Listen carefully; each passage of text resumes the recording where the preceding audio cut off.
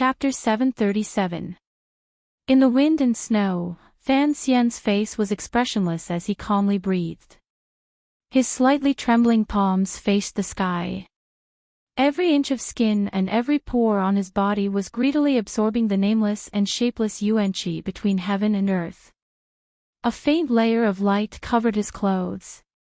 He didn't know what these clear and lively yuan-qi waves were, where they came from, or how they were born. After he first sensed the existence of these things by the East Sea, he discovered that when he followed the chaotic breathing method recorded in the small book, he seemed to be able to absorb the yuan-qi between heaven and earth into his body and turn it into jin-qi. Earlier, he had been shaken and sent flying. In a flash, the tyrannical jin-qi in Fan Xian's body, which had always been abundant and famous, felt a sense of exhaustion.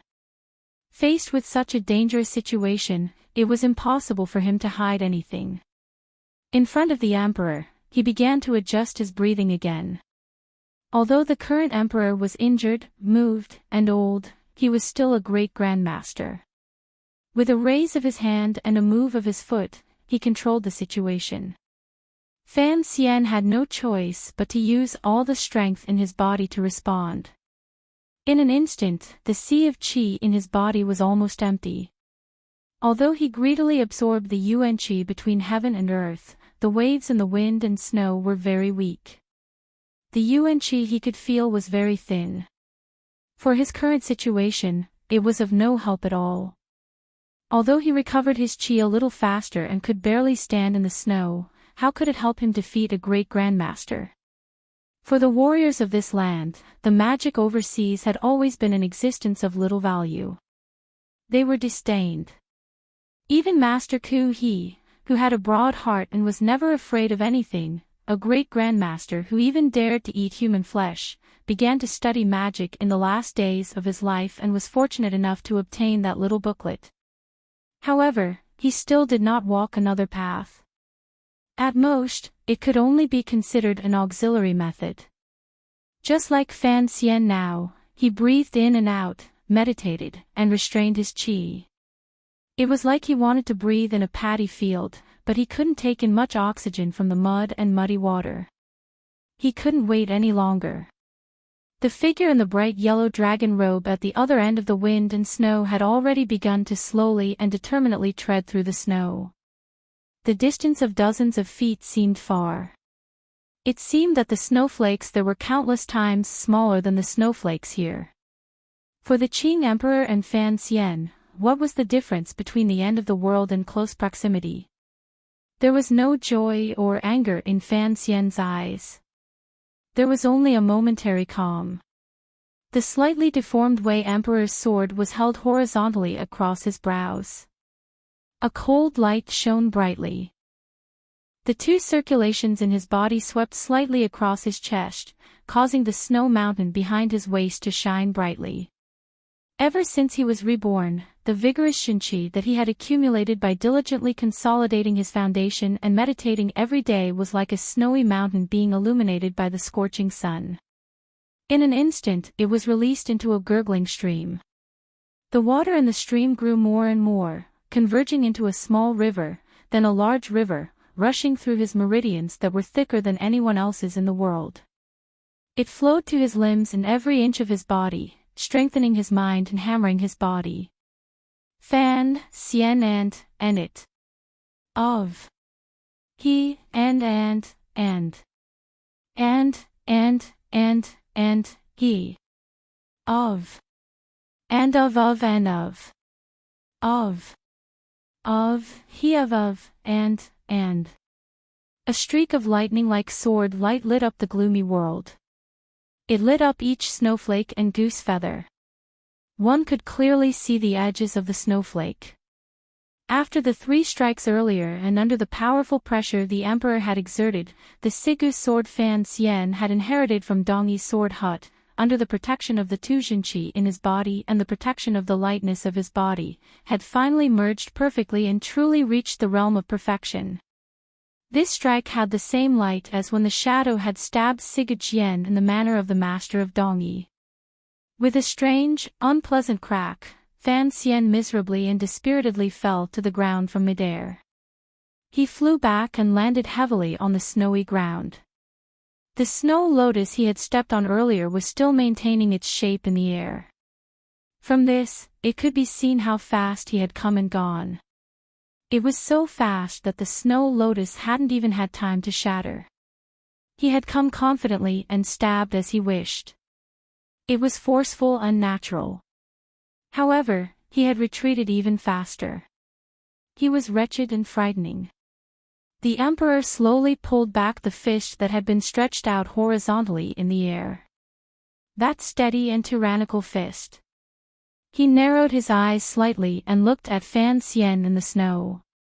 He remained silent. In front of Fan Xian's strike, even the Emperor had to slightly avoid its edge. Thus, this fist did not have enough power. Since the punch earlier had not killed Fan Xian, presumably, this punch would not kill him either. As expected, Fan Xian was like an unkillable cockroach. He climbed up from the snowy ground with difficulty.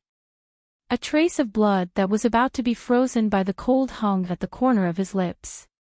He stared coldly at the Emperor's calm eyes and suddenly spat out a mouthful of fresh blood. All the omnipotent methods in the world, regardless of whether it was speed, skill, or movement, were built on the foundation of Jinqi. If the lake of Qi was not enough, how could one be as fast as lightning? How could one use techniques that had already obtained the wonders of heaven and earth? Jinqi was the foundation of martial arts. The meridians in Fan Xian's body were different from those of a normal person. The method he practiced was different from that of a normal person. It was full of tyrannical power. Looking at the world, he was truly an anomaly. However, the Emperor's body was also different from that of a normal person. The meridians in his body were not as broad and different as Fan Xian's. He had no meridians at all. His entire body, from the top of his head to the tips of his toes, was a channel of Jinqi. The Emperor's tyrannical martial method was even more powerful. Amidst the violence, there was a natural aura of the way of the Emperor. Comparatively speaking, the Emperor was like an upgraded version of Fan Xian. Fan Xian was a little strange creature, and the Emperor was a big monster. If Fan Xian wanted to use his own strength and top Jinqi cultivation to fight the Emperor head-on, it was, without question, a valiant and absurd choice. It was still the same old saying.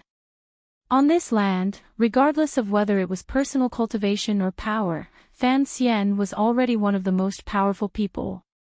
No, in reality, he was already the second in the world. He had admitted this himself. But, he was facing the first in the world, the most powerful person in the world. There was not a glimmer of defeat in Fan Xian's calm eyes. Narrowing them slightly, he watched the Emperor's gradually approaching footsteps through the wind and snow. He knew that when the Emperor walked step by step in front of him, it would be the moment he would no longer be able to rely on that strange method to gain an advantage in movement. Fresh blood dripped from between his lips and wet the front of his clothes. It was quickly frozen into a patch of bloody frost by the cold air of the palace. Fan Xian's pitch-black pupils constricted slightly. He held the sword of the Wei Emperor upside down and held it horizontally in front of him.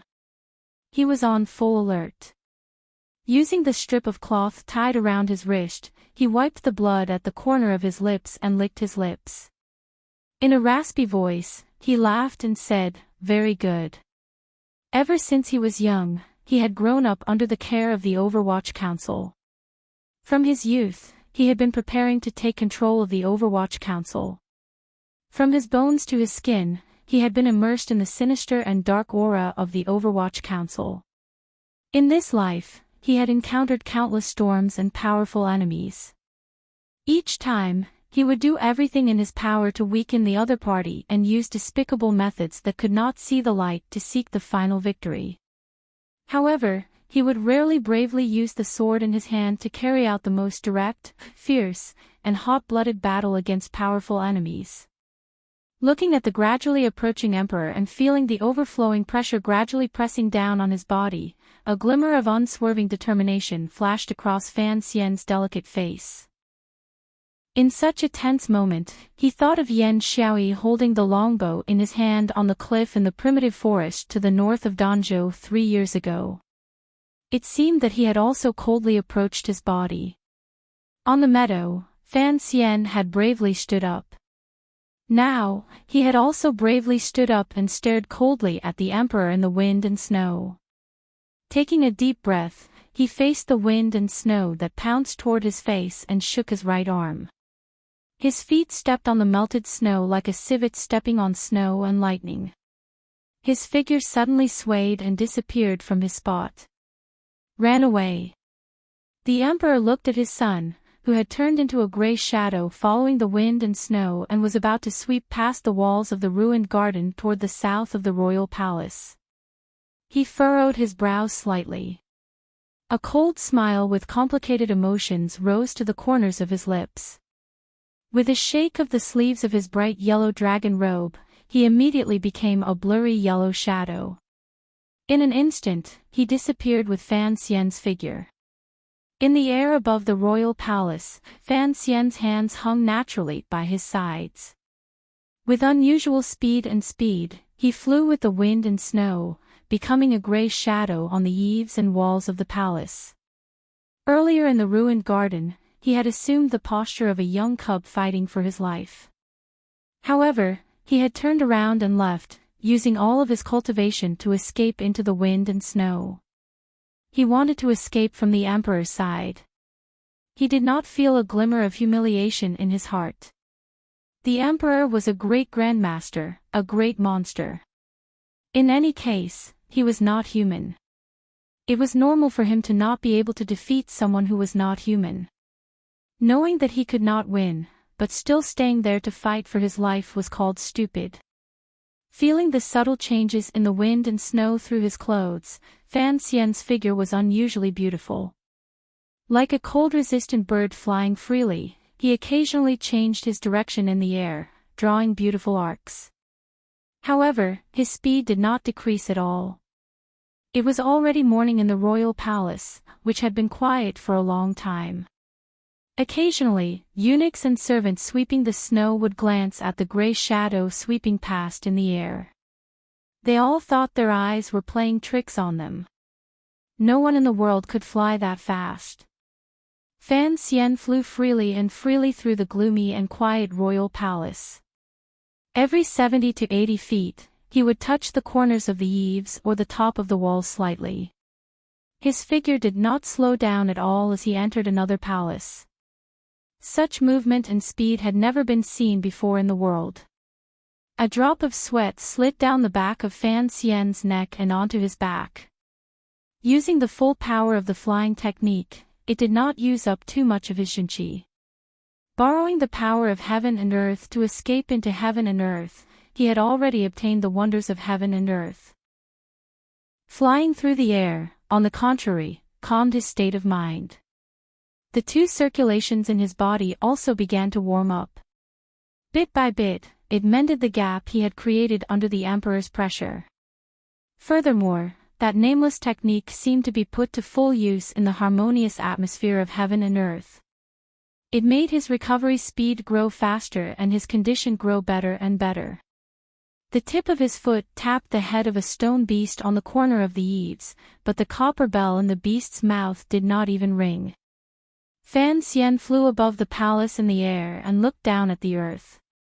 The people in the palace had a feeling of floating in the air and looking down on the common people, particularly the people boiling water or sweeping snow. Not a single one of them noticed someone flying through the air. It was a strange feeling. However, the sweat on Fan Xian's back continued to flow. Although he had completely merged his mind into this harmonious realm and would not turn his head to look, he could still clearly feel a powerful unhidden power following him at a steady pace. It was like the footsteps of the god of death. Although slow, he would never be able to shake it off. Fan Xian had not thought that he would still be unable to shake off the emperor behind him even after he had raised his speed to such a realm. Fan Xian's pupils constricted slightly as he charged toward the tall lower gate of the royal palace in the distance to the south. From the abandoned garden in the northwest corner of the royal palace, Fan Xian escaped lightly and headed south.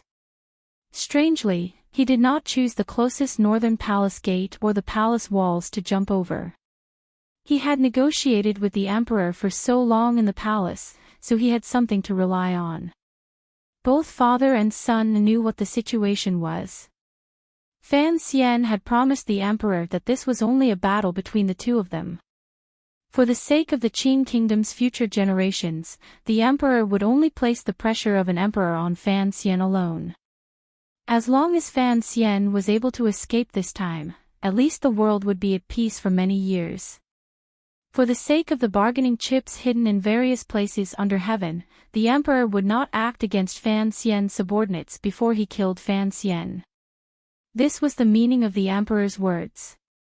The emperor would not allow the existence of a power that could threaten him to remain hidden within his kingdom.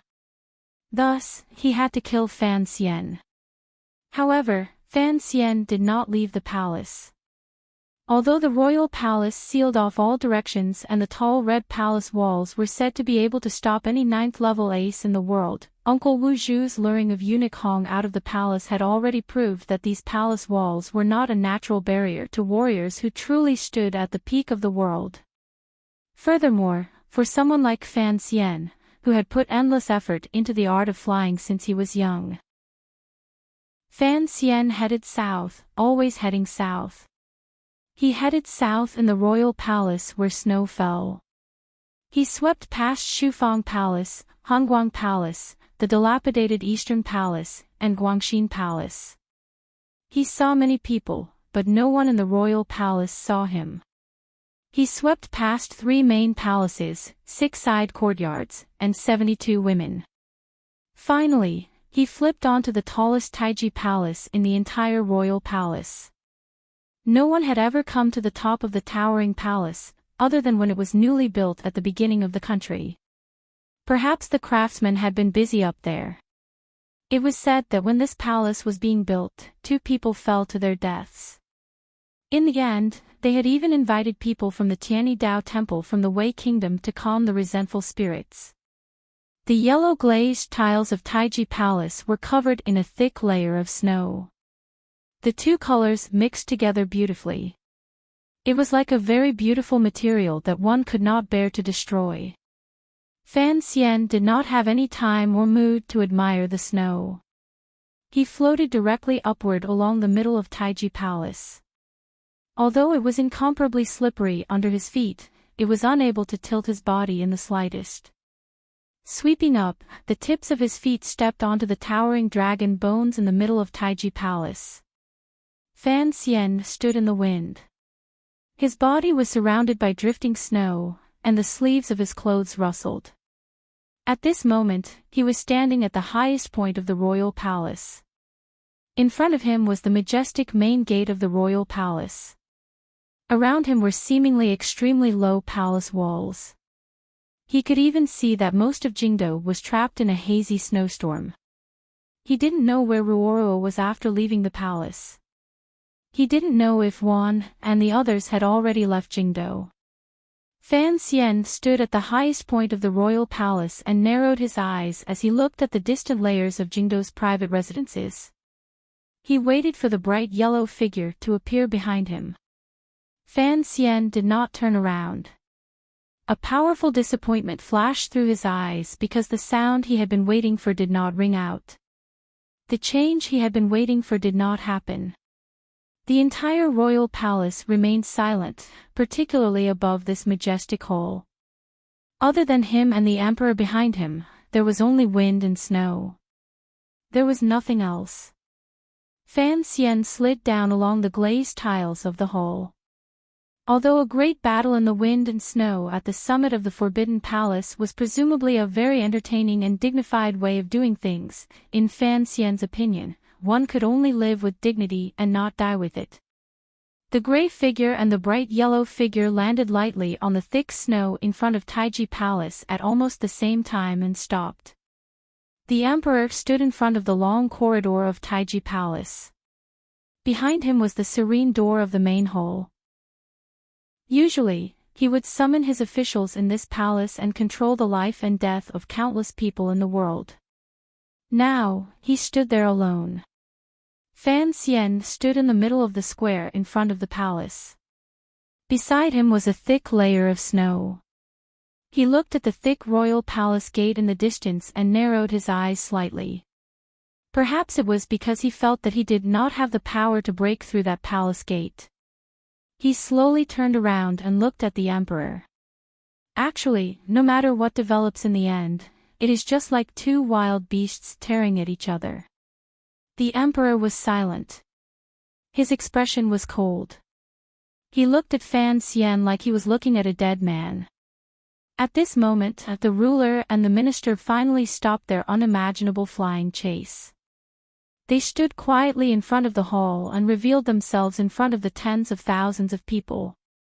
The eunuchs sweeping the snow outside the palace, the serving girls walking quietly in the long corridor, and the guards standing with green and red faces holding knives all opened their mouths in shock.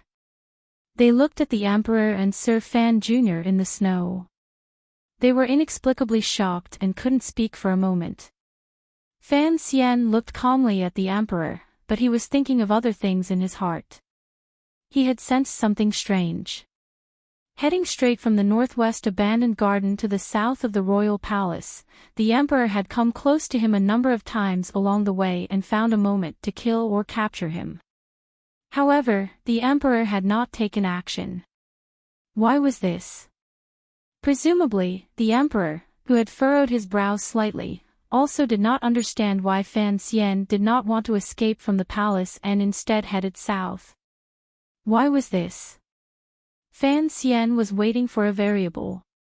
Unfortunately, after the emperor revealed himself in Taiji Palace, the first variable did not happen. Then, what about the second? The emperor had calculated every detail about how much power Fan Xian had. The variable at this moment had to be a variable that even Fan Xian didn't know about. It was just like the immortal game in the Hanging Temple. Coincidences, winds and clouds gathered. Everyone in the game had their own goals. In the end, no one could control a variable that would appear. Fan Xian firmly believed that this variable that he did not know about would happen. The Hanging Temple incident had mobilized four powers. As the Qing Kingdom's greatest enemy, the Northern Qi court had maintained its silence. Northern Qi inherited the Wei Kingdom and had operated in this world for thousands of years. Did they not have any means to deal with the Qing Kingdom's greatest threat? Fan Xian did not believe it. He firmly believed that the Northern Qi people were hiding a trump card in the royal palace. Now, the Qing ruler and official, father and son, had turned against each other. Blood had splashed on the royal palace. It was the best time for the Northern Qi emperor to use his trump card. Like the sound of a war drum, there was a muffled thud. It was as if a great battle had erupted. Tens of thousands of taut bowstrings sang in unison. In reality, it was only the giant city-guarding crossbow at the corner tower of the royal palace. The mechanism tightened with a spring fired in this silent and even oppressive moment. The steel crossbow bolt, as thick as a child's arm, instantly became a bolt of black lightning under the powerful force of the spring. It broke through the air near the corner tower of the royal palace and caused the air to explode. It tore through the endlessly dancing snowflakes in the air in front of Taiji Palace and spun at high speed. It forcefully split open a deep tunnel in space and shot toward the bright yellow figure in front of the palace. No one knew how the cast base of the city-guarding crossbow had been turned around and aimed in the direction of the royal palace. No one knew how the Northern Qi people had infiltrated the Qing Kingdom's imperial soldiers and secretly taken control of the corner tower. Fan Xian only knew that the Northern Qi people's trump card had finally been used. This was enough. With a sharp whistle, Fan Xian gathered his qi into his feet. His body became as heavy as a boulder and moved like a waterfall. He moved with his sword and followed closely behind the giant crossbow, whistling toward the emperor. The crossbow closed in on him. In the end, the distance was too far. The great Grand Master Emperor only needed to flick his sleeves and retreat. Forcefully relying on his powerful cultivation to turn distance into time, he would be able to avoid this startling crossbow bolt. However, Fan Xian had already caught a glimpse of a trembling serving girl kneeling on the ground in the long corridor. She had already stood up. A glimmer of coldness flashed through her eyes. She pulled out a thin needle from her hair and stabbed it toward the emperor's back. Regardless of whether it was the northern Qi people or Fan Xian, they all seemed to have underestimated the Qing emperor's willpower and reaction, which he had honed for decades. Just as everyone thought that the bright yellow figure in front of Taiji Palace would temporarily avoid the tip of the giant crossbow bolt, the emperor's figure disappeared from his spot and abruptly took 3 steps forward in the snow. With a loud bang, the giant crossbow bolt brushed past the tip of the emperor's hair and pierced ruthlessly into the smooth, jade-like stone ground. In an instant, it shattered the stone surface into pieces like tofu. Bricks and mud flew wildly in all directions. It just happened to block the sneak-attacking serving girl assassin behind the stone shards. The emperor's right arm shook his dragon sleeve. A powerful wave of Jinqi wrapped around the stone shards and snowflakes that filled the sky behind him. Like a giant dragon, it struck the serving girl's body. Fresh blood sprayed everywhere. Countless stone shards and snowflakes struck the serving girl's body like arrows. In an instant, hundreds and thousands of wounds appeared on her body. The assassin didn't even have time to attack once. She didn't even have time to make a sound before collapsing into the snow and turning into a pile of bloody flesh. Borrowing the power of this brush, the distance between the emperor and Fan Xian shrunk a little. Fan Xian was charging with all his might. In a flash, the father and son were inches away from each other. They were so close that Fan Xian could see the emperor's slightly thin face, the pair of ice-cold eyes that no longer had any emotion, and the killing intent that seeped out of the calm eyes. Northern Qi's trump card was indeed powerful. Regardless of who it was used against, it was probably enough. However, when it was used against a great grandmaster like the emperor, it was very ugly. There was not a trace of disappointment in Fan Xian's eyes. He continued to swing his sword through the air, viciously stabbing toward the emperor's eye socket. It was still the same situation as the last 2 times they had exchanged blows. The way Emperor's sword in Fan Xian's hand could not strike the emperor, who was like an immortal or a demon, moving endlessly in this small space. The tip of the sword spat out a sharp light. Dejectedly and powerlessly, it pierced through the air beside the emperor's face. It made a hissing sound, but it was to no avail. However, the emperor's fist had already come crashing over. This was a true punch of the way of the emperor. The emperor no longer held anything back.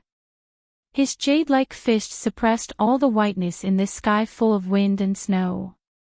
It flashed with a light that should not exist in the mortal world as it smashed toward Fan Xian's chest. The emperor's face was also very white, an unhealthy white. It was as if this great grandmaster had gathered all the Jinqi in his body, which was like an ocean, into this punch. If he was hit by this punch, even if Fan Xian had the world's 2 most exquisite kinds of Jinqi to protect his body and an exquisite bird-like movement to neutralize the force, he could only be smashed to pieces. At this moment, the Wei Emperor's sword left Fan Xian's hand. It whistled through the snowy air and headed toward the tightly closed door of the great hall. Facing the fist that was shining with white holy light, he let out a shrill howl. His entire body began to tremble violently. A finger, 3 feet away, slowly and clumsily pointed at His Majesty's face. The slowness was only a feeling. In reality, the tip of the finger contained all the Jinqi Fan Xian could force out in his life. It was too heavy. The intangible energy had a feeling of substance, as if it had weight. It made his finger tremble wildly in the snowy air. His body was also trembling. His face was unusually pale, but his eyes were unusually bright. Even if Fan Xian had a sword in his hand, he would not be able to pierce the emperor's body, much less a finger. Furthermore, his finger was still some distance away from the emperor. The emperor's murderous fist was about to touch his clothes. A sharp sound rang out from the tip of Fan Xian's finger. It was like a demon tearing through the disguise of a human body outside and burrowing out from the skin and flesh. It was also like the notes in the bamboo flute. Because no one had suppressed them for too long, they could no longer endure the loneliness and wanted to burrow out of the holes to become a few wisps of clear music in the air. A clear and cold sword qi, sharp and full of murderous intent, spat out from the tip of Fan Xian's finger. In an instant, it surpassed the space between the two of them and pierced toward the emperor's throat. He remembered when he was young and the Danzhou naughty children were laughable. Why did Jinqi immediately disappear into the air when it left the body?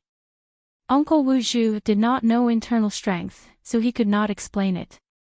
Why had none of the martial cultivators in the world tried it? Fan Xian, who was still a naughty child, began to try it. With unusual difficulty, without anyone's guidance or correction, he silently practiced for a long time. Then, the Jinqi in his body spat out from his palm and returned to his body within a minute distance. Was this due to the two circulations in his body, or was it due to his persistence and hard work? However, what was the use of this? It wasted a lot of his time. By the time he entered Jingdou and cultivated the nameless tyrannical martial method, he was still unable to shock the world with one battle like Hai Tang or 13th Wang. The Jinqi that returned freely to his palm could not be used in a real battle. It could not be released outside his body to form a killing weapon. Other than climbing Danzhou's cliffs, Red Palace walls, stealing keys, and stealing kisses from his fiancée, what use was there? However, Fan Xian was not satisfied. Back then, Yi Luyun had come to that cliff and left tens of thousands of holes on the beach. He knew there were people in the world who could control the Jinqi released outside their body. Thus, he stubbornly, and even foolishly followed this path. Unfortunately, until a long time later, he still had no way. This was because Fan Xian did not know that other than a strange creature like him, only people in the world who had reached that realm could control the Jinqi released outside their body. Although the swords of the 9th level aces in the sword hut could have a faint sword light, there was a qualitative difference between that and the progress of the human body itself. The foolish naughty child gradually grew up. The supreme martial method that everyone saw as a treasure became a symbol of stubbornness in his hands. It was not until one day on the shore of the East Sea that he finally felt the Jinqi moving back and forth in his palm. Finally, it gradually extended out a little more. His mind could clearly feel the ripples of aura that were no longer in his body. Presently, Fan Xian could already feel the ripples of Yuanqi between heaven and earth. Of course, he could clearly feel the aura of his Jinqi and be able to control it. Regardless of whether it was because of that foolish and stubborn youth's stubbornness or because of that little booklet, the final result was the invisible sword qi shooting out from the tip of his finger. With his sword in hand, how could he stab the illusory bright yellow figure in front of him? The tip of his finger trembled. With just a thought, the sword qi flowed and split the air. Who could dodge it? The emperor could not either. In front of this swift and fierce sword qi, he only had time to turn his body. His fist brushed past Fan Xian's shoulder and struck empty air. Although it struck empty air, the clothes on Fan Xian's left shoulder were still completely shredded. A large hole appeared in the snow behind him. Snowflakes danced in all directions. The sword qi at the tip of Fan Xian's finger also struck the emperor. More accurately, it brushed past the emperor's neck. The invisible sword qi tore open the thin layer of skin on the emperor's neck. Fresh blood seeped out. The opportunity could not be missed. Fan Xian once again spat out a sharp cry from his lips.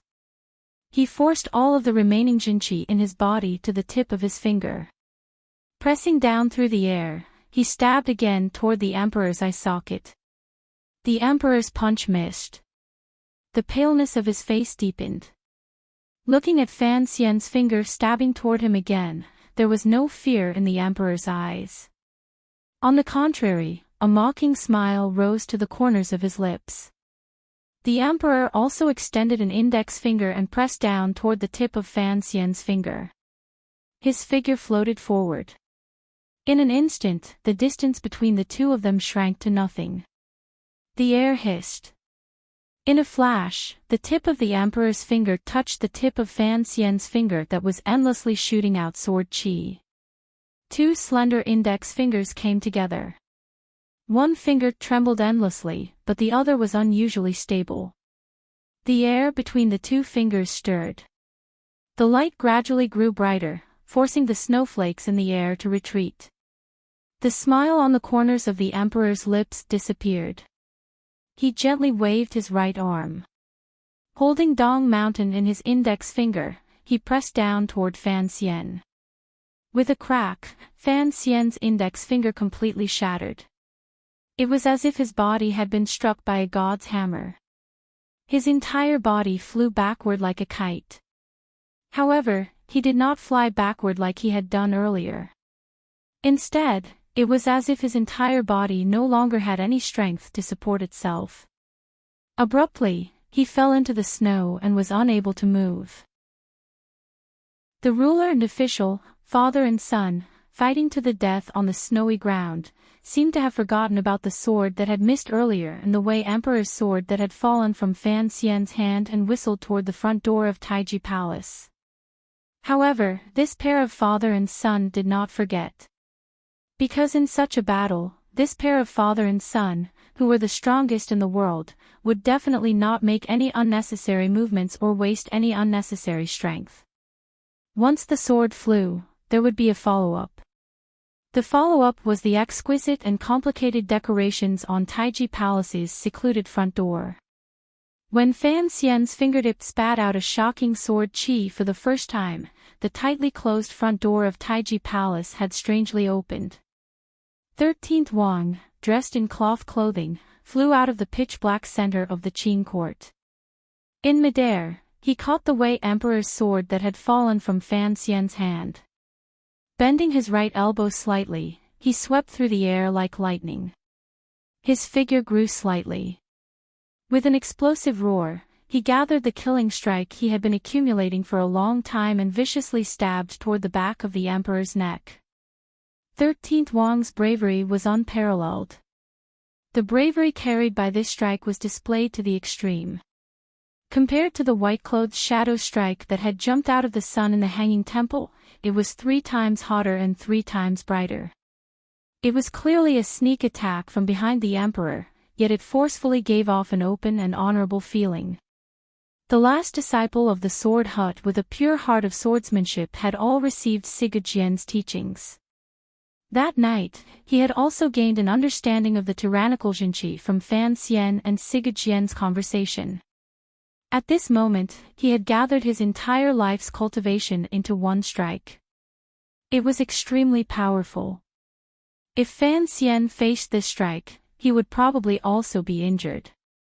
However, the Emperor seemed to know that a 9th-level ace would suddenly run out from the serene hall behind him and strike Fan Xian to the ground with a finger as heavy as a mountain. His face did not change at all. He didn't turn around. Instead, he swept out his sleeve behind him. In this life, the Qing Emperor's one punch, one finger, and one sleeve was enough to stand at the peak of the world. No one dared to look up to his light. However, his sleeve was unable to swallow the mountains and rivers and sweep up 13th Wang's heroic strike like a whirlwind in clouds. In the end, he was a man and not a god. Just as Fan Xian had judged, the Emperor was no longer at his peak. His years of loneliness, old age, and illness regardless of whether it was physically or mentally, had made him actively or passively choose to step down from the altar. 13th Wang's explosive cry still echoed through the empty royal palace. The Wei Emperor's sword, which was spitting out sword light, had already pierced through the powerful Qing Emperor's dragon sleeve with a whoosh and brushed past the Emperor's chest. When the Emperor brushed out his sleeve, he had already turned his body slightly. Although 13th Wang's strike was ferocious, it still only brushed past him and only scratched a bit of the Qing Emperor's flesh. The hand in the Emperor's sleeve had already stretched out like a golden dragon from the clouds. Miraculously, it caught 13th Wang's wrist. 13th Wang's wrist shook. The Wei Emperor's sword in his hand raised its head like a snake and pierced toward the Qing Emperor's chin from an impossible angle. The Qing Emperor gave a muffled grunt. His shoulder moved back delicately and crashed into 13th Wang's chest. With a crack, 13th Wang sprayed out a mouthful of blood. Who knew how many of his ribs were broken? He felt a powerful force shake him away. With a muffled grunt, a bright red light flared in his eyes. Disregarding his life and death, he reached out with a backhand and grabbed the Emperor's right hand tightly, unwilling to let go. At this critical moment, a flower's shadow flashed out from behind 13th Wang. It was as if she had not been there earlier. She flashed out cleanly and naturally like a returning traveler longing for hot water or a flowering tree in the wind and snow needing warmth. She naturally grabbed the Emperor's other hand, left hand. Haitang Duo had come. This northern Qi saint girl, the present leader of Tianyi Dao, was like a quiet and weak woman attached to the Qing Emperor's side. Beside the Qing Emperor's sleeve, she was like a cloud or a petal that could not be shaken off or shaken off. Blindly close and naturally, it made one loathe and feel fear in one's heart. For some reason, Haitang did not choose to attack the Qing Emperor's vitals. Instead, she released all of her cultivation and wrapped around the Qing Emperor's left hand. The Qing Emperor's eyes were unusually cold and calm. His already thin face seemed to grow even thinner. His eyes sunk in deeply. His face was pale. He knew that the young man holding his hands was someone the two old fellows had left behind to deal with him. However, his expression still did not change. Only a bell-like ringing sound rang out from his not-so-strong chest. Powerful Jinqi instantly invaded the bodies of the two young superior 9th-level aces. In a breath, 13th Wang's right arm began to scorch and wither. It began to shake as numerous streaks of fresh blood flowed out from his nose, ears, and mouth. Haitang Duo's condition was not good either. A mouthful of fresh blood spat out from between her lips. Her body also began to tremble violently. It was as if she could be shaken into the snow by the Emperor at any moment. The snowy ground of Taiji Palace was beginning to be dyed with blood red. Fan Xian lay dejectedly in the snow not far away. It was as if he could no longer move. It was as if no one could help Haitang and 13th Wang. These two young people who had once been publicly acknowledged by the great grandmasters as the most likely to enter the grandmaster realm were going to die at the hands of the only remaining great grandmaster in the world. A sense of wariness flashed through the Emperor's heart. Although he had been wary of everything since last night, he had never been arrogant because of his great grandmaster realm. He was not Sigurd. He did not give Fan Xian and his people any chances. Although he had not discovered the variable he feared the most had happened until now in Taiji Palace, this sense of wariness still made him narrow his eyes and look at the patch of snow in front of him that was dripping with a red hue. Wherever the Emperor's gaze touched, the snowy ground seemed to begin to melt rapidly. This was not the Emperor's gaze burning. Indeed, from the moment Fan Xian's fingertips spat out sword qi, the snowy ground below had begun to melt. All of this had happened in a flash. The Qing Emperor had wounded Fan Xian with one finger and locked down the two young aces with his hands.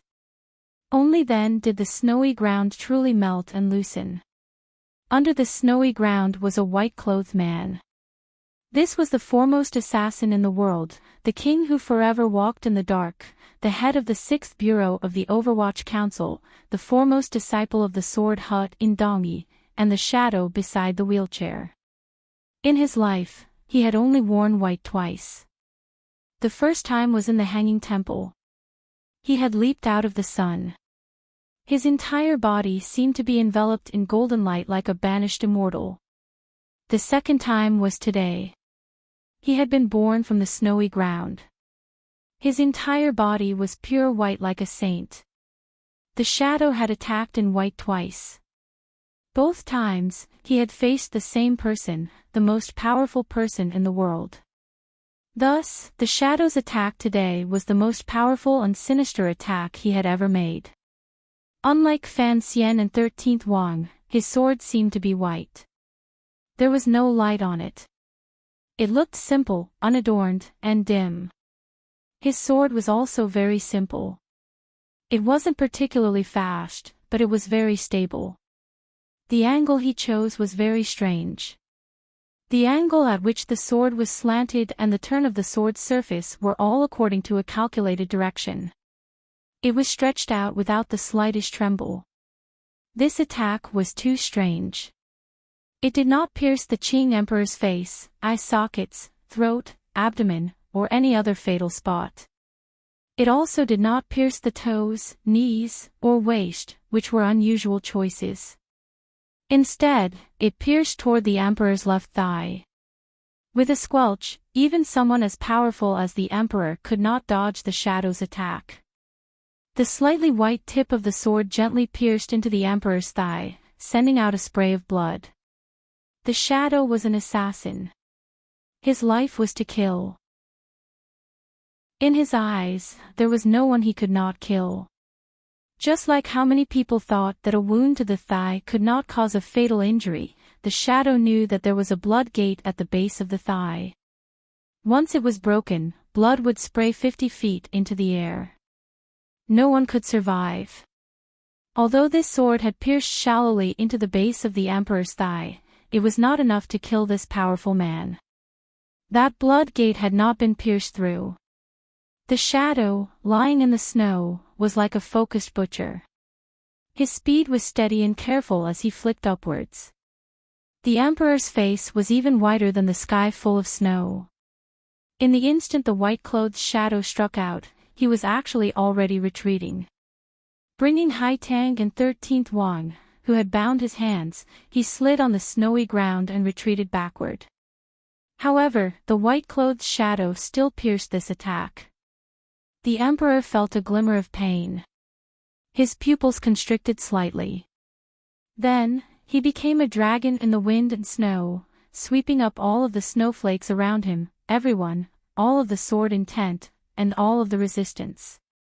Enveloping everyone present, he floated up in the snow in front of Taiji Palace. Of course, the Emperor is not dead. I was worried that everyone would not be happy when they read to this point, so I had wanted to finish writing all of this today. In the end, it was too difficult. I was about to go crazy from writing, but I could only write to this point. I was almost unable to hold on. However, I did my best. I am very happy. P.S. While I am happy, I recommend a new book to everyone. It is written by Yayayan. The book number is 11266363. Let me clarify, this is not a recommendation because I do not know this author. I am just one of Tan Lang's loyal readers. Although he is known as the supervisor, I think a good book is not afraid of a eunuch, right? Haha, I believe in the quality of the things he writes, so I naturally recommend it for everyone to enjoy. Chapter 738. The wind and snow danced rapidly, following the blurry figures and flying in a clockwise direction in the air. Gradually, they connected into countless lines, looking like the wool woven into a ball in the boudoir of a private house, or the cocoon silk spat out by a spring silkworm in the south of the Yangtze River. They turned into a ball, covering all the figures trapped in the moment of crisis. This white snowy ball was not still. Instead, it retreated with a strange speed toward Taiji Palace behind the snowy ground. No one knew what kind of thoughts the warriors inside had used to ensure that the rapidly spinning snowy threads were not blown into scattered snow by the wind. Earlier, when 13th Wang and Haitang had floated out of Taiji Palace, they had opened 2 doors. At this moment, Taiji Palace was like a giant beast made of shadows. It opened its mouth and prepared to swallow the round and massive snowball into its stomach in one gulp. It was completely dark inside. However, the palace doors were not completely open. The mouth was too small. When the snowball floated to the front doors of Taiji Palace, it was a bit larger than the doors. Snowball quickly hit the door of the hall, but strangely did not make a sound. The wooden door, carved with complex patterns, was instantly destroyed by the killing intent and battle intent contained in Snowball's melding force. Deep scars instantly appeared on the wooden door, and like a withered twig and rotten wood, the door dispersed. Perhaps tens of thousands of years of time could silently destroy everything like this. However, this thing made of hazy snowy threads also produced such a powerful effect. The snowflakes, which should have been weak, became like countless sharp steel knives as they spun at high speed, slicing through everything in the air. Such a terrifying effect was because the great grandmaster in that space was already at the peak of his realm. The snowball pierced through the air, flying over the long imperial path and crashing beneath the imperial platform. There was another sound, and with a boom, the snowball exploded. Snowflakes shot out in all directions like sharp arrows, striking the entire Taiji Palace until it began to tremble. The great beams did not show any signs of breaking, but the beautiful and magnificent palace furnishings had all been smashed into rubble. A number of figures shot out. 13th Wang and Haitang fell dispiritedly into the rubble. Fresh blood sprayed wildly. 13th Wang's arm had long been twisted into strands of flesh and blood. All of his meridians were severed. The shadow who stabbed the last sword was wearing a white robe and was lying on the ground in front of the imperial platform. His head was covered in blood and he was not moving at all. It was unknown whether he was dead or alive. The sword in his hand was weakly held in his hand and there was a bloodstain on the tip of the sword. In the end, this plain sword was unable to pierce through the blood at the base of the emperor's thigh. Under such circumstances, the shadow's killing blow had clearly pierced into the emperor's flesh. However, as it traveled from the outside of the palace to the inside, heaven and earth shook. The wind and objects moved everywhere. The tip of the sword could not even tremble or move an inch. In the end, it was shaken out of the emperor's body. It was futile. During this period of time, His Majesty relied on his vast Jinchi cultivation and the will of the way of the king to release a domineering force, suppressing everyone in the entire space into the realm of perfect harmony. In this realm, His Majesty's will was the rule of all actions, and no one could resist it. The bright yellow shadow appeared particularly eye-catching on the messy imperial platform. The emperor continued to stand straight and did not even glance at the dragon chair that had become a pile of rotten wood behind him. His face was pale. His hands, which were exposed outside his sleeves, trembled slightly. Although he was injured, he was still insufferably arrogant and undefeatable. The shadow lying on the ground in front of the imperial platform like a dead fish suddenly moved. He floated up just like that. His white robes fluttered in the wind. Blood dripped from the corner of his lips. A vicious sword thrust toward the emperor's throat. The thrust missed. This should have been expected. The shadow's face was pale. Mixed with blood, he spat out a word, retreat. When he sent out his last strike, his body had already swiftly drifted backward. He had not been able to kill the emperor with his first strike, so he would not have another chance today. Although the shadow wholeheartedly wanted to avenge Chen Pingping, who had suffered 1,000 cuts, he was, in the end, an assassin. Of the 4 people who had entered the palace to assassinate, even if his gaze was the most vicious and his state of mind the steadiest, he would still drift away and retreat after one strike. He was only worried that the 2 heavily injured young aces would continue to fight with the Emperor without regard for their lives. That was why he had yelled out. Before the sound of this one word had even fallen, 3 figures in the Taiji Palace, which had already become a mess, whistled through the air, rushing out of the palace.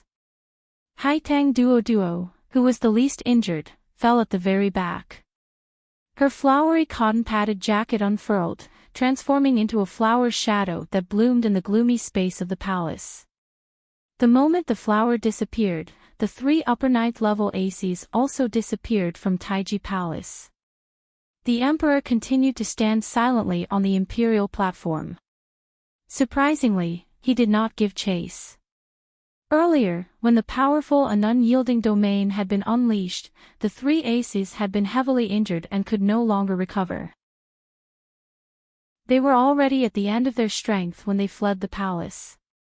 If the Emperor attacked now, presumably, he could easily kill the 3 of them. The Emperor did not move. He only quietly lowered his head and spread out his hands. He felt the chill and pain from his neck. He looked at the cut-open flesh on his chest, seeping through the bright yellow dragon robe.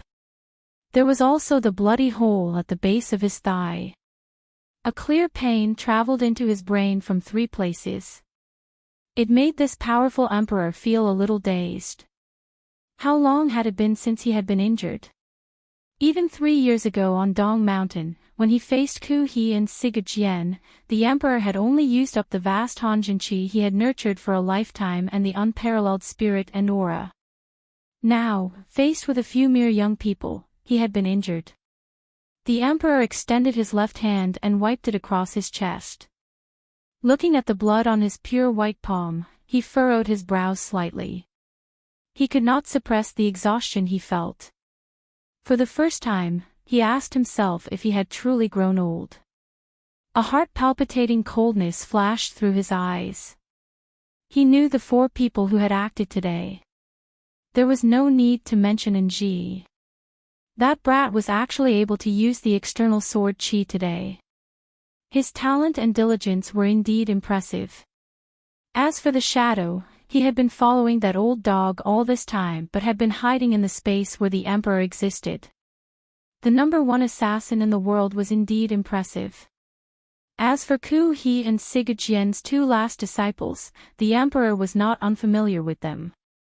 Although he had never seen Haitang Duo, he knew this northern chief saint girl very well. He knew of the relationship between her and Fan Xian. Back then, the emperor had even thought about having Fan Xian marry this woman. 13th Wang, the scene on Dong Mountain that year was deeply engraved in the emperor's heart and greatly admired. Other than the shadow, these 3 outstanding young people would, without question, be the most extraordinary figures in the world. Although they had failed to assassinate the emperor together, they had still lost with such vigor. The emperor could not help but admire them and not want to kill them. The emperor slowly walked out of the quiet Taiji Palace. Step by step, he slowly sorted out the tyrannical Jinqi that had begun to show signs of instability in his body. His expression was cold, and his eyes were unusually cold. Calmly, he looked at the palace doors that had already been successfully opened by Fan Xian and a few others. He did not care how Fan Xian and the others had been able to open the palace doors under the noses of the imperial soldiers and guards. He also did not worry about whether these thorns in his bones, the enemies who reminded him with their youthful pride, would disappear into the sea of people. Kill them all, the emperor calmly ordered. It was as if he was narrating a common family matter. Just like this, he confidently and coldly decided on the life and death of the young warriors who had just escaped the royal palace. Then, he accepted a brand new, clean dragon robe from the hands of eunuch Yao, who had just arrived at the door of the palace, and began to change. the shadow retreated the fastest. He grabbed the half-unconscious Fan Xian from the snowy ground. With a muffled grunt, he forced down the mouthful of fresh blood that had welled up in his body. Like a bird, he floated strangely in the direction of the palace doors. Behind him, 13th Wang followed in a strange posture. Haitang Duo, who had already taken off her patterned jacket and was wearing a plain robe, followed at the back with a calm expression. All four of them had suffered light or heavy injuries. Climbing over the palace walls had become a difficult task. They could only charge toward the palace doors. Everyone knew that the palace doors facing Taiji Palace were the most heavily guarded in the entire royal palace. However, the shadow coldly charged through without a glimmer of hesitation. This was not because of Fan Xian's orders. Rather, it was because he was a person of Dongyi and knew what the sword hut had the most. The trump card the northern Qi people had used earlier was the giant city-guarding crossbow in one of the corner towers of the royal palace.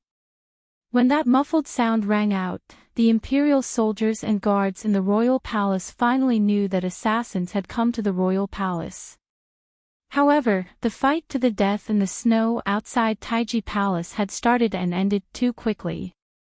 When the figures of the four warriors charged toward the palace doors, a portion of the aces in the imperial army were heading toward the corner tower of the royal palace.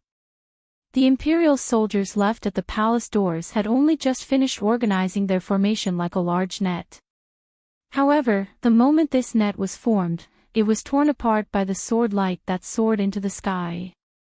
Four sharp sword lights that soared into the sky appeared out of nowhere, causing the imperial army at the palace gate to fall into chaos. Broken limbs flew everywhere, fresh blood splattered, and miserable cries rang out. Of the 13 disciples of Dongyi's sword hut, other than the people Fan Xian had sent to Jiangnan to protect Su Wenmao and Xia Qifei and a few people left in Dongyi to stabilize the army, there were 4 9th-level swordsmen. No one knew how these 9th-level swordsmen had secretly sneaked into the royal palace. Everyone knew that the disciples of the sword hut shocked the world with their killing intent. Other than the 6th Bureau, which was controlled by the Overwatch Council's shadow, no power in the world could resist them when they carried out assassinations. In just an instant, the imperial soldiers, who could not react in time, were killed into chaos. The heavy palace doors were also pulled open a crack. Amidst the angry howls of the imperial army generals and guards on duty, the 4 disciples of the sword hut coldly took control of the long and serene path of the palace doors and forcefully carved out a small space. Like wisps of ghosts, they flashed out of the crack in the palace doors and ran toward the vast and cold square in front of the royal palace. Fan Xian had received the emperor's finger. His index finger had been completely shattered. His body had been invaded by the valiant tyrannical Jinqi. If the meridians in his body were not different from those of normal people and he had cultivated Jinqi of the same nature as the Qing emperor, his entire body would probably have exploded under that mountain-like finger. But even though he had survived, he still felt that his meridians had already broken into countless places. Inside and outside of his body, it was as if there were countless red-hot thin iron wires swimming inside his body. His mind was buzzing, and that kind of unbearable pain pierced into his brain. The instinct of humans to protect themselves made it extremely easy for him to faint under this kind of intense pain. However, Fan Xian could not faint because he knew he had not escaped the royal palace alive. His blurry vision had long seen the clear and ruthless sword intents released by the disciples of the sword hut. His brows furrowed in pain. He had not arranged for these disciples of the sword hut to come. He had not thought of dragging the sword hut into this muddy water. The shadow was an old official of the Overwatch Council. Haitang was his woman, and 13th Wang was his friend. The 3 people who had entered the palace to assassinate were all people Fan Xian had personal connections with. After all, this was a gentleman's battle with the emperor. It was easy to guess that the emperor could tolerate Fan Xian finding these people to help. However, if Fan Xian used the power of Dongyi or even Northern Qi, this matter would probably become even more troublesome. Even more troublesome was the silence outside the palace.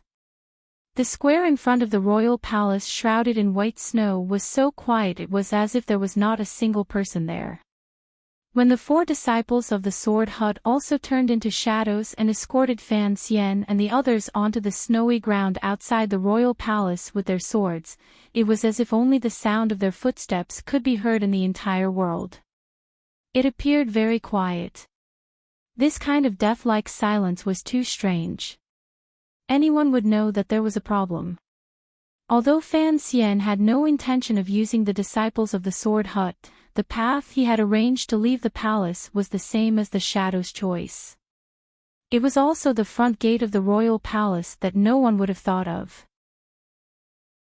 The reason he had chosen the front gate was because Fan Xian had predicted beforehand that when he entered the palace to negotiate with the emperor, the matter of him poisoning his own way to death would have already exploded in Jingdo.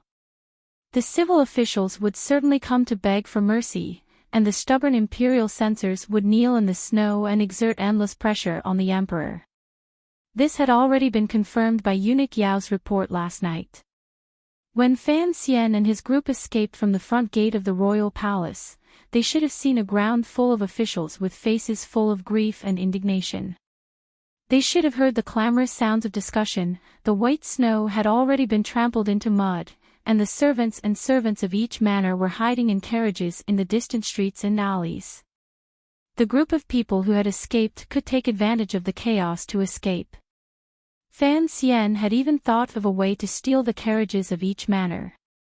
However, there was nothing, only a vast expanse of white. It was so clean that the only thing they could see were the footprints and faint shadows they left in the snow. The only thing they could hear was their own heavy breathing. Everyone noticed that something was amiss. The palace gate at the back slowly closed again.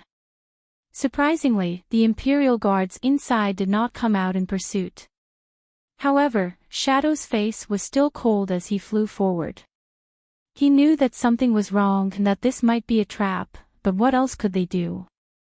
Apart from rushing over. The square in front of the royal palace was grand and spacious. During the military parade, it had once held 100,000 people. 3 years ago, during the Jingdo Rebellion, the Qin and Yi families had led armies to surround the palace. Tens of thousands of soldiers had also gathered there. But today, on top of the thick snow, only this group of people who had fought their way out of the imperial palace could be seen. They looked so lonely and pitiful. From the right side of this lonely group came a series of soft noises. The sporadic fighting at the corner tower of the royal palace seemed to have ended. The spies and assassins the northern Qi had planted in the Qin kingdom for the longest time had probably been swept clean by the imperial soldiers. At this moment, 2 figures fell from the vermilion palace wall at the corner tower. The royal palace was very tall. The speed at which the 2 figures fell was very fast. It looked like they were about to fall into the snow and die with their bones broken. Unexpectedly, there was an explosive roar in the air. A curved knife flew out from the waist of a figure. It appeared to be messy, but it was actually cleverly chopping. Each time the knife chopped down, it left a deep mark on the newly repaired vermilion palace wall. That person used a pair of curved knives and was very powerful. He was able to maintain his figure in the air. The other person's cultivation was clearly weaker. He could only use the sword in his hand to stab into the chain of his companion's knife hilt. In just a few moments, the 2 figures fell heavily to the bottom of the palace wall.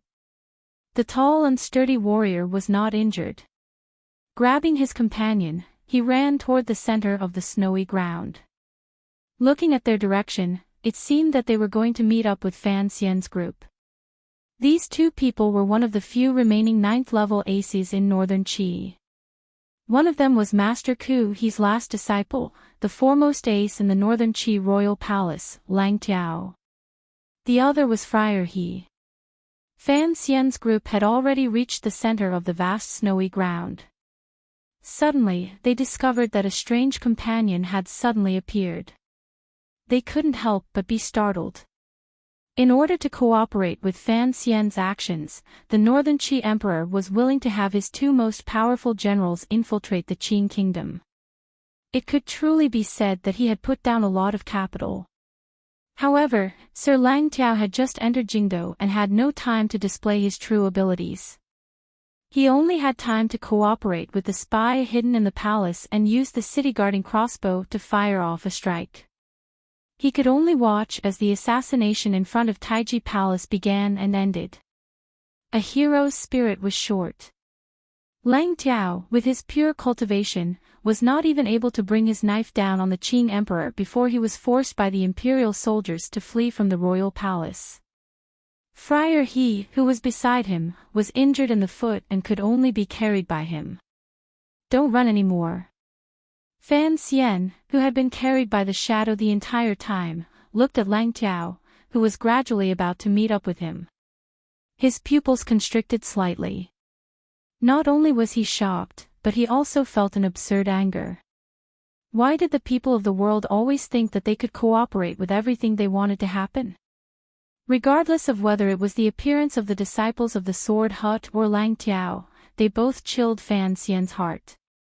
He had arranged for so long and plotted for so long.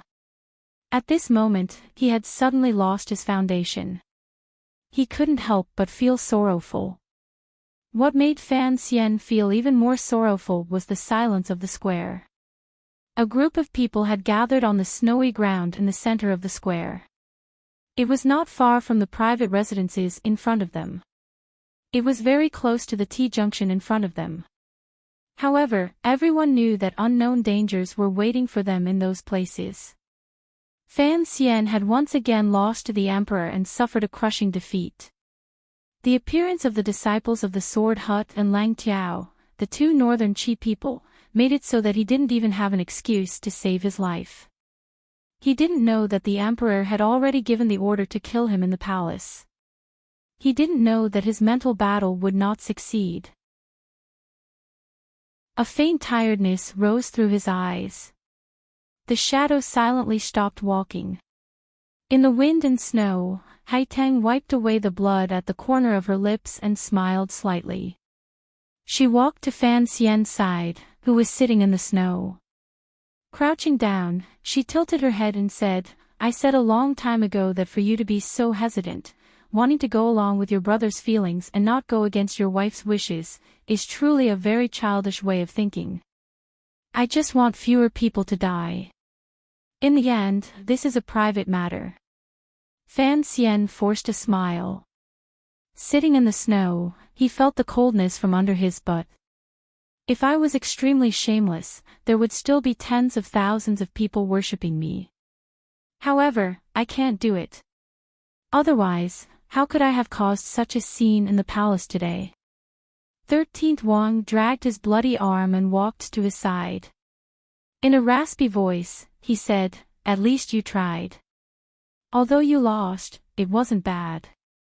Fan Xian spat a mouthful of bloody saliva onto the snowy ground beside him. Gasping for breath, he said, "But I am truly afraid of death." Although he said this, a rarely seen light of peace and happiness rose in his eyes. "Looks like you don't like my arrival."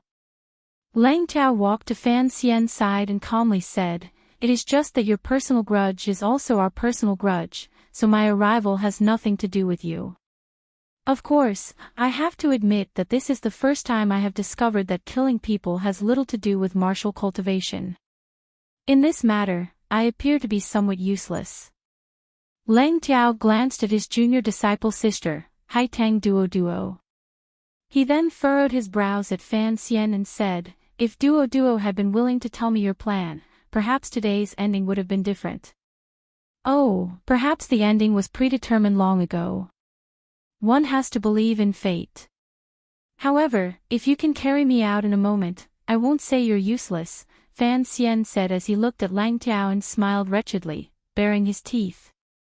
In this vast expanse of white and incomparably quiet snow, this group of assassins, which had gathered the most elite warriors in the world, began to casually chat in the center of the snowy ground. It seemed that no one thought about who would be able to escape once the Qing kingdom's powerful and terrifying national machinery began to surround and kill them. The countless imperial soldiers on the palace walls turned into layers of black lines. Bows and arrows in their hands, they stared coldly at the assassins in the snow below the palace walls, ready to fire at any moment. Gong Dian narrowed his eyes and stood in the center. Looking at the people in the snow, his heart felt heavy. He didn't know how Sir Fan Jr. could still smile at a time like this. While Fan Xian and the others were talking, the situation in the square in front of the palace walls had long changed. Countless crossbows and arrows poked out from between the seemingly normal private residences. The shining arrows were like a dense mass of killing grass, aimed at the group of people in the center of the snowy ground. At the closest T-junction, the sound of horse hooves rang out like thunder. Over 2,000 elite riders in metal armor firmly sealed off the area, not leaving any path that could be used. Who could survive in the direction of tens of thousands of arrows? How could the physical body block the charge of the metal cavalry? Everything seemed to have reached a dead end. There were no more variables that could change all of this and delay the arrival of the god of death. Fan Xian narrowed his eyes slightly and looked at the mighty riders at the T-junction. He looked at Yi Zhong, who was personally leading the troops in front of the riders. He looked at the terrifying arrow tips on the second story of the private residences. He looked at the dozens of people walking out of the residences and gradually approaching the center of the snowy ground. The dozens of ascetic monks wearing straw hats and looking incomparably cold but inwardly fanatical. He finally couldn't resist letting out a sigh. Back then, it had been his plan that the great prince's purge of the imperial army had begun in those private residences. The Overwatch Council had cooperated with the Black Knights to follow Xingyang Gate all the way to the T-junction. They had forcefully cut the rebel army cavalry in half and nailed Qin Heng alive in front of the palace walls, ending the old Qin family line. Now, the emperor's plan was just like what he had done 3 years ago. He had blocked off any path of survival for himself. It was truly like history was repeating itself. He didn't know if there was something called retribution in the dark. Besieging the enemy to attack the reinforcements, luring the enemy out of the cage, and sweeping away all the power that dared to oppose him in one fell swoop. This was the method the emperor had long used. However, with the jewel of Dong Mountain in front of him, what did this kind of battle count for? No matter how used it was, with the support of the Qin kingdom's powerful power, no one could break the emperor's plan. There really is nothing new. Fan Xian's eyes were a little unfocused as he mumbled something indistinctly through the blood. Then, his head simply tilted to the side and he fainted in Hai Tangduod's arms. He had fought a number of battles with the Qing emperor. In the end, he had forced out the sword qi at the tip of his finger, but he was still no match for the emperor's supreme Jinqi. He had been tragically defeated by one finger. The exhaustion of his Jinqi had long reached the end of his life. For him to be able to endure until now before fainting was already a remarkable feat. The sound of footsteps around the square rang out slowly and steadily. The sound of horse hooves did not slow down. Countless Qing elite soldiers pressed closer from all sides of the square. Gradually, the center of the snowy ground was within range of the arrows. The dozens of ascetic monks wearing straw hats stood in front of the army and looked coldly at these people. If the attack of the long arrows could not completely destroy the assassins, it would be time for the Iron Knights and ascetic monks to take the field. Other than Lang Tiao and the 4 warriors from the Sword Hut, no one else was unharmed. Faced with the suppression of such a powerful martial force, everyone knew it was impossible for them to escape. However, they had already entered the 9th level. Other than Fan Xian, these people had long become indifferent to life and death. No one showed a glimmer of fear on their faces. Lang Tiao and the 4 warriors from the sword hut met each other's eyes. They each knew what they should do and gently nodded their heads. Then, the foremost ace in the northern Qi royal palace turned his head to glance at Haitang Duo with pity.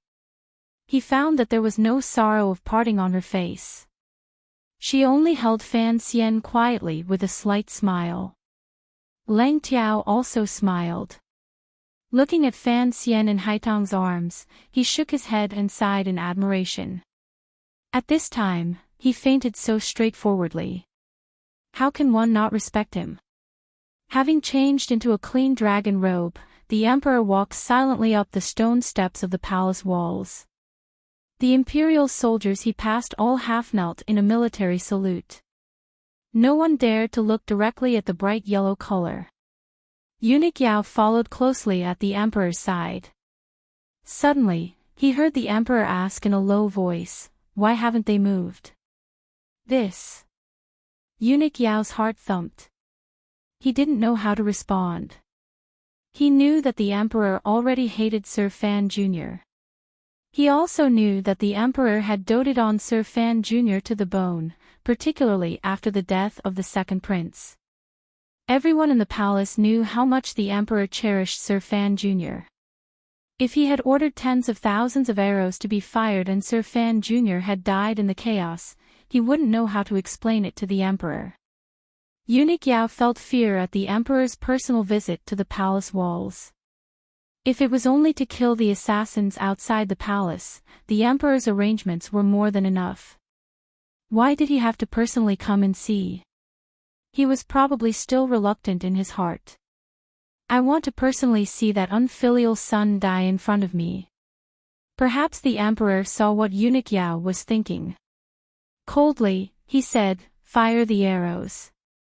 With a glance from the emperor, a promise could not be taken back. With the order, the arrows were released. While the emperor was still walking on the wide stone steps to the palace walls, the arrows in the hands of the soldiers around the square were released. Densely packed, the tens of thousands of arrows whistled through the wind. Like insects, they covered the sky and covered the sun. They shot directly toward the snowy ground in the center of the square. If Fan Xian's body was in perfect condition, perhaps he could have used the heart he had just comprehended to move dozens of feet in a straight line and dodge this dense rain of arrows. However, he had already fainted. No one in the world could dodge a rain of arrows. In the instant before the Qing soldiers fired, Lang Tiao let out an explosive roar. A severe light flashed in his eyes. He grabbed Fan Xian's body from Haitang's arms and grabbed the metal chain between the 2 curved knives with one hand. He swung the 2 curved knives into an impenetrable blade of light and charged valiantly toward the ascetic monks closest to him. The Qing emperor slowly stepped onto the palace walls. His bright yellow dragon robe was intimidating. His hands were held behind his back and were unusually steady. There was not a trace of trembling. His eyes were slightly sunken and unusually cold. There was not a trace of emotion. He looked at the blood-red color on the snowy ground in front of the palace walls and the arrows scattered on the ground. His expression did not change at all. His gaze shifted slightly. He then saw Fan Xian, who was protected by everyone and whose life or death was unknown. His brows furrowed slightly. A dense rain of arrows fell. The 4 warriors of the sword hut stood guard in 4 directions. Relying on their powerful 9th-level cultivation, they formed a net of swords, protecting everyone else within it. No one knew how many arrows they had broken. However, there was a limit to one's strength. This was different from when Great Master Sanshi was shot to death outside Jingdo. In Jingdo, there were tens of thousands of arrows falling like rain. Who could not be wet and who could not die? After the rain of arrows, the 4 warriors of the sword hut had already been hit by a number of arrows. However, they still stood valiantly in 4 directions. Fresh blood flowed from their bodies. No one knew if these disciples, who had inherited Sigurd-Jien's ruthlessness, would fall in the next moment. At the edge of the net of swords, Friar he had already been shot until he looked like a porcupine. He could not be more dead. In the past, this Northern Chi 9th level ace had been so impressive.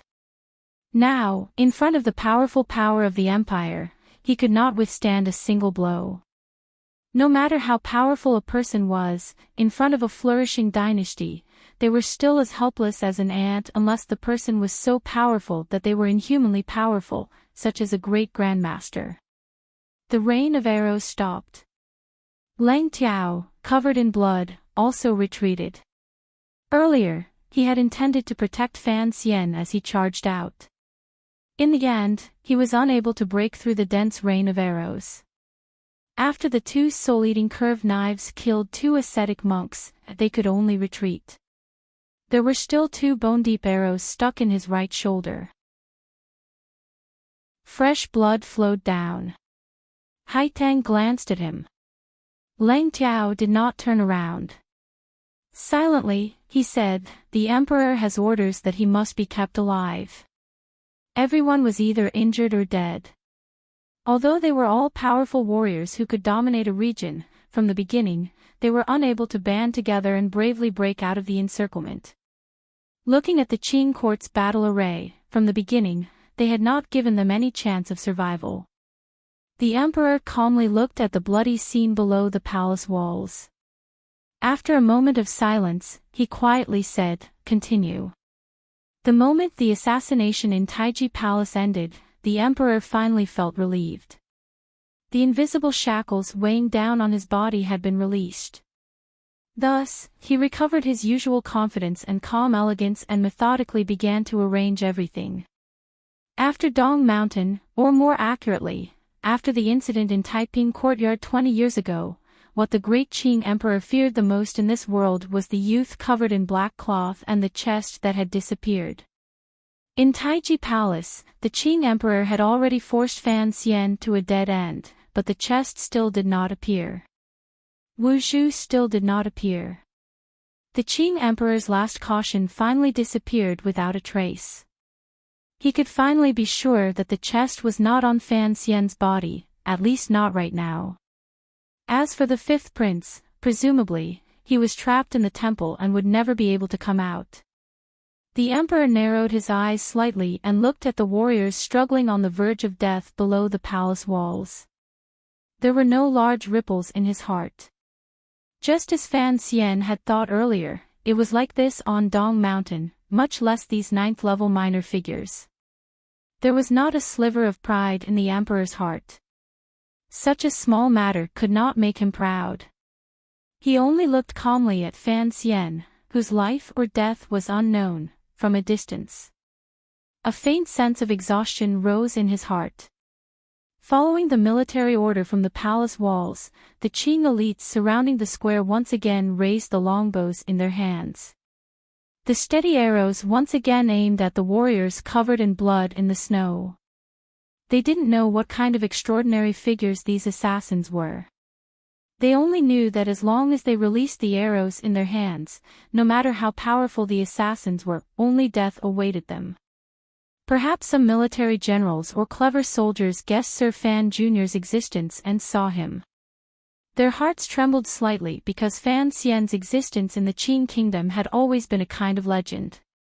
However, this legend was about to be personally killed. As long as one was a Qing person, they would probably be shaken. Just like Yi Zhong at the T-junction, Shi Fei behind the archers, and Gong Dian on the palace walls, these three major figures of the Qing military all felt a faint sense of sorrow in their hearts. However, it was difficult to disobey a monarch's order or a military order. All of the soldiers still raised the longbows in their hands and aimed in that direction. The Emperor's eyes narrowed even more. However, the Emperor did not notice. No one noticed that on the roof of Jiaxing Tower, some distance away from the square, there was also a person aiming at him on the palace walls. Jiaxing Tower was the third tallest building in Jingdou. It was originally an old place the Tianwen official used to observe the stars. Later, the young lady of the Yi family entered the capital and rebuilt a stargazing platform on the mountain outside Jingdou. Thus, Zhaixing Tower gradually fell into disuse. Other than the servants who cleaned daily, no one paid attention to this place. In the cold snow of the first month of the 12th year of the Qin calendar, there was a thin and small person crawling on the roof of Zhaixing Tower. A large and expensive white fur coat covered his body. Together with the white snow on the surrounding roofs, it hid the color of the green manservant clothes he wore. This person hid very well.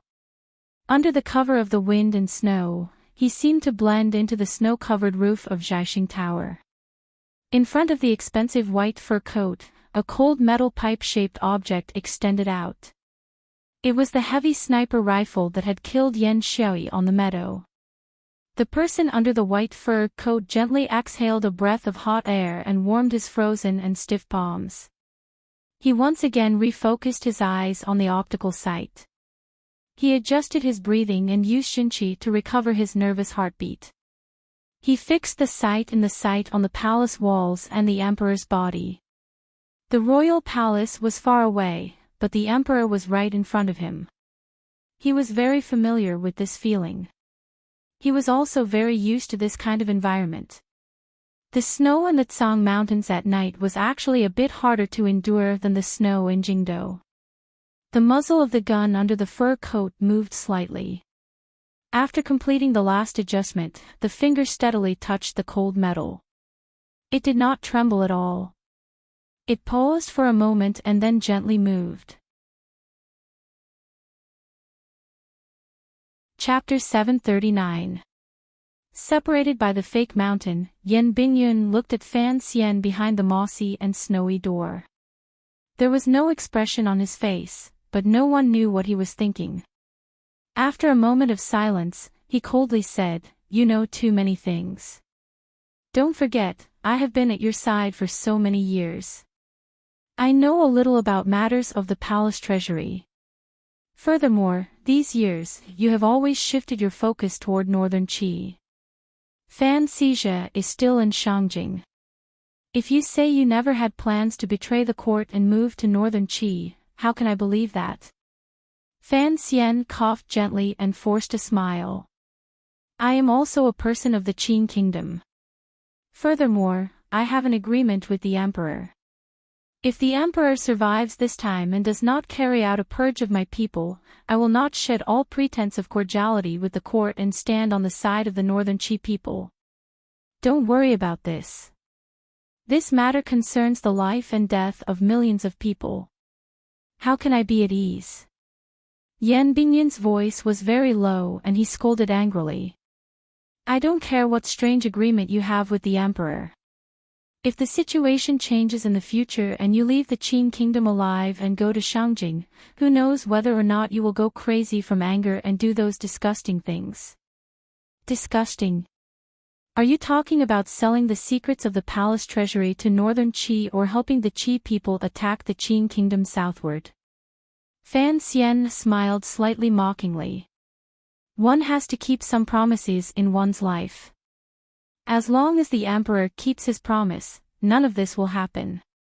You should know that the assassination attempt in the palace this time is only a small-scale battle. I have not used all of my killing weapons.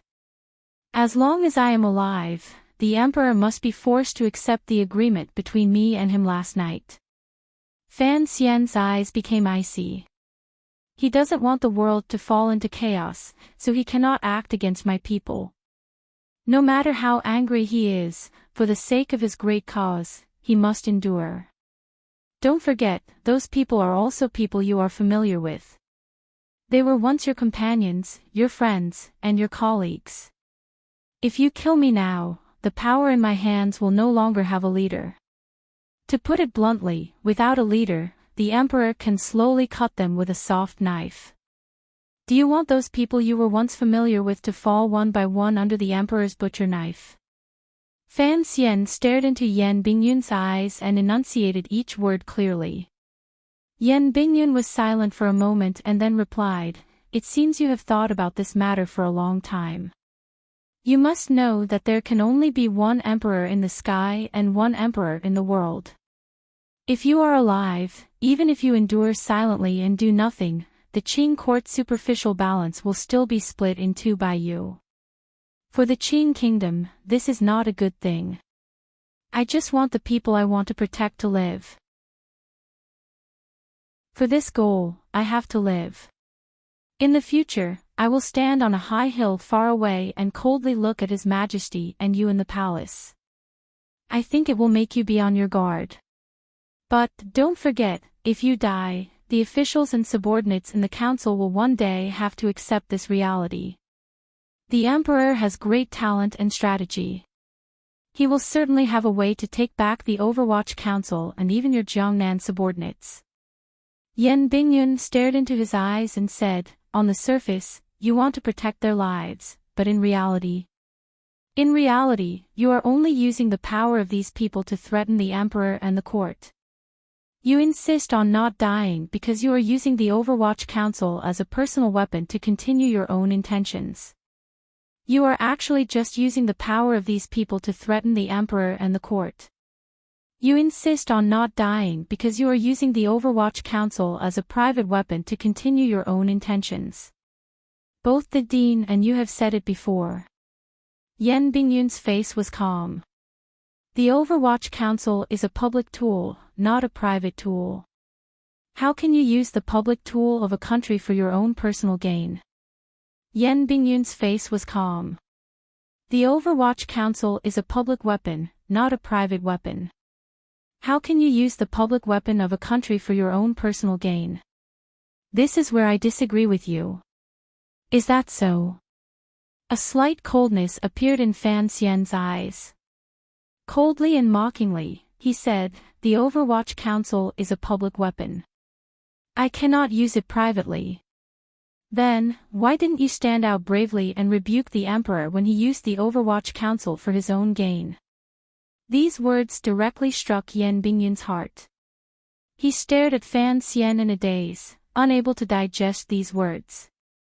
In the hearts of all the officials in the world, the emperor was the court, the Qing kingdom, and the public. The Overwatch Council was a public weapon, so it was the knife in the emperor's hand. Don't forget what you said.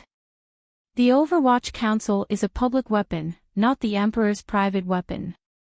In the end, the person on the throne is only one person. Don't use him to represent the will of the world. Fan Xian looked at Yan Bingyun coldly. Since it is a public weapon, it should belong to the virtuous.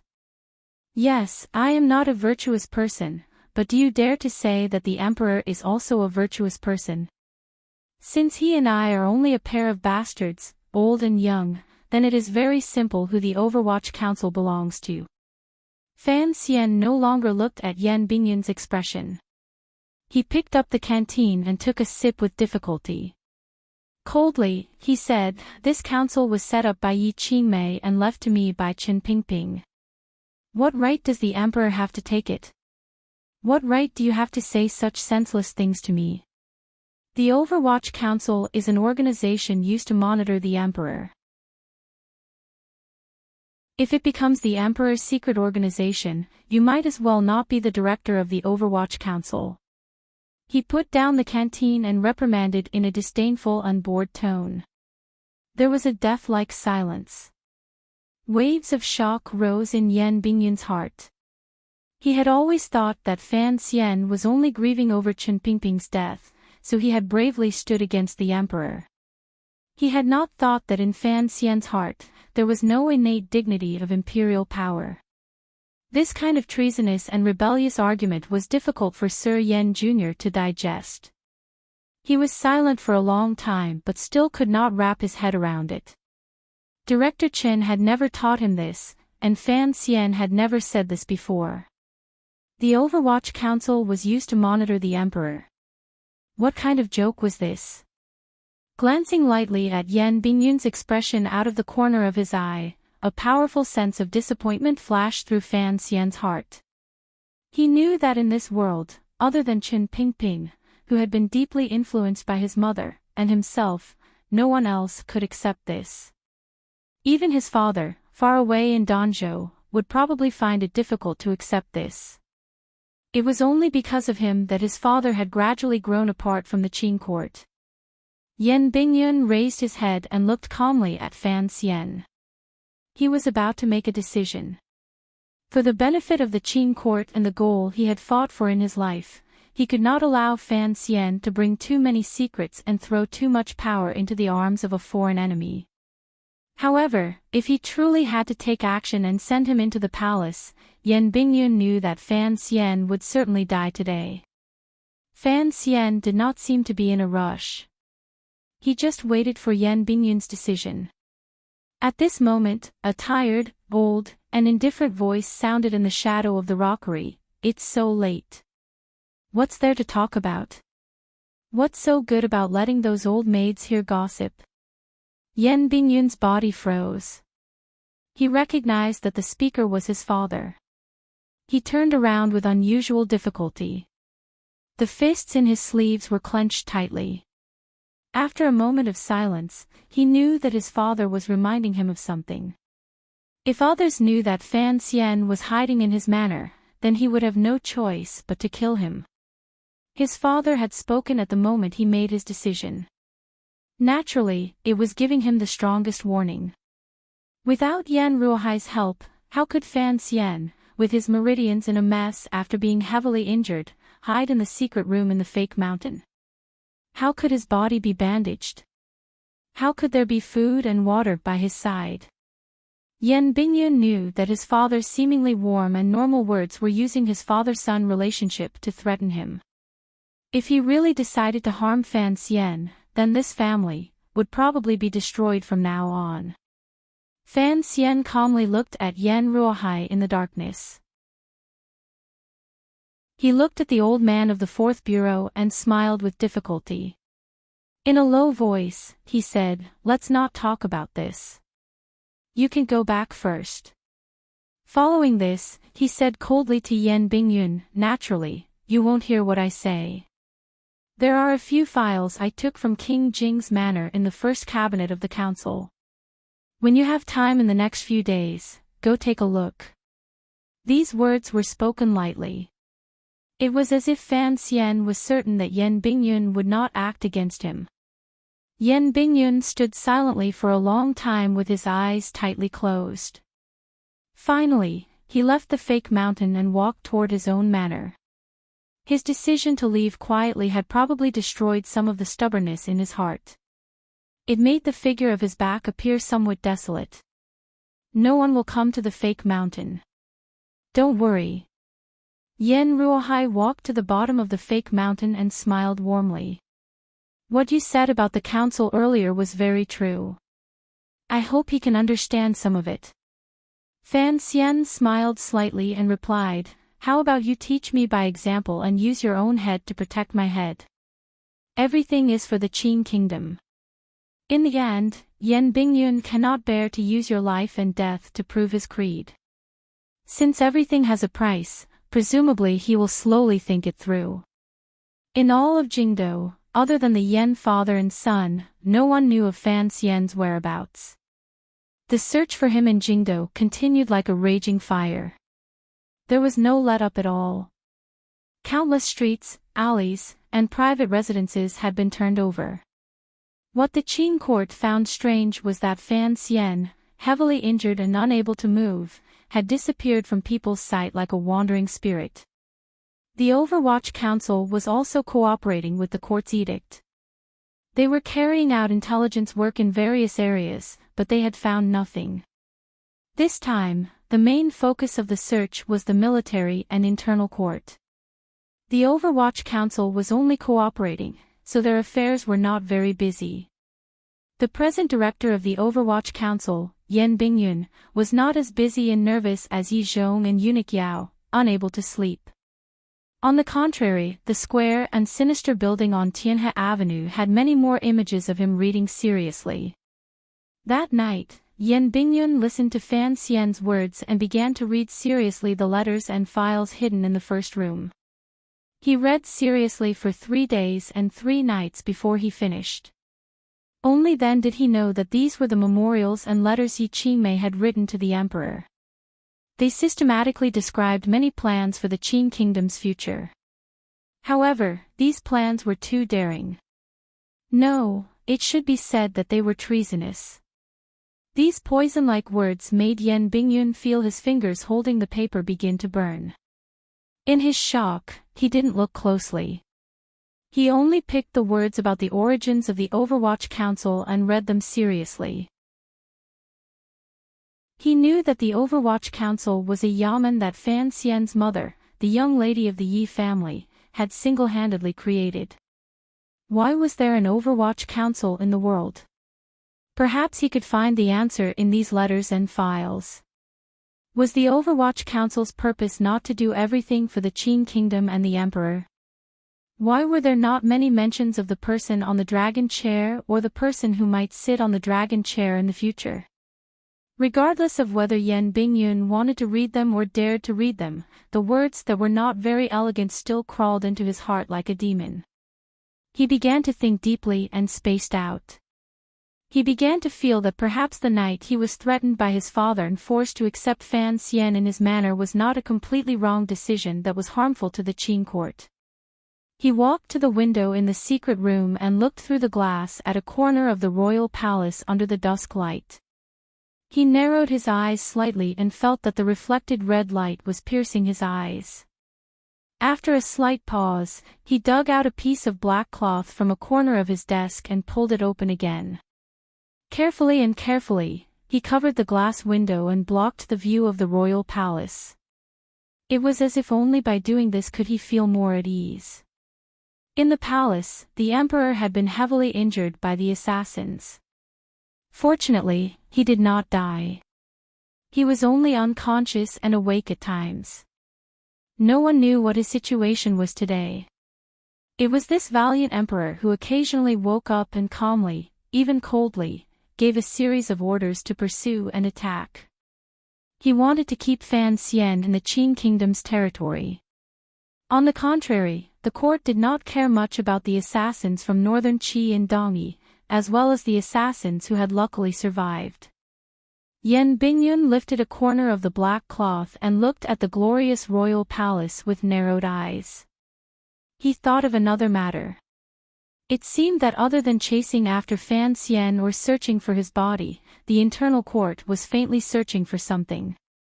In the emperor's heart, it seemed that something was even more important than Fan Xian. What could it be? The light snow fell intermittently. The square in front of the royal palace no longer had any marks from a few days ago. The blood mixed with the snow had long been washed clean, revealing the clean and tidy stones below. The arrow marks that filled the sky did not leave behind any evidence. Only the green bricks on the vermilion walls of the royal palace, as well as a few frightening deep holes on the bluestone ground on the west side, indicated the cruelty of that day. At the same time, it proved to the passers-by that the terrifying attack from beyond the heavens really did exist, and was not just a movement that people imagined. Fan Ruoruo wore a large snow-white robe and stood quietly in front of the secluded palace doors below the royal palace, waiting for the imperial army and guards to jointly examine the token to enter the palace. After Scholar he was assassinated in the Hall of Governmental Affairs, the defenses of all the yamens in Jingdo had been tightened to a state of war. She knew that what truly terrified the court was the matter of the emperor being assassinated. However, this matter was still hidden within a certain range and had not spread among the people. Fan Ruoruo had already personally ordered her to enter the palace after she woke up. The Imperial Academy of Medicine had personally gone to the Fan Manor to invite her. This was not only because Fan Ruoruo's medical skills, which she had inherited from Qing Shan and Fei Jia, had reached a certain realm. More importantly, the serious injury the emperor had suffered was not the internal injuries and sword marks left by the assassins. The most fatal injury was the metal shrapnel that had flown into the flesh of the emperor's chest. Everyone knew that in the entire world, only the young lady of the Fan family knew this strange method of treatment called surgery. On the way here, Fan Ruoro had already learned of the current condition of the emperor's body from the mouth of the royal doctor. Knowing that the emperor had not died under her shot, Fan Ruoro did not know what kind of feeling she had in her heart. Strangely, she did not feel overly disappointed. She only felt a bit lost. She had lived in the palace for a full 5 months and stayed in the royal study for 5 months. It could even be said that she was the woman who had stayed by the emperor's side the longest these years. She knew very well what kind of person the gradually aging emperor was. More importantly, the way this emperor treated Fan Ruoro was indeed different from others. Be careful after you enter the palace. If it is inconvenient for the emperor and you want to stay in the palace for treatment, you have to send a message to the manor. King Jing's heir, Li Hongqing, stood by Fan Ruoro's side and warned her in a quiet voice. There was worry that could not be hidden between his brows. Treating the emperor's illness had always been a terrifying matter. What was even more terrifying was that the emperor's injuries could not be separated from Fan Xian, yet Fan Ruoro was Fan Xian's favorite sister. Thinking of how Fan Ruoro had been placed under house arrest in the palace a few months ago, Li Hongqing felt a strong worry in his heart. Yes. Fan Ruoro smiled slightly. The indifference and frost on her face gradually melted. She lowered her head and bowed toward Hongqing. She and the imperial doctor were led by the guards toward the royal palace. She had always known of Li Hongqing's intentions and was deeply moved by it. Particularly these few days, the Fan Manor had been repeatedly searched. Regardless of whether it was Lin Wan's status as a princess or Fan Ruoro's position in the emperor's heart, in the face of the great crimes Fan Xian had committed, they all became things that did not need to be mentioned. After returning from Shiliang Road, Li Hongqing, who had taken up the position of deputy of the Bureau of Military Affairs, did not avoid suspicion at all. Bravely, he held down the fort in the Fan Manor and suppressed the wolf-like soldiers. Without Li Hongqing, the days of the Fan Manor would probably be much more difficult. Walking through the quiet and cold palace gate, the sound of footsteps rang out quietly. Fan Ruoro lowered her head slightly. She felt that what her brother had said in the past was right. Life had always been a play, and it was often an absurd play. The emperor had almost died through her spear, yet she was going to treat his injury. Up until the moment Fan Ruoro entered the palace, she still had not made up her mind on how to respond. She knew that the emperor had already woken up. Fortunately, the emperor had woken up and sent down an edict.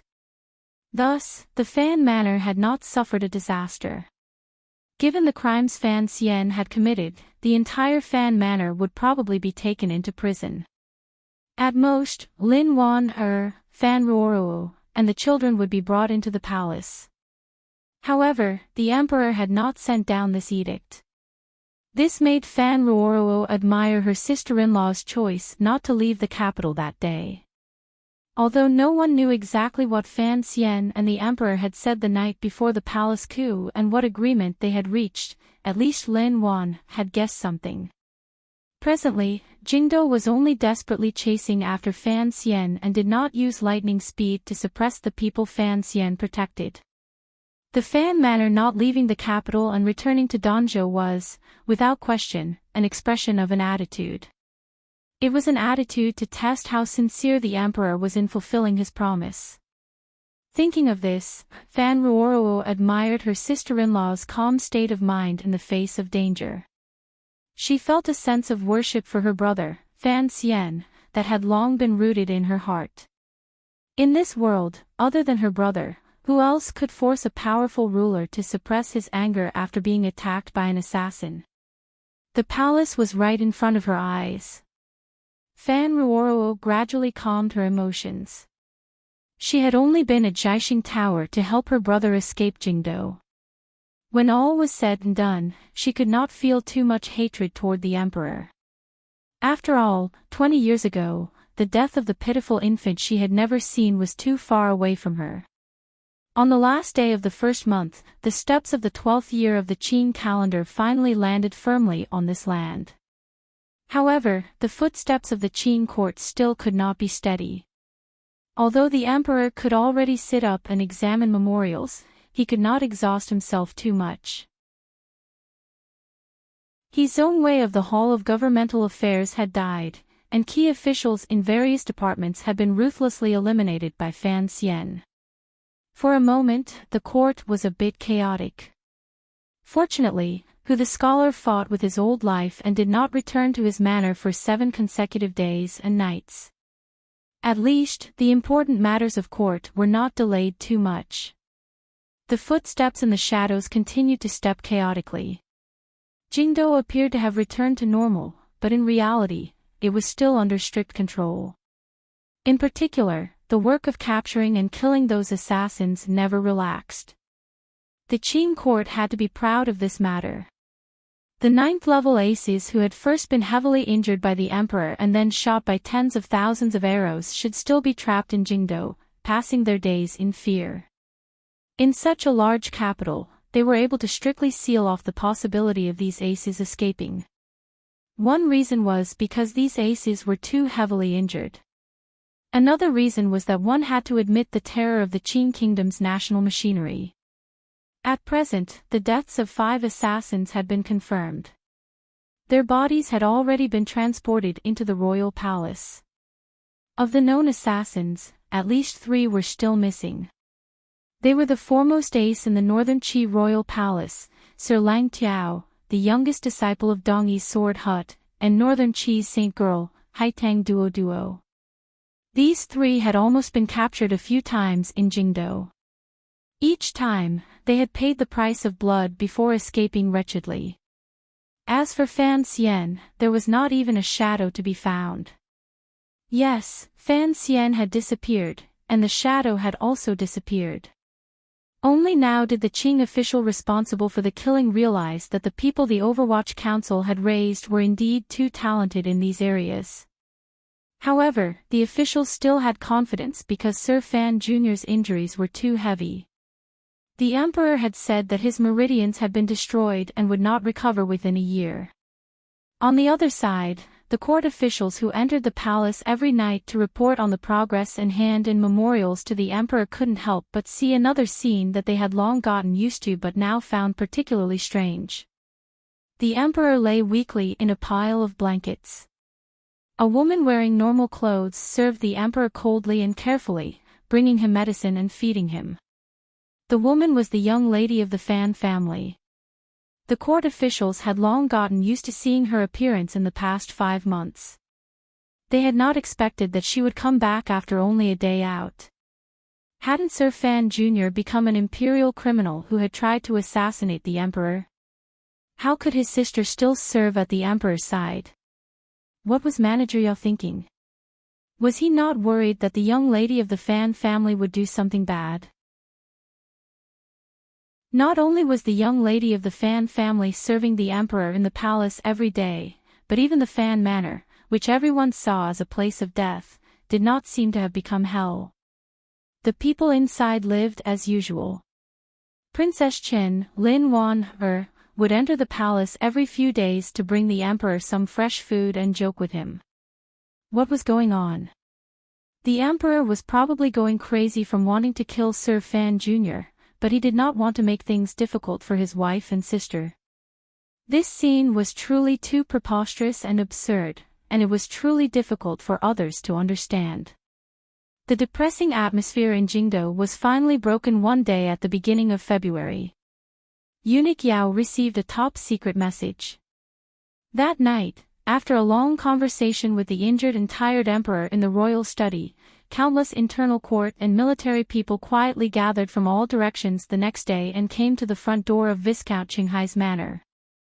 The moment the morning light rose, the green buds on the trees were still sleeping under the bark when the front door of the Yen manor was suddenly blown open. Soldiers gathered from all directions and guarded all directions.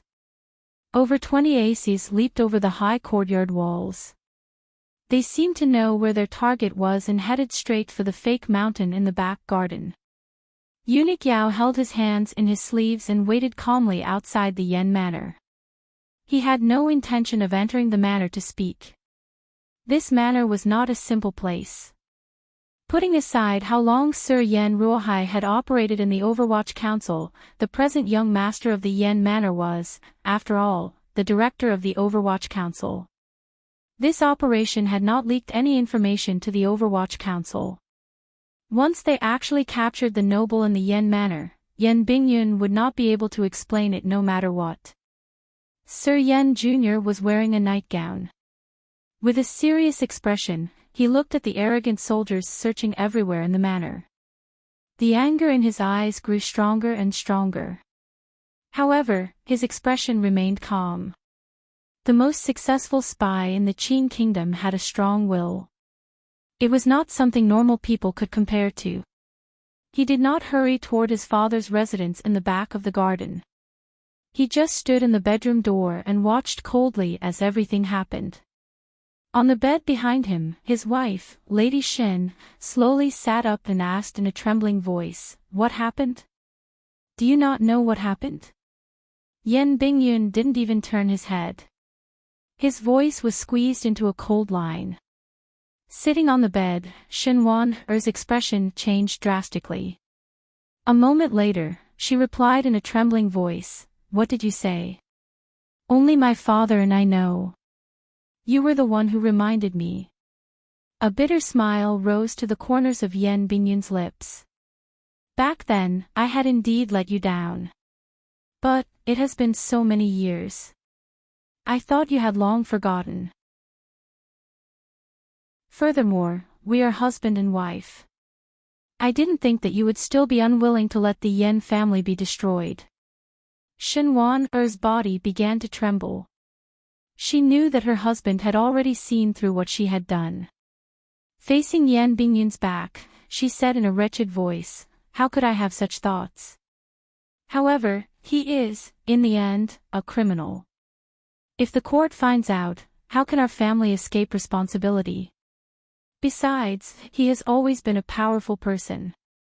If he said he hid in the manor and the manor didn't find him, the court would believe it. Yes, we have the merit of being the first, but we are also guilty of sheltering." Yen Bingyun's smile appeared dark, cold, and bitter.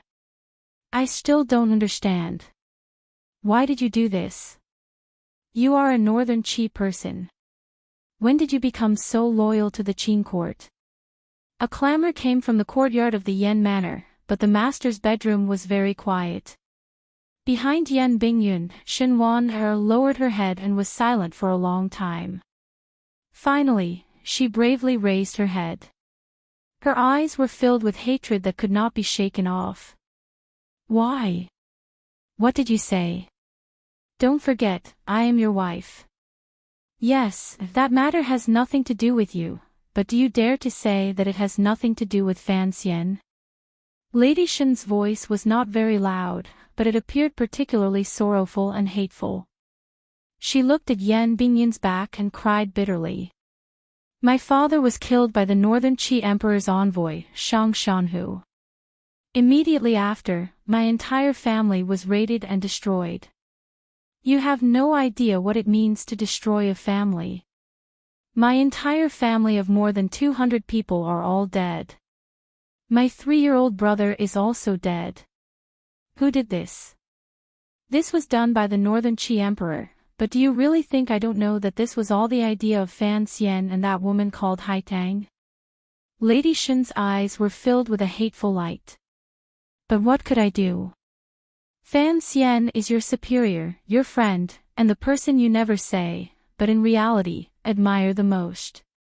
How could I expect you to avenge my family of over 200 people? Since he dared to escape to my side and let me discover him, I cannot miss this opportunity." After Lady Shen finished saying these words, she knew that no matter how things developed, it would be impossible to win back the heart of the man in front of her. Her entire body went limp as she sat on the bed. She couldn't help but be shocked. Why did a woman like her, who didn't understand anything, do such a daring thing driven by hatred? Yen Bingyun's body froze slightly, but he didn't have any reaction. He only sighed in his heart, feeling a bit lost. The fake mountain in the back garden had already been forcefully dug out by the soldiers. They looked at the dust-covered secret room inside, the space that no one seemed to have ever been in. They couldn't help but freeze where they stood. Yen Ruohai, who had been startled out of the room by the noise, acted as if he didn't know anything. He furrowed his brows and looked at the soldiers responsible for killing the criminals and the internal court aces. In a cold voice, he said, "What is going on? I've been hiding in the manor, but I've never worried that something would happen." In the carriage, Fan Xian leaned comfortably against the soft cushions. Although the meridians in his body were still a mess and he was worse than a cripple, this could not affect his good mood. At least he was out of Jingdo. Looking at the more vivid scenery around Jingdo, he felt happy for some reason. When he left the Yen Manor, he didn't know what had happened. He also didn't know that Lady Xin had never forgotten the massacre of the Xin Manor in Shangjing in the 5th year of the Qin calendar. He trusted in old Sir Yan's abilities. The Yen father and son were both skilled figures in the Overwatch Council. How could they not have sensed the strange movements in their own manor? It was still the valiant power of the Yen Manor that had finally found an opportunity to send Fan Xian out of Jingdo. The carriage was traveling on the dimly lit road in the mountains. The driver was an official of the Overwatch Council, but he was not an old subordinate Fan Xian was familiar with. He was also not an old member of the Qinian unit. Since the Yen Manor was at ease in letting this official manage this matter, presumably, they had sufficient confidence in his loyalty. That's the dean's good fortune. Otherwise, the director would not have found such an opportunity to send you out of Jingdo. Of the two directors, the first was Fan Xian, and the second was Yen Bingyun. The official was silent for a moment and then suddenly said, "The director wants me to ask you one last thing. You promised him not to go to Northern Qi and not to betray the court. Can you really do it? This damned lump of ice." Fan Xian scolded jokingly. "Since I've said it, I will do it. I'm not like the old cripple who has no inhibitions. After you return to the capital, help me give this letter to Yen Bingyun. Have him think of a way to deliver it to the emperor's desk," Fan Xian instructed after thinking for a moment. He then handed over a thin letter. The contents of the letter were simple. He had already left Jingdo and would fulfill the contents of the agreement he had made with the emperor that night. He also asked the emperor to keep his promise that the emperor would not go back on his word. He also wished the emperor good health and to take care. The main reason for this unnecessary action was because of his friends who were still sealed in Jingdo. Fan Xian knew that the emperor's main target was him. If he could escape Jingdo alive, then there was not much meaning in wasting the country's power, stirring up more discussion, and keeping 13th Wang and the others in Jingdo. The carriage made a few turns in the outskirts of Jingdo and made a few circles. Using the secret paths in the mountains as well as a few transfer points the Overwatch Council had prepared, it took a full 3 days to arrive outside a city in a neighboring province. The carriage would not enter the city. Instead, it chose to carry out the handover here. Looking at the familiar face, Fan Xian couldn't resist smiling. "I feel much more at ease now that you're here." Wang Qinian, who had rushed back to the Qin kingdom from Shangjing in northern Qi and had been waiting outside Jingdo to receive him, had disguised himself as an old man. His face was full of wrinkles. Entering the carriage, he examined Fan Xian's injuries and couldn't help feeling heavy. He was not in the mood to joke and shook his head. "What do I have to disguise myself as?" Wang Qinian took out cosmetics and flowery clothes from his clothes. Forcing a smile, he said, "I have to disguise myself as my daughter-in-law." Fan Xian laughed bitterly. He didn't make a pretentious gesture and accepted it. "It's much more convenient for you to disguise yourself as an old man than it is for me." While he was changing, Wang Qinian couldn't resist lowering his voice and asking, "Sir, from the beginning, did you already plan to be able to leave Jingdou? I'm not an immortal. Plans can't always keep up with changes." Fan Xian smiled bitterly. "If I could win in the palace, I wouldn't have to leave the capital. Since I lost, I had to ensure my survival. Fortunately, my luck is as good as ever. I heard that it's not a place for humans to go, and not many people can go there. Those who dare to go there are all dead." "Who said they're all dead?" "Ku He is alive. Shao En is also alive. Aren't my uncle and my mother all alive and well?" Fan Xian's eyes narrowed slightly. It was as if he was searching for the backs of those people. In a quiet voice, he said, "Just surviving is not enough. This time, I still lost in Jingdou. Other than going to the temple to find my uncle, what other choice do I have? This is something I had thought about a long time ago. You don't have to stop me." Wang Qinian's expression was a bit ugly. He muttered, "It's not that I want to stop you. Who in this world dares to stop you? Other than the Emperor, those who dared to stop you are probably all dead. However, the temple is not the royal palace. It is a place where immortals live. I'm afraid that even if I took you and searched for decades, we wouldn't be able to find a place. Our goal is to not mess around." Fan Xian coughed and forcefully used his will to control the burning pain in his meridians. He forced a smile and said, "You don't have to be too afraid." This was something Fan Xian had thought about. He knew more about the illusory temple than anyone else in the world. He could even faintly capture the true background of the temple. Of course, this was all just a guess. His Majesty was so powerful that he had survived and woken up after the gunshot. Fan Xian knew that after this battle, the Emperor would never personally leave the palace and risk his life again.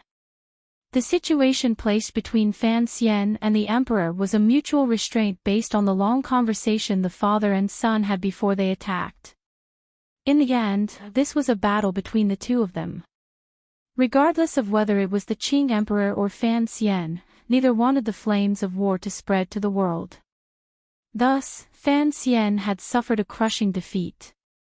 He had to find a power that could defeat the Emperor. He could not find it in the world.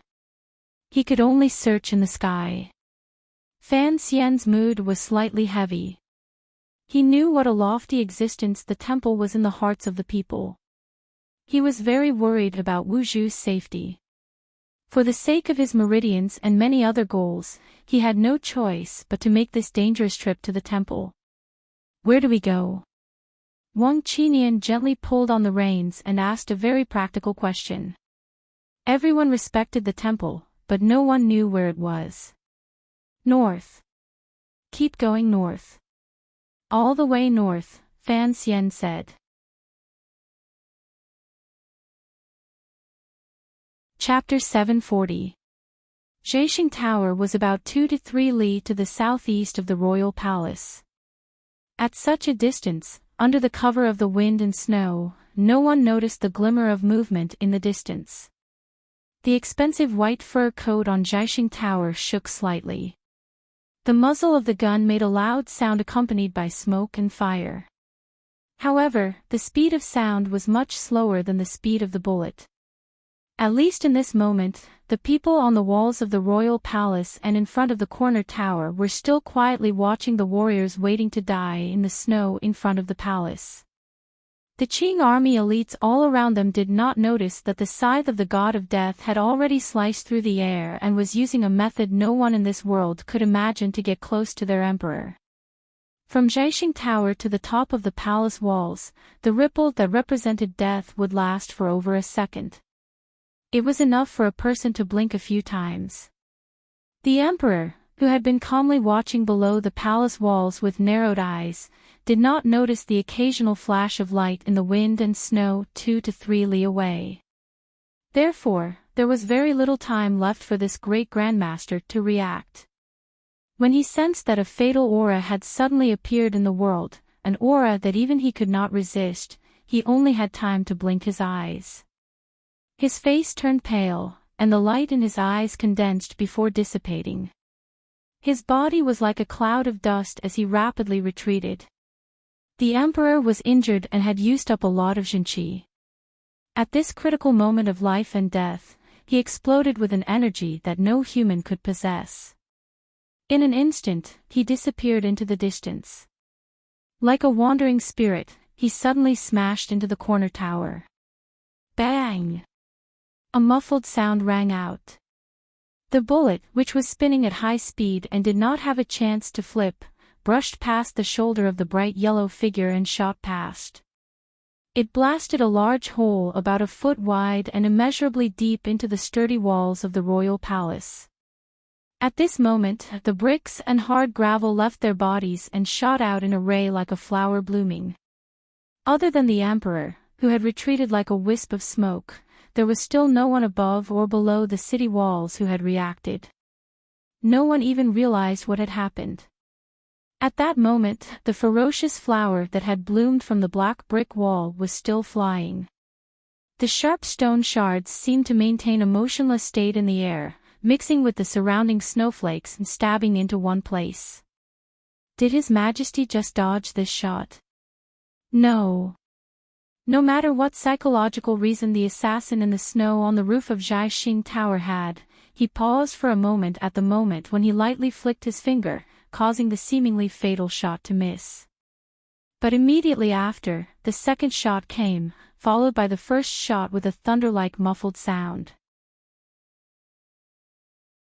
The sound of the first shot had just reached the square in front of the imperial palace when the second shot arrived like a shadow. Like cutting through tofu, it broke a fist-sized hole in the wooden door of the turret and shot into the dark and quiet turret.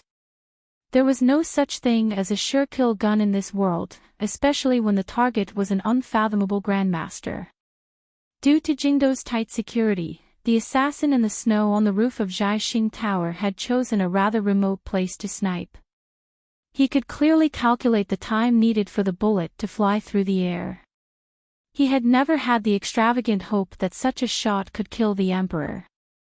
However, he knew that in order to dodge this shot, the Emperor would tremble all over and not be willing to hold back. The physical and psychological shock would certainly make the Emperor use all of his abilities. Speed. The assassin on the roof of Jiaxing Tower had clearly calculated the direction the Emperor would dodge, the speed at which he would dodge, and the instantaneous movement. His finger moved a second time with unusual stability and struck toward the spot where the Emperor was rapidly retreating. He had placed all of his hopes on this second shot. To be able to calculate so much in such a short amount of time and come to a certain conclusion about the Emperor's choice, it was clear that the assassin understood the Emperor's personality very well. He also understood the Emperor's understanding and fear of this gun, or chest, as everyone knew it. Most importantly, the assassin from Jiaxing Tower was able to know the speed a great grandmaster could display at a moment of life and death. Only then could he accurately calculate the Emperor's final landing point and the landing point where it would be difficult for him to drift a second time. This was something that could not be calculated, nor could it be verified. This was because, in this world, apart from the few great grandmasters, no one could truly force a great grandmaster into a dead end, let alone understand the speed of a great grandmaster. Unless there had once been a great grandmaster who had personally helped the assassin on the roof of Jiaxing Tower and personally trained him countless times. In less than half the time it took to blink, the Emperor's previously calm and cold emotions were suddenly taken over by terror.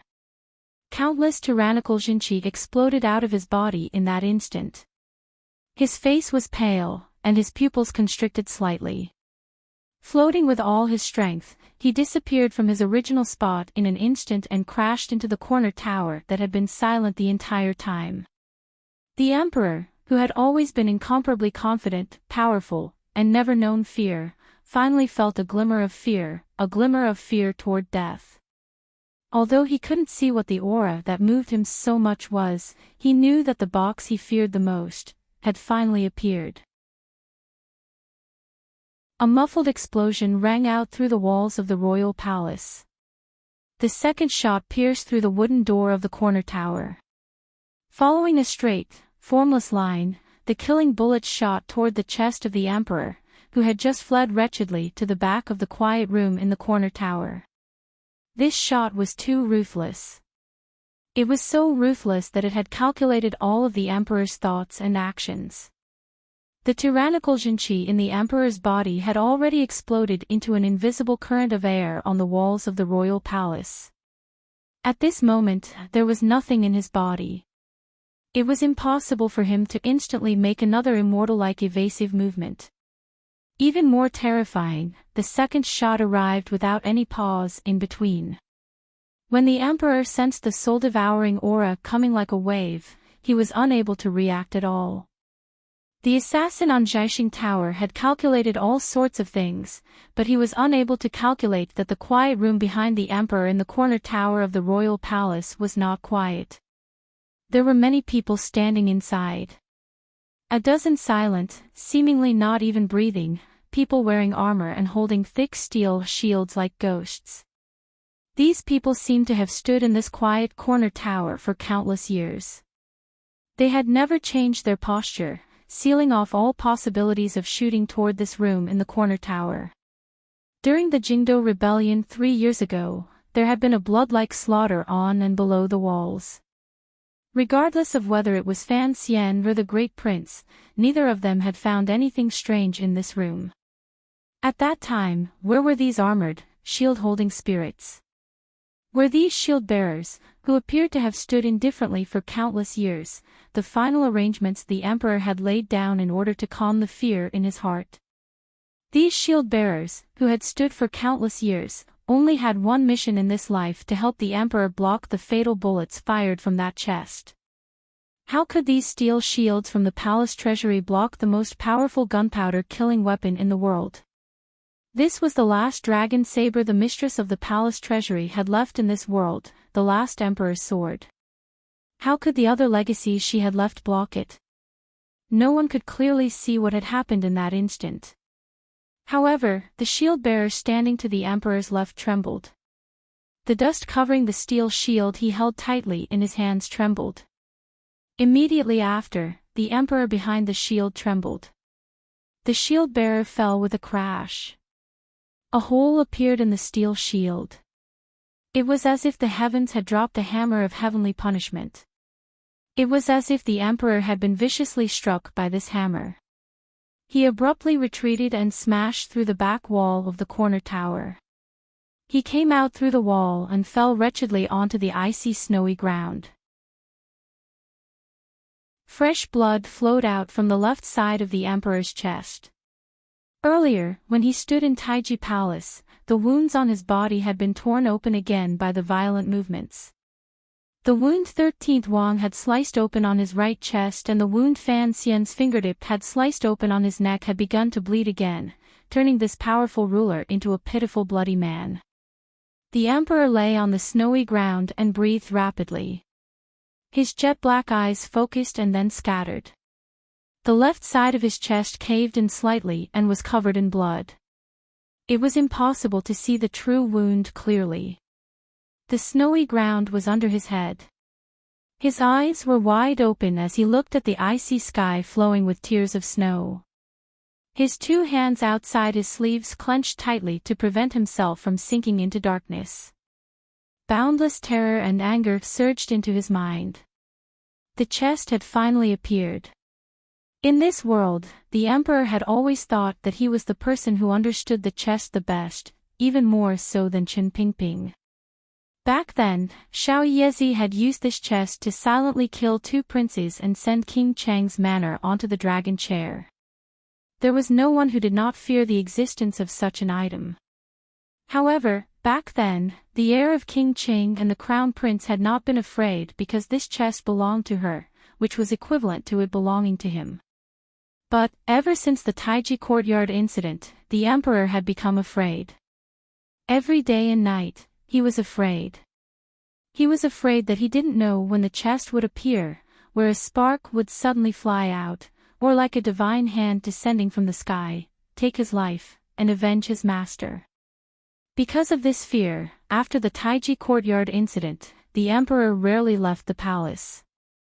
No, it was just as Fan Xian had heard when he first entered Jingdo. After that, the emperor had not left the palace at all. Although he had never seen the chest, he knew the terrifying use of the chest. He was like a turtle hiding high up in the royal palace, surrounded by palace walls for protection. It was impossible to find any buildings in Jingdo that could pass through these walls. The emperor's subjects all thought that the emperor was diligent in state affairs, which was why he was always locked up in the palace. Who knew that he was afraid? They all thought that the emperor was benevolent and loved the people. He could not bear to disturb the local areas, so he did not patrol the country. Who knew that he was still afraid? This situation continued until the 4th year of the Qin calendar. The child from Danzhou finally entered the capital. Lao Wu seemed to have truly forgotten many things. No one connected him to the Taiji courtyard incident. Only then did the emperor gradually relax and occasionally leave the palace in casual clothes. Even so, he still did not leave Jingdo. Who knew if there was a fire of revenge hidden in the darkness waiting for him in the endless fields of the Qin kingdom? For the Dong Mountain incident, the emperor had to leave Jingdo. However, at the first instant, he summoned Fan Xian back to Danzhou and to his side. Only with his son at his side could he feel that he was safe. Speaking of which, what a sorrowful life it was. The emperor possessed boundless land and millions of subjects, yet, he could not see or feel it. It seemed that he had everything in the second half of his life. In reality, he was nothing more than a prisoner he had imprisoned in the royal palace. The emperor was not afraid of death. He was only afraid that before he died, he would not see his grand plans become reality. There were not many people or things in the world that could kill him, other than that blind man and that chest. Thus, when Chen Pingping returned from Dazhou with unusual coldness and cruelty, the emperor felt a glimmer of coldness in addition to his anger. The soldiers covered in dust and holding shields hid in the corner tower of the royal palace. When the emperor narrowed his eyes slightly and put his hands behind his back as he watched the old dog die in the autumn rain execution field, those people had been waiting silently behind him. However, that day, the chest did not appear. Now, the chest had appeared, and it had appeared very suddenly. The emperor discovered with some sorrow that he had still underestimated the terror of the chest. At least, he had underestimated the power of the person using the chest. He had not thought that the aura of death would be able to accurately find his position under the protection of the corner tower, easily pierce through the steel shield, and then mercilessly land on his body. The pure white snow was dyed red by the blood flowing from the emperor's body. Only now did the people on the corner tower finally react. Although they still did not know what had happened, they at least knew that something had changed. Eunuch Yao crawled to the emperor's side with a face full of terror. His voice was so hoarse that he could not speak a word. His entire body trembled as his hand unconsciously pushed at the wound on the emperor's chest. He pulled out some broken pieces of metal and pulled out some flesh, but he still could not find where the murder weapon was. The emperor's body rose and fell with his rapid breathing. His slightly unfocused gaze looked at Eunuch Yao beside him. "I will not die." The emperor gritted out these words. After suffering such a heavy injury, no matter how ruthless his words were, they still appeared weak. The emperor's gaze passed over Eunuch Yao's face and continued to stare viciously at the falling snowflakes in the sky. He howled mournfully in his heart. "I have received orders from heaven. Who can kill me? If I don't die today, it means that heaven doesn't want me to die." The assassin on the roof of Jiaxing Tower had calculated everything. In the end, he had not calculated just how powerful the Emperor's great-grandmaster's physical body was. More accurately, he had not calculated that the Emperor, who loftily looked down on the world, would be so afraid of death that he would place a heart-protecting mirror on his chest under his dragon robe. The soul-devouring line from the heavy sniper rifle passed through the distant sky above Jingdo and pierced through the steel shield. In the end, although it did not deviate and accurately struck the Emperor's chest, it was already an arrow at the end of its flight.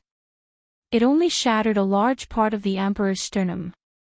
It did not tear apart all the flesh and blood it came into contact with and immediately and completely destroy the Emperor's life. Earlier in the abandoned garden, when Fan Xian had taken out the steel plate in front of his chest, the Emperor had scolded him mockingly.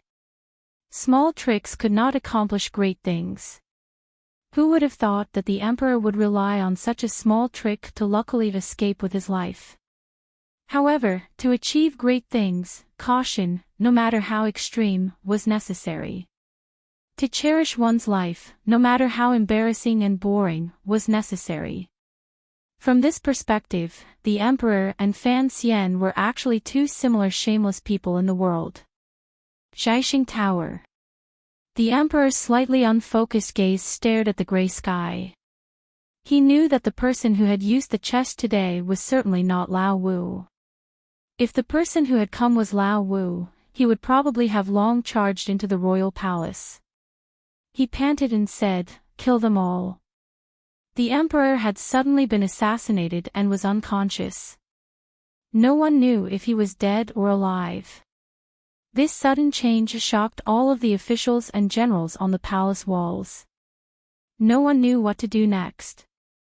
The warriors surrounded by countless people on the palace walls still had not escaped. If this second volley of arrows shot out, everyone would probably die, including the still unconscious Fan Xian. The imperial doctors were rushing over from the Imperial Academy of Medicine.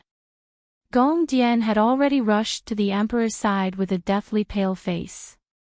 He took out the medicine he always carried and tried to staunch the Emperor's bleeding. However, the effect did not seem to be very good. Eunuch Yao still firmly remembered the Emperor's final orders before he fell unconscious. His body trembling, he moved around the corner tower and carefully approached the side of the deputy commander of the Imperial Army. In a raspy voice, he read the Emperor's final order to kill them all. Eunuch Yao curled up on the palace walls. He looked strangely comical, but he was truly afraid. He knew how powerful the Emperor was. Yet, such a powerful ruler had been so heavily injured by an invisible assassin. How could he not be afraid? He was even worried that in the next moment, he would be torn into pieces by invisible lines in the air. The scene that followed made Eunuch Yao's pupils constrict. His entire body fell to the ground, once again confirming his fear. With a muffled thud, the deputy commander of the Imperial Army, who was standing coldly on the palace walls, was about to wave his flag and give the order for the soldiers on and below the palace walls to rain down arrows again. However, his shoulder only moved when his entire head suddenly disappeared. That's right. Just like a ghost story in broad daylight, the head of the deputy commander of the Imperial Army suddenly exploded like a ripe watermelon or a skin bag filled with water. It burst for no reason and turned into a pool of blood and bone fragments on the city wall, scattering all over the sky. What was even more horrifying was that after the head of the deputy commander of the Imperial Army exploded, his body seemed to be unaware of the fact that his head had turned into a splatter of brain matter. His right arm was still raised for a moment before he slumped to the ground. Like a puppet whose strings had been cut, he collapsed to the ground. A wave of shocked and wretched cries rang out on the palace walls. Such a hair-raising scene had happened in front of countless soldiers. How could they not be shocked and afraid? Everyone began to tremble and desperately kept their eyes open. On the palace walls, below the palace walls, among their comrades, and even in the empty, snowy sky, they searched desperately. Of course, they couldn't find anything. They had no idea what had happened. They only knew that the deputy commander's head had suddenly exploded. These elite imperial soldiers of the kingdom of Qing had no idea that the assassin was miles away. They shouted in vain and searched angrily. The fruitless search gradually turned into fear. This kind of invisible assassin, this kind of unstoppable killing, was not something that mortals could stand against. Boundless terror began to spread rapidly over the palace walls. All of the soldiers searched helplessly. Some people were about to collapse under the pressure of this silence. The bows and arrows aimed at the people below the palace walls unconsciously relaxed. The Qing army's military discipline was strict. It was impossible for them to become a ball of loose sand just because of the deputy commander's tragic death. On the battlefield and during rebellions, the Qing soldiers had seen countless strange and tragic deaths. However, a divine blow like the one today made the common people have no choice but to think in a strange direction. Another general bravely roared a few times, trying to calm the emotions of his imperial army subordinates. At the same time, he gave the order to attack. However, his roar only lasted a few times before it came to an abrupt end. Because the killing intent that terrified the soldiers on the city wall came again, this general's chest and abdomen were blasted open, and his intestines turned into a ball of rotten blood. He did not even have time to groan before he fell down. At this point, the atmosphere of panic could no longer be suppressed, and the city walls of the imperial city were in chaos. The changes on top of the imperial city walls had naturally spread to the foot of the city. However, the soldiers who had been ordered to seal off all directions did not know what had happened. The archers who had aimed at the people waiting to die in the snow felt that their hands were about to become sore, but they still did not receive the order to shoot. The generals furrowed their brows tightly. They were very worried about what had happened on the palace walls for it to become so chaotic. If it was an ordinary battle, if the imperial palace was just a simple battlefield, then no one would foolishly wait for His Majesty's order before shooting arrows. However, it was not the same today. Tens of thousands of arrows were aimed at Sir Fan Jr. Everyone knew what killing Fan Xian meant. Everyone also understood the grudge between Sir Fan Jr. and the Emperor. Without the Emperor's clear order, no one dared to rashly shoot. The generals below the palace walls did not know that the Emperor was heavily injured and had fallen into a coma. It was unknown whether he was dead or alive. This strange silence did not last for long. Outside, faced with a tense situation, the generals had to have their own reactions. Even if it was just outside the palace, the Qing military generals had their own initiative. Hidden behind the archers, General Shifei furrowed his brows and stared at the center of the snowy ground. He found that the surrounded assassins seemed to have already sensed the strange change on the palace walls.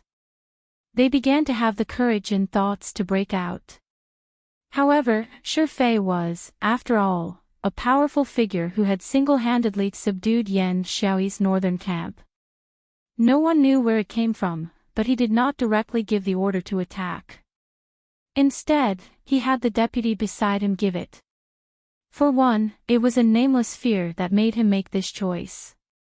For another, Shifei was like all the civil and military officials of the Qing kingdom. He never, ever wanted Fan Xian to die by his hand. This thought saved Shifei's life. The deputy beside him had just raised the flag in his hand when he fell to the ground. It was not because he did not ride his horse steadily or for some other reason. Following the deputy's body, the horse under him also fell into the snowy ground. Countless drops of fresh blood quickly dyed the white snow red. Shifei's pupils constricted. With a slightly pale face, he looked at the flesh and blood of the deputy beside him. He knew that if he had given the order earlier, then he would already be dead. Who could block such an invisible and unpredictable attack from the heavens? Fei also understood why the strange movement on the palace walls was happening. However, was the emperor still alive? After a moment of chaos, the royal palace recovered its silence. Amidst the death-like silence, the Qing army's military discipline was indeed the best in the world. Under the terrifying killing threat of the attack from beyond the sky, who dared to move without permission? All of the soldiers' faces were pale and even green. They were waiting for the emperor's order. However, the emperor never appeared on the palace walls again. Another gunshot pierced through the silence of the square in front of the royal palace. An ascetic monk wearing a straw hat tried to use his bravery to lead the silent soldiers to charge. He was accurately shot down into the snowy ground. Without even twitching, he became a corpse. A death-like silence. Another gunshot rang out. Another deathly silence ensued. Another gunshot rang out. This happened 4 times. There were 4 more corpses on the snowy ground. The gunshot also fell silent. It was as if it would never ring out again. Everyone on the palace walls understood that this top assassin, who could complete an attack from the heavens, was warning everyone in the Qing court not to try anything. Anyone who dared to move on this vast expanse of white snow was a target he had to kill. 1 gunshot, 1 person died, and a bloody corpse lay in the snow. There had never been an exception. This cold and silent announcement froze everyone's hearts. This was a person challenging a country. The death-like silence continued for an indeterminable amount of time. The horses began to kick their hooves uneasily, kicking up some white snow. The powerful warriors surrounded in the snow did not seem to want to touch on the powerful Qing army's tense nerves. They did not choose to forcefully break out of the encirclement. No one knew what the muffled sounds that pierced through Jingdo's snowy sky were or how those people had died. Fully armored, Yi Zhong sat coldly on his horse. The elite riders he led were enough to guarantee that 2 charges would kill these powerful warriors in the snow. However, he did not move. Although, with his powerful 9th-level strength, he could hear that the muffled sounds came from behind him. He faintly sensed that the assassin with the attack from the heavens could not cover the entire area. It was still a problem of the arrow's blind spots. If the riders charged over at this moment, presumably, the assassin would not be able to stop him. However, Yi Zhong only sat silently and steadily on his horse. At this moment, the emperor's life or death was unknown. The person with the highest status present was him, yet he did not say a word. Just like his image in the Qing court, he never revealed himself, but no one dared to underestimate him. The reason Yi Zhong did not move was simple. It was not because the emperor had not given an edict. It was because he knew what the life-taking, otherworldly thrusting thing was and what those muffled sounds were. It was the chest. The chest had finally appeared in the world again. Yi Zhong's eyelids drooped slightly. Ignoring the burning gazes of the deputy generals beside him, it was as if he had fallen asleep. In reality, waves of shock had already surged in his heart. When the Taiping courtyard incident broke out, he had been moved to Dingzhou by the emperor as a rear guard. It was clear that the emperor did not trust Yi Zhong's position between him and Yi Qingmei. He remembered that when Yi Qingmei had first entered Jingdou, she had fought with the young Yi Zhong. Yi Zhong understood those people too well. Although he had never expressed any opinions, it did not mean that he did not know about the chest, the Taiping courtyard incident, and why Chen Pingping had betrayed the emperor. Many images flashed through Yi Zhong's mind. Many people from back then. He also felt a bit tired. His gaze finally became clear and landed on the young man in the snow. He thought of the young man's mother, the young girl who had refused his inspection at the city gates with the chest. On this matter, Yi Zhong felt that the emperor was in the wrong, so he remained silent. Before there was an edict, he would not move. How long could the death-like silence last? How long would it take for the wind and snow to stop? A young man wearing a light yellow robe walked step by step up the walls of the royal palace. Standing on the edge of the walls, he looked calmly at Fan Xian in the snow below. At this moment, the imperial guards on top of the city walls were in a state of chaos. Most of them subconsciously lowered their heads to avoid the possibility of death that might come from beyond the heavens. That was why this young man in light yellow robes appeared so tall and so brave as he stood on the city walls.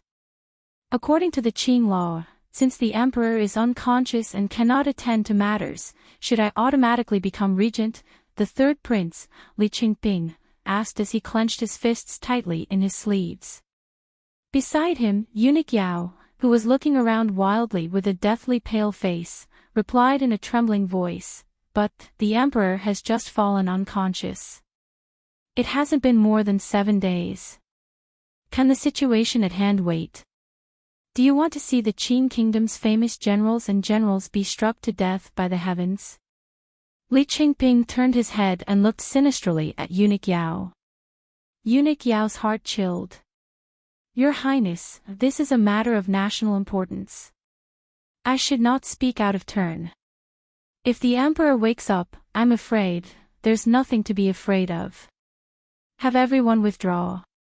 The coldness in Li Qingping's eyes grew stronger and stronger. The coldness in eunuch Yao's heart grew stronger and stronger.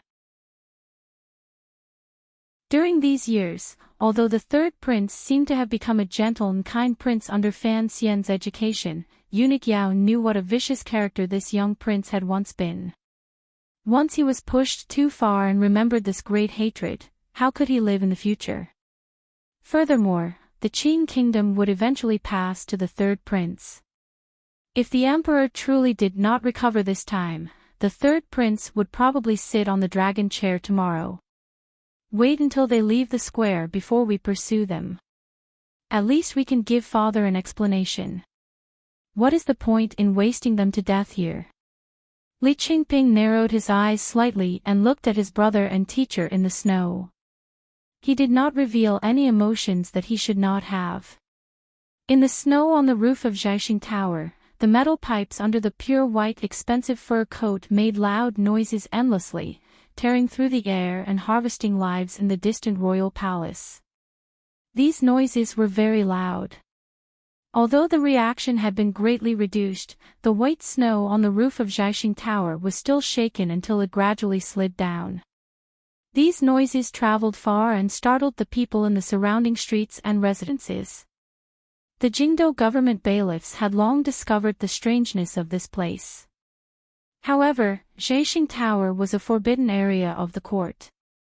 Although it had been abandoned for many years, no one could go in and investigate without proper procedures. Additionally, it was still early in the year and the new year was still being celebrated. The bailiffs thought that perhaps some naughty child was releasing spring thunder inside. However, the spring thunder seemed to be a bit loud. In the end, the internal court's reaction was faster. Before the emperor fainted, he had calmly said Jiaxing Tower's name. The aces of the internal court quietly snuck out of the royal palace. Following the imperial river to the left of the royal palace, they went straight through the woods and came to the east of Jingdou as quickly as possible. 2 streets away, they could still hear the loud noises coming from Jiaxing Tower. The internal court aces' spirits rose. Forcefully suppressing the nervousness in their hearts, they split into 4 directions and leaped over. They believed that since the terrifying assassin was still on Jiaxing Tower, he would not be able to escape before they surrounded him. When the aces of the internal court charged bravely into the garden of Jiaxing Tower and finally reached the roof, they still didn't find anyone. There was only a clear mark in the thick layer of snow on the roof. Other than this mark, there was nothing else. It was as if no one had ever been there. It was so quiet it made one's heart feel weak. Snowflakes continued to fall. The internal court aces carefully examined the marks left in the snow on the roof. They found that the terrifying assassin had not left behind any clues.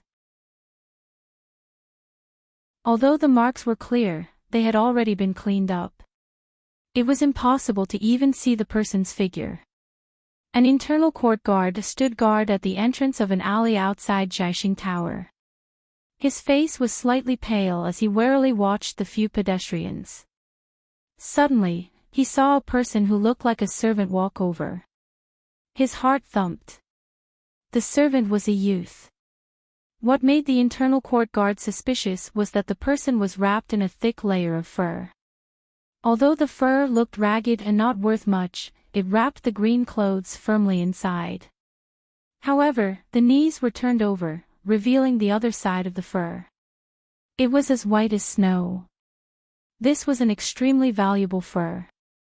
Which family's manservant could afford to buy such an expensive thing? The internal court guard's pupils constricted.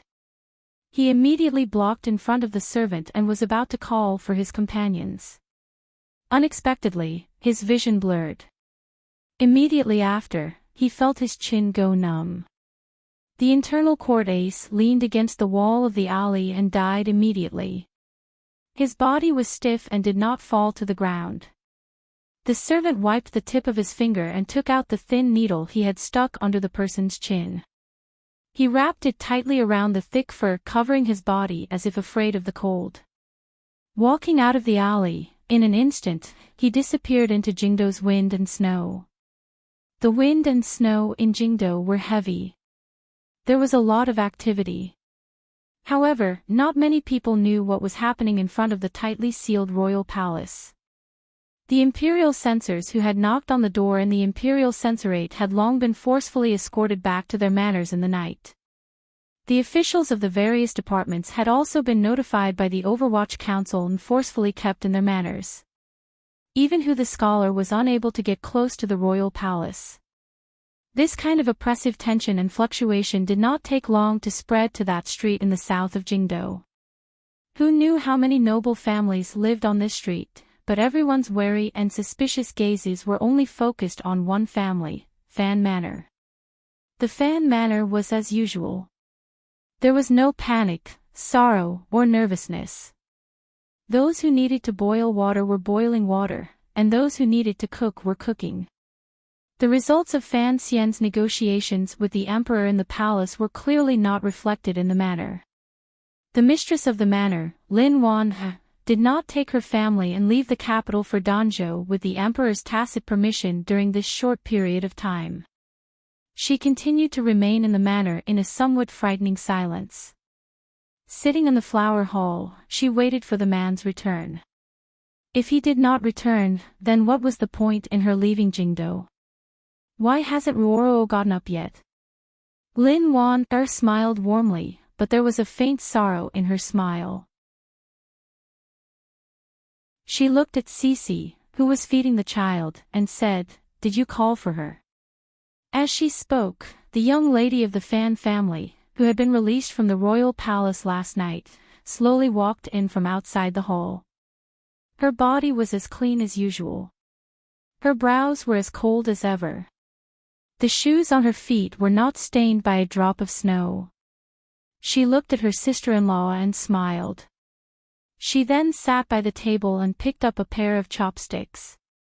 Her hand holding the chopsticks was steady and did not tremble at all.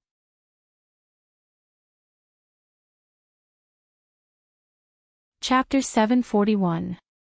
Yesterday, I made another embarrassing mistake. When I was writing, I was probably possessed. There were so many Li Hongchengs, yet I didn't notice. It was like my eyes were blind. Really, I can't explain it. Sorry. I didn't write much today because it's close to the end of the year. I've been so busy, I'm feeling a bit panicked. It was still early in the new year. Normally, the red firecrackers would still be dancing on the snowy ground. The slightly pungent smell of firecrackers would still be wonderful in the streets and behind the residences. Everything exuded a lively and festive atmosphere. For the officials and people of Jingdo, the spring festival of the 12th year of the Qin calendar was not going well. Not only was it not going well, it was also somewhat gloomy. Yesterday was the 7th day of the new year, the first day each government opened. On this day, an official of the He faction in Jingdo was tragically assassinated. The fresh blood woke countless people from their slightly intoxicated state of mind. Martial law had begun near the royal palace. It was said that the court had finally found out who the evil people who dared to assassinate officials in the most virtuous place in Jingdo were and had launched a killing operation near the royal palace. It was said that many people had died. It seemed that Sir Fan Jr., who had been stripped of his position by the emperor, was also involved. There were also rumors that there were many northern Qi and Dongi people among the sinister assassins. Countless soldiers walked the streets and alleys of Jingdo. The Overwatch Council, the 13 yamens of the Ministry of Justice, the Internal Court, the Supreme Court, the 13 city gate guards, and the Jingdo garrison were all activated. Cold and heavy footsteps echoed through the snowy Jingdo. They searched everywhere for the assassins who had luckily escaped the net. The city gates leading out of Jingdo were tightly sealed. Under such a situation, no matter how terrifying the assassin, it would be difficult for them to easily escape Jingdo. A group formed by the Overwatch Council and Internal Court had long surrounded Fan Manor. There were many soldiers carrying out lockdown work outside the manor. They had already searched Fan Manor 3 times and still did not find any trace of Fan Xian. Another search team led by Yan Bingyun rushed to the west of the city immediately after the chaos in the square in front of the royal palace. They went to the most secret contact point of the Qinian unit. It was the small courtyard that Wang Qinian had spent 120 taels of silver to buy. This little courtyard had always been the Qinian unit's secret. Looking at the heavy blow the old subordinates of the Overwatch Council in Shiliang Road had suffered, one could imagine that the emperor must have planted spies at Fan Xian's side and found the meeting place of the Qinian unit. However, this little courtyard was as lonely as before. Paper and brush were on the table. The ink in the inkstone had long frozen into black ridges. The bucket by the well outside tilted weakly. No one knew how long it had been since someone had come. Fan Xian was not here either. Yan Bingyun stood at the entrance of the courtyard and frowned slightly. He thought to himself, where is the headmaster hiding now? Although Sir Yan Jr. was the recognized director of the Overwatch Council by the Qing court, like most of the officials in the council, he still unconsciously placed Fan Xian in the position of the head of the Overwatch Council. Jingdo had long been under martial law. The Jingdo government had long mobilized the various officials and commoners who could make decisions. It had turned into a large net spread across the streets and alleys. Everyone knew how many secret spots the Overwatch Council had hidden in Jingdo. Additionally, with Fan Xian's ability to appear and disappear unpredictably, no one dared to hope that this kind of pursuit would actually be able to catch him. However, the situation today was different.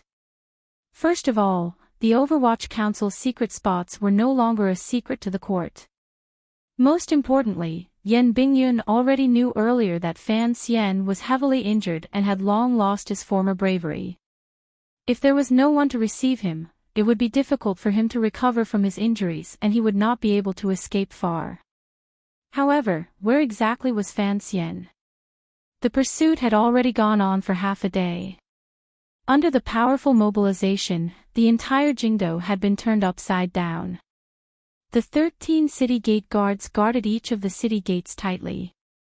All of the officials in the Qing court were certain that Fan Xian could not have left the city.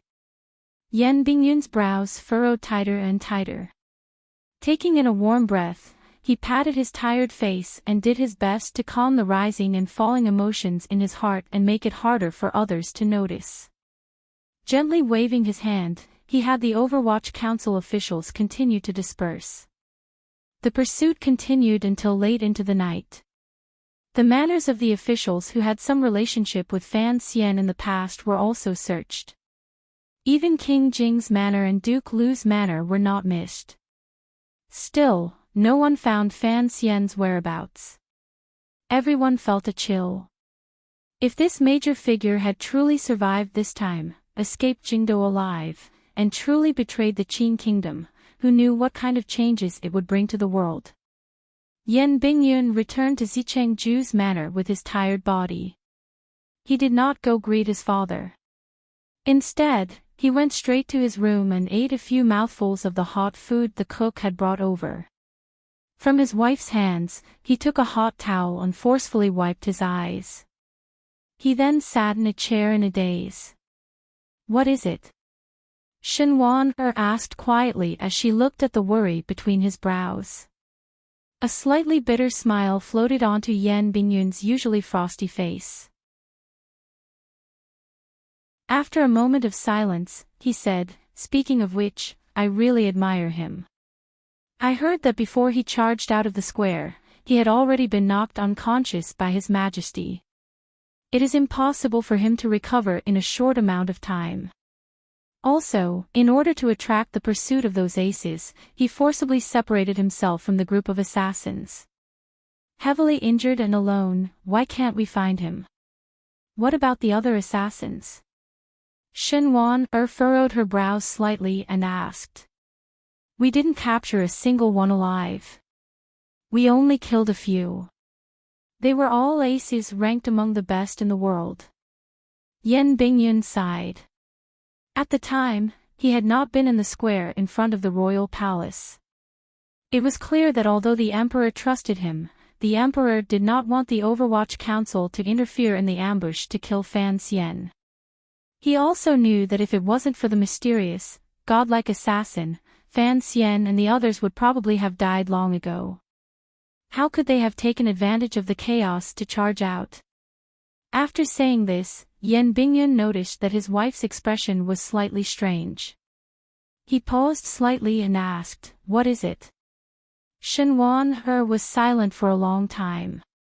She then forced a smile and said, "It's nothing. It's just that I went to pay my respects to father at dusk.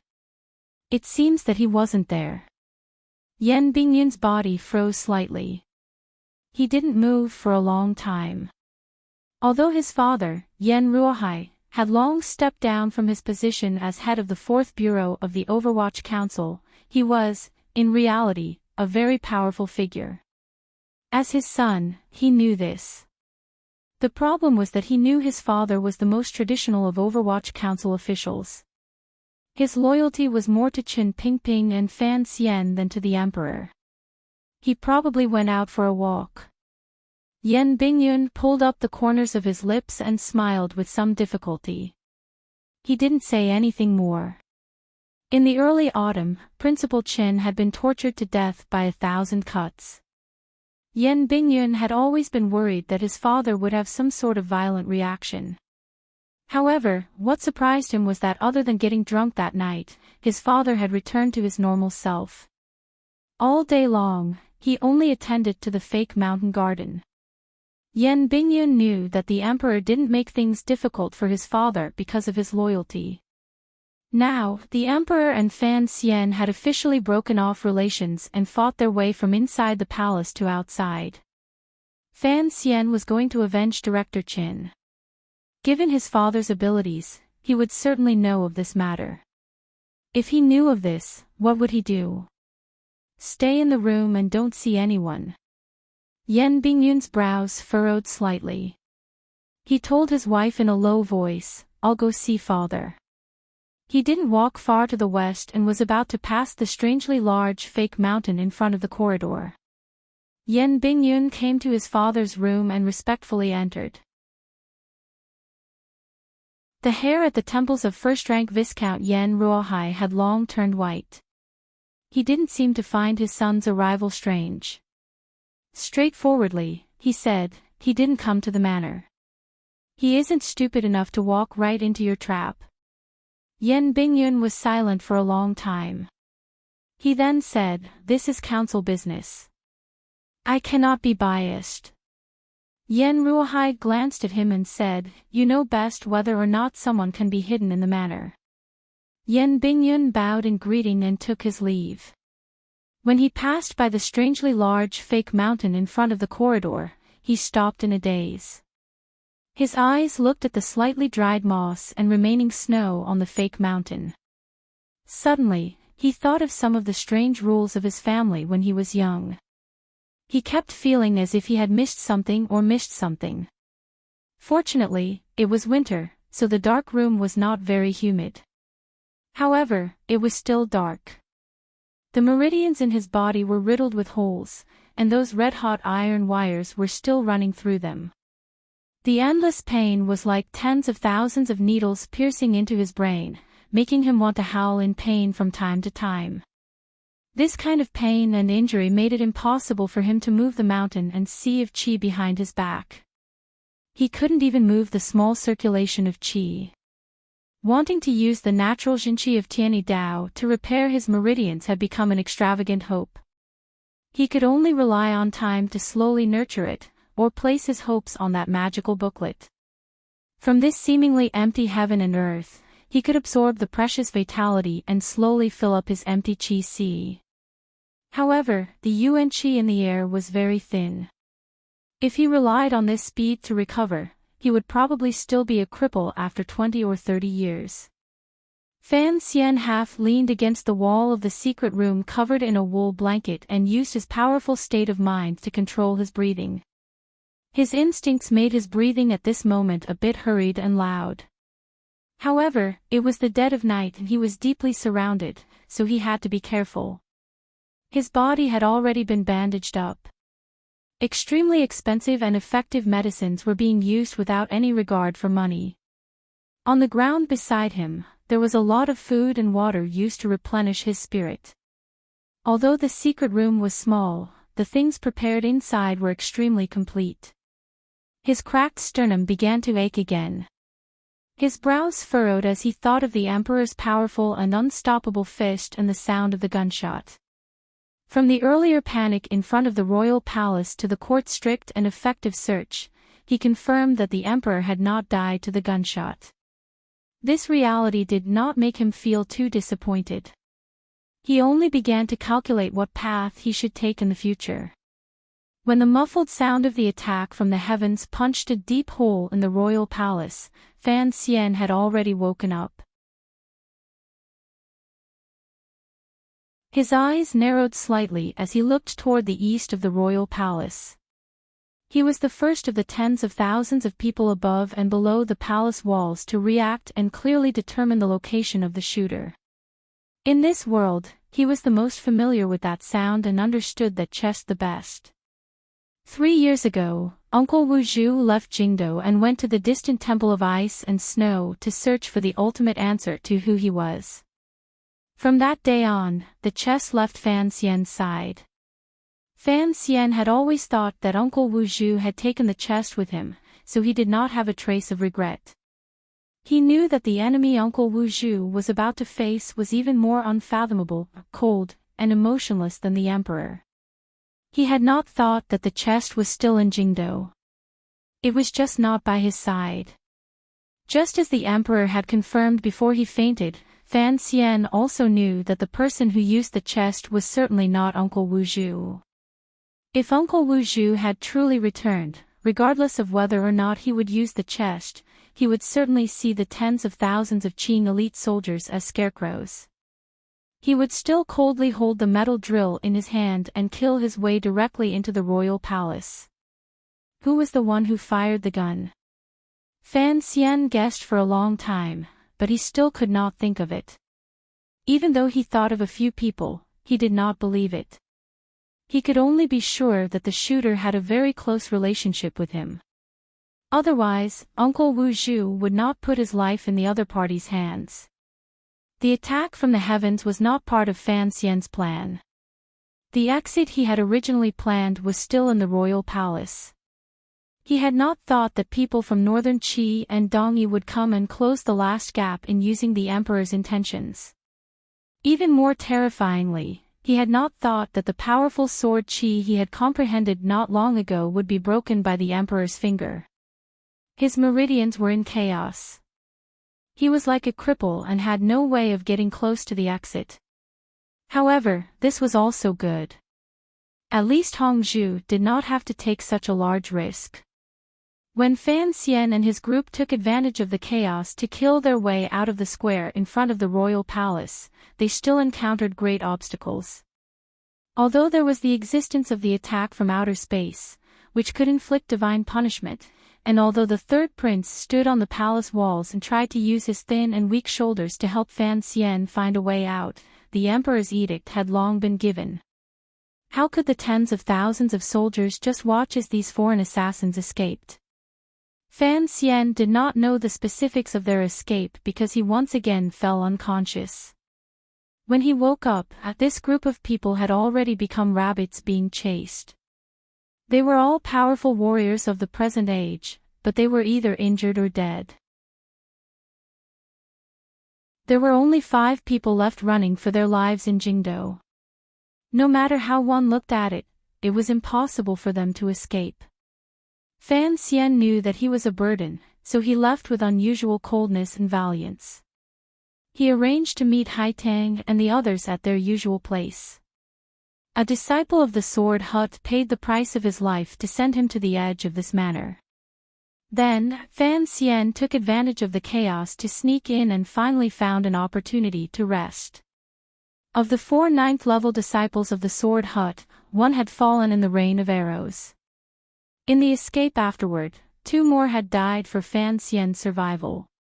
In particular, the 7th disciple, who had killed a dozen Qing aces with his sword and still died to a crossbow, had died in the instant Fan Xian turned the corner of the alley.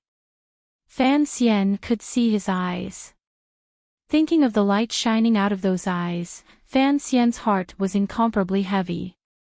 He knew that his debts were even greater than before. If he could survive this time, he could not hide. He would certainly have to do many things to repay his debts. As Fan Xian thought deeply, he adjusted his breathing. The secret room was deathly silent and dark. Presently, his xinqi had all dissipated, and his eyesight was not as good as usual.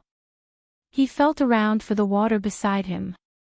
When his fingers had just touched the canteen, he froze. He raised his head and looked calmly at the dark walls of the secret room. It was as if he could feel that there was a pair of eyes quietly watching him from outside the wall. The well-maintained mechanism had a lot of oil on it. When the door to the secret room was opened, there was not a single sound.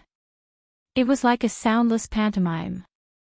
Faint light seeped in from outside the secret room and illuminated the pale-faced but calm Fan Xian inside. Fan Xian looked calmly outside. The dim light made the familiar figure outside the secret room appear dark. "I thought that if you found out, you would use a hammer to break it." Fan Xian looked at Yan Bingyun and said with a slight smile. Standing behind the fake mountain and looking calmly at Fan Xian in the secret room, Yan Bingyun's heart was a mix of emotions. With just one glance, he knew that Fan Xian had no power to resist. He was silent for a moment and then said, "Don't forget, I grew up in this garden. Although, from a young age, my father strictly forbade me from climbing this fake mountain, as you know, children are always curious. How could I not climb? This fake mountain is too big. When I first entered your house, I felt it was strange. I told your father a few times, but he never believed me." Fan Xian coughed and smiled gently. "As expected, if I can find the problem here, of course, you can also find it." Fan Xian was hiding in the fake mountain in Viscount Qinghai's manor. No matter how stormy the Jingdo was, he was hiding in Yan Bingyun's home. Who would have thought of this? If Yan Bingyun had not been carried away on a whim and tried to open the room where he played hide-and-seek in his childhood, presumably, Fan Xian would have been able to safely pass through this most tense moment with Yan Ruohai's help. "Father doesn't know that I know the secret of this fake mountain," Yan Bingyun said with his head slightly lowered. Yan Bingyun lowered his head slightly and said, "Otherwise, he would definitely choose a more suitable place for you to hide." "All right." Fan Xian sighed tiredly. "I knew that my luck in this life was inhumanly good. There would always be a time when my luck would be bad. So, it's in this fake mountain. Yan Bingyun was silent for a long time. He then said, "Earlier, I told father that this is council business and cannot be personal, particularly for you. For the sake of the Qin court, I cannot let you go to northern Qi."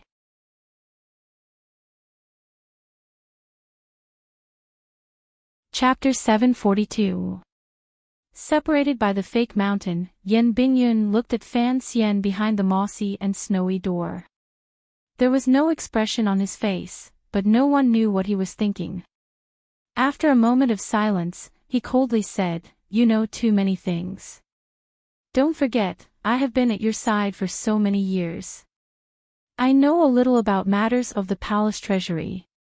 Furthermore, these years, you have always shifted your focus toward northern Qi.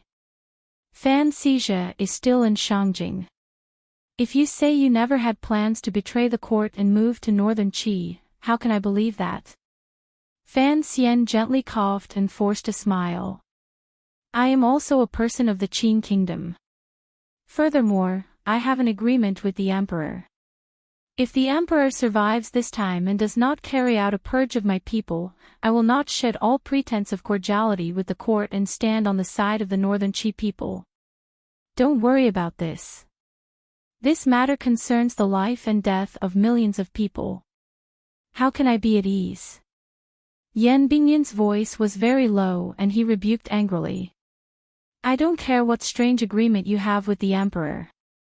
If things change in the future and you leave the Qin kingdom alive and go to Shangjing, who knows whether or not you will go crazy from anger and do those disgusting things." "Disgusting? Are you talking about selling the secrets of the palace treasury to northern Qi or helping the Qi people attack the Qin kingdom southward?" Fan Xian smiled slightly mockingly. "One has to keep some promises in one's life. As long as the emperor keeps his promise, none of this will happen. You should know that the assassination attempt in the palace this time is only a small-scale battle. I have not used all of my weapons.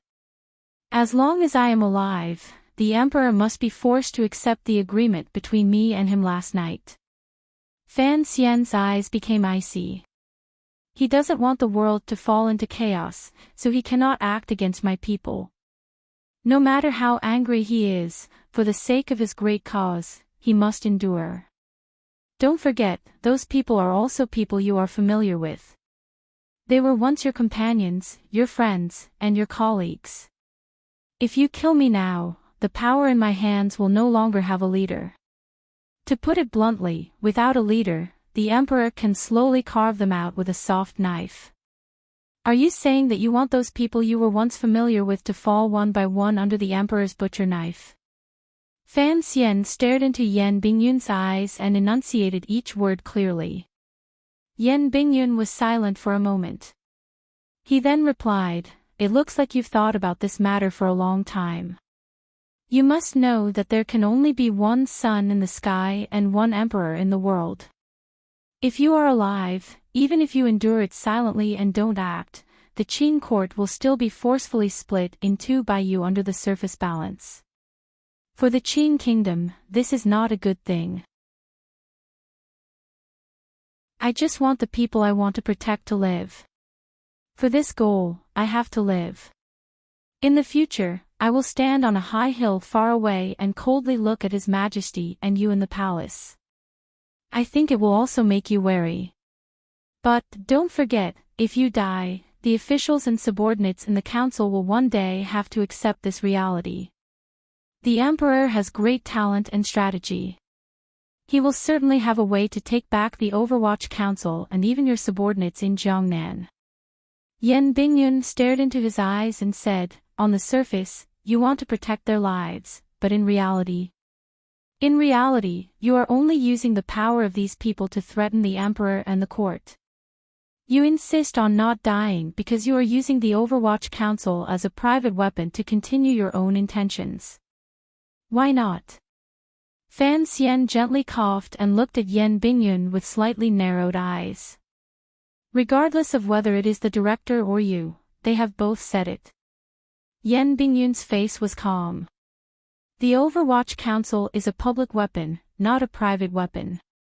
How can you use the public weapon of a country for your own personal gain? This is where I disagree with you. Is that so?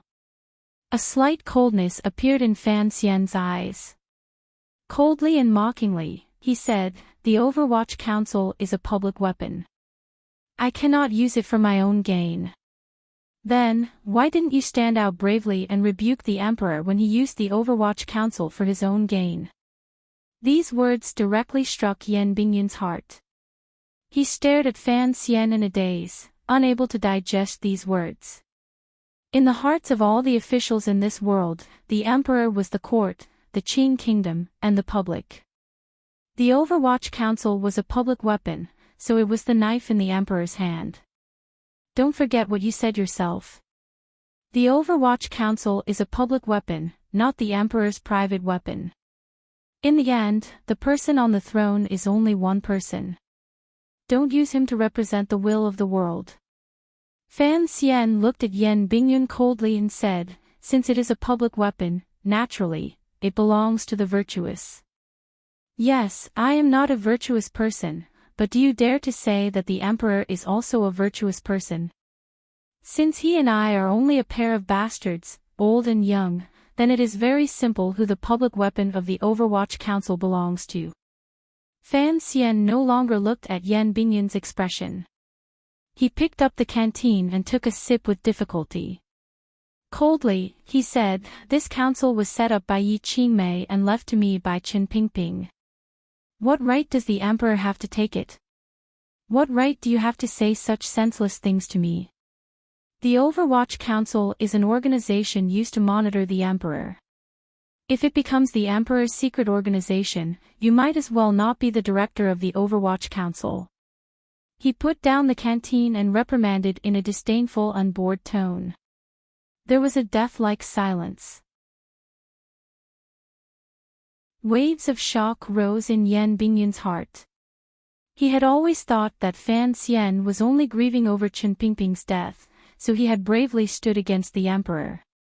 He had not thought that in Fan Xian's heart, there was no innate dignity of imperial power. This kind of treasonous and rebellious argument was difficult for Sir Yan Jr. to digest. He was silent for a long time but still could not wrap his head around it. Director Chen had never taught him this, and Fan Xian had never said this before. The Overwatch Council was used to monitor the Emperor. What kind of joke was this? Glancing lightly at Yan Bingyun's expression out of the corner of his eye, a powerful sense of disappointment flashed through Fan Xian's heart. He knew that in this world, other than Chen Pingping, who had been deeply influenced by his mother, and himself, no one else could accept this.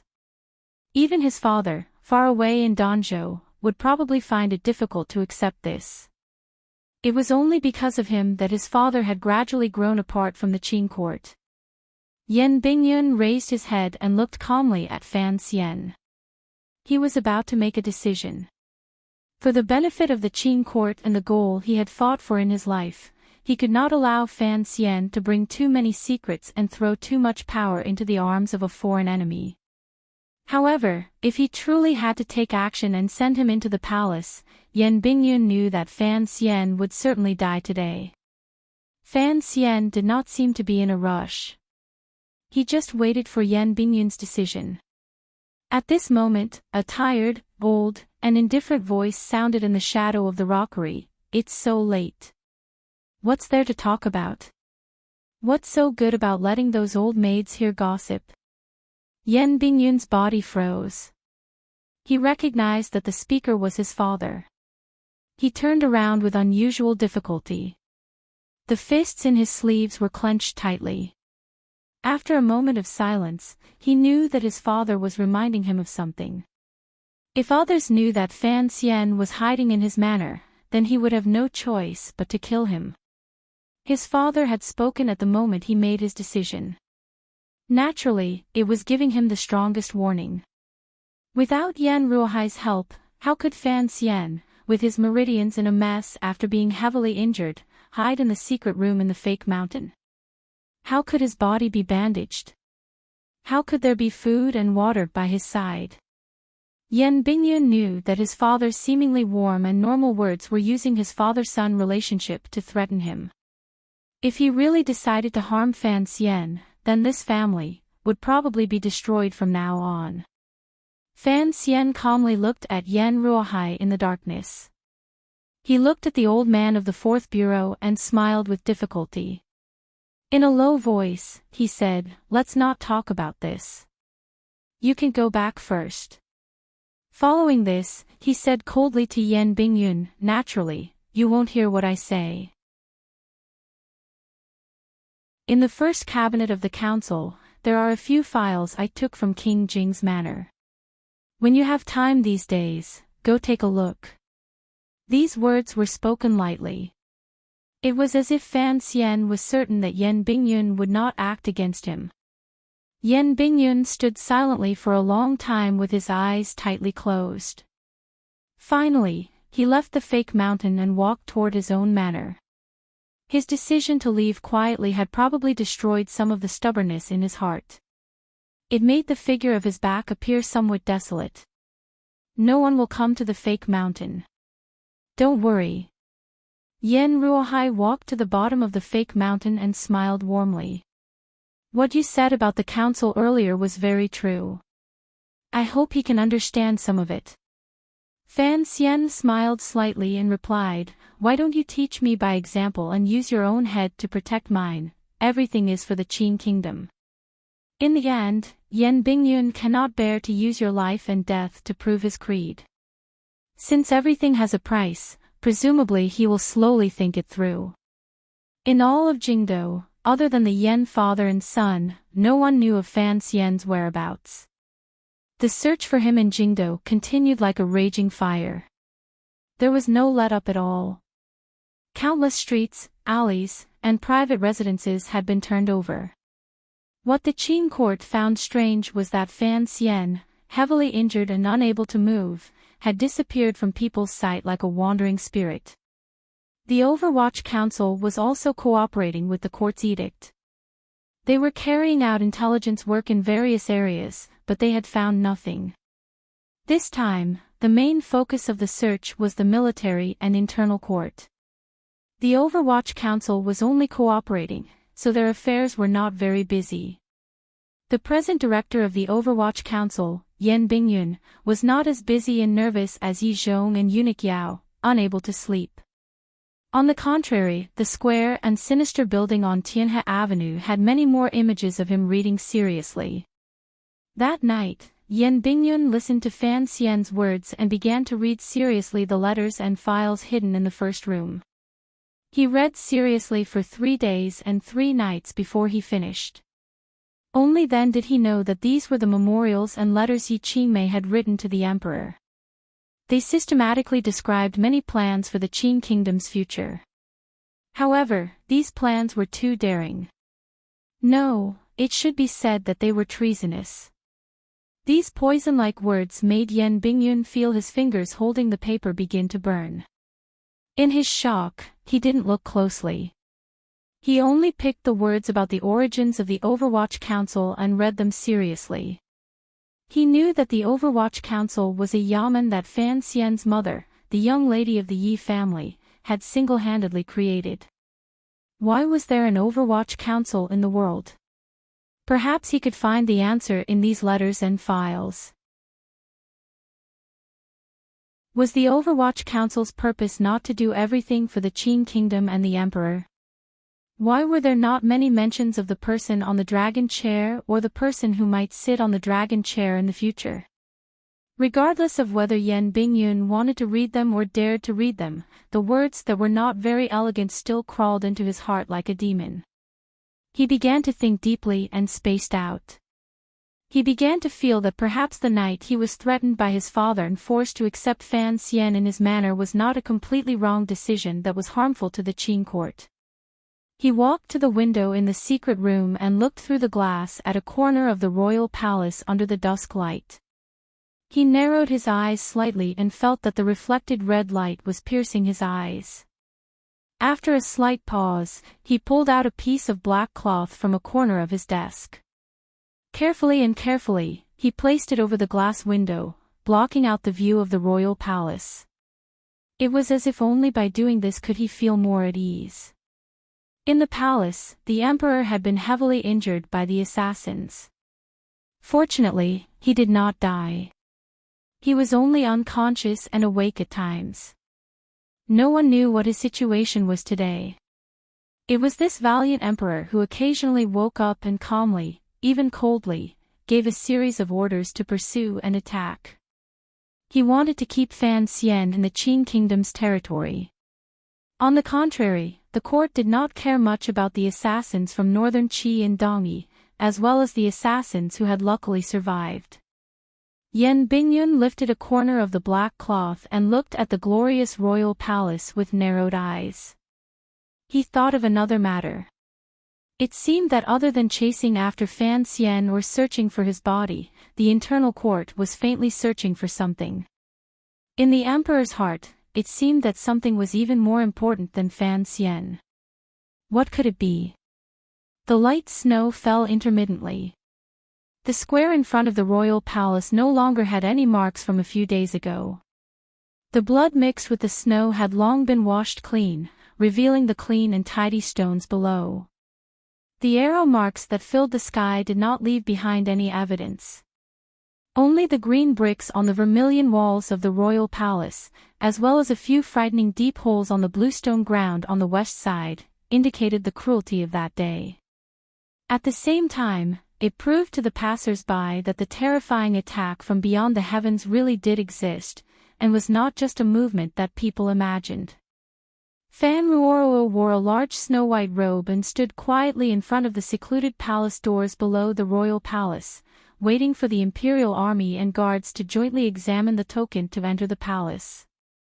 After Scholar he was assassinated in the Hall of Governmental Affairs. The defenses of all of the yamens in Jingdo had been tightened to a state of war. She knew that what truly terrified the court was the matter of the emperor being assassinated. However, this matter was still hidden within a certain range and had not spread among the people. Fan Ruoruo had already personally ordered her to enter the palace after she woke up. The Imperial Academy of Medicine had personally gone to the Fan Manor to invite her. This was not only because Fan Ruoruo's medical skills, which she had inherited from Qing Shan and Fei Jia, had reached a certain realm. More importantly, the serious injury the emperor had suffered was not the internal injuries and sword marks left by the assassins. The most fatal injury was the metal shrapnel that had flown into the flesh of the emperor's chest. Everyone knew that in the entire world, only the young lady of the Fan family knew this strange method of treatment called surgery. On the way here, Fan Ruoruo had already learned of the current condition of the emperor's body from the mouth of the royal doctor. Knowing that the emperor had not died under her shot, Fan Ruoruo did not know what kind of feeling she had in her heart. Strangely, she did not feel overly disappointed. She only felt a bit lost. She had lived in the palace for a full 5 months and stayed in the royal study for 5 months. It could even be said that she was the woman who had stayed by the emperor's side the longest these years. She knew very well what kind of person the gradually aging emperor was. More importantly, the way this emperor treated Fan Ruoruo was indeed different from others. Be careful after you enter the palace. If it is inconvenient for the emperor and you want to stay in the palace for treatment, you have to send a message to the manor. King Jing's heir, Li Hongqing, stood by Fan Ruoruo's side and warned her in a quiet voice. There was worry that could not be hidden between his brows. Treating the emperor's illness had always been a terrifying matter. What was even more terrifying was that the emperor's injuries could not be separated from Fan Xian, yet Fan Ruoruo was Fan Xian's favorite sister. Thinking of how Fan Ruoruo had been placed under house arrest in the palace a few months ago, Li Hongqing felt a strong worry in his heart. Yes. Fan Ruoruo smiled slightly. The indifference and frost on her face gradually melted. She lowered her head and bowed toward Hongqing. She and the imperial doctor were led by the guards toward the royal palace. She had always known of Li Hongqing's intentions and was deeply moved by it. Particularly these few days, the Fan Manor had been repeatedly searched. Regardless of whether it was Lin Wan or her status as a princess or Fan Ruoro's position in the emperor's heart, in the face of the great crimes Fan Xian had committed, they all became things that did not need to be mentioned. After returning from Xiliang Road, Li Hongqing, who had taken up the position of deputy of the Bureau of Military Affairs, did not avoid suspicion at all. Bravely, he held down the fort in the Fan Manor and suppressed the wolf-like soldiers. Without Li Hongqing, the days of the Fan Manor would probably be much more difficult. Walking through the quiet and cold palace gate, the sound of footsteps rang out quietly. Fan Ruoro lowered her head slightly. She felt that what her brother had said in the past was right. Life had always been a play, and it was often an absurd play. The emperor had almost died through her spear, yet she was going to treat his injury. Up until the moment Fan Ruoro entered the palace, she still had not made up her mind on how to respond. She knew that the emperor had already woken up. Fortunately, the emperor had woken up and sent down an edict. Thus, the Fan Manor had not suffered a disaster. Given the crimes Fan Xian had committed, the entire Fan Manor would probably be taken into prison. At most, Lin Wan Fan Ruoro, and the children would be brought into the palace. However, the emperor had not sent down this edict. This made Fan Ruoro admire her sister-in-law's choice not to leave the capital that day. Although no one knew exactly what Fan Xian and the emperor had said the night before the palace coup and what agreement they had reached, at least Lin Wan had guessed something. Presently, Jingdo was only desperately chasing after Fan Xian and did not use lightning speed to suppress the people Fan Xian protected. The Fan Manor not leaving the capital and returning to Danzhou was, without question, an expression of an attitude. It was an attitude to test how sincere the emperor was in fulfilling his promise. Thinking of this, Fan Ruoro admired her sister-in-law's calm state of mind in the face of danger. She felt a sense of worship for her brother, Fan Xian, that had long been rooted in her heart. In this world, other than her brother, who else could force a powerful ruler to suppress his anger after being attacked by an assassin? The palace was right in front of her eyes. Fan Ruoro gradually calmed her emotions.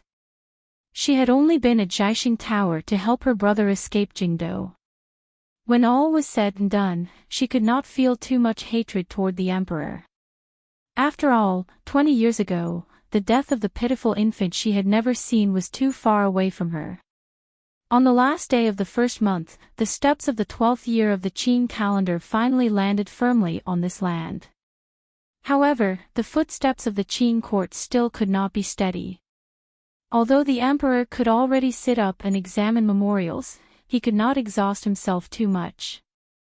His own way of the Hall of Governmental Affairs had died, and key officials in various departments had been ruthlessly eliminated by Fan Xian.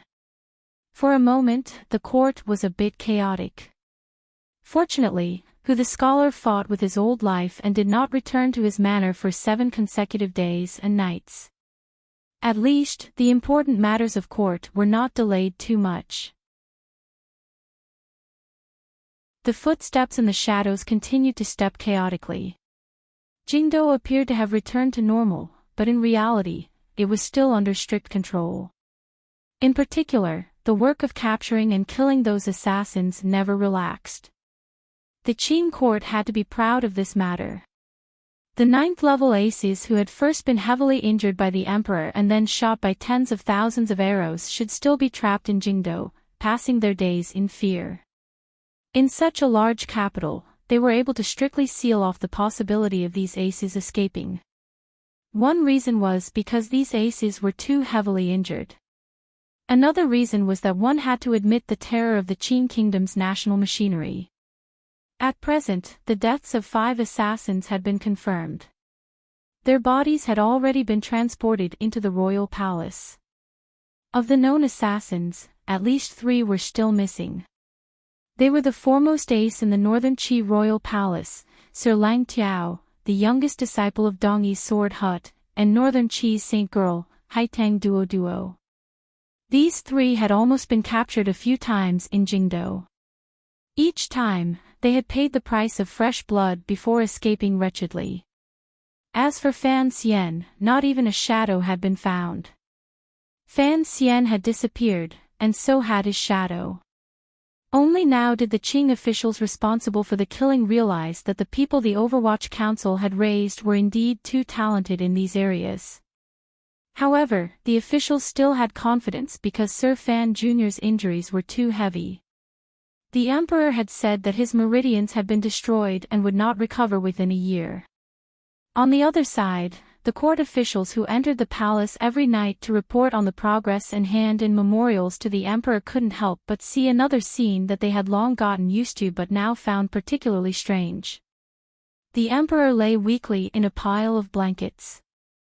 A woman wearing normal clothes served the Emperor coldly and carefully, bringing him medicine and feeding him.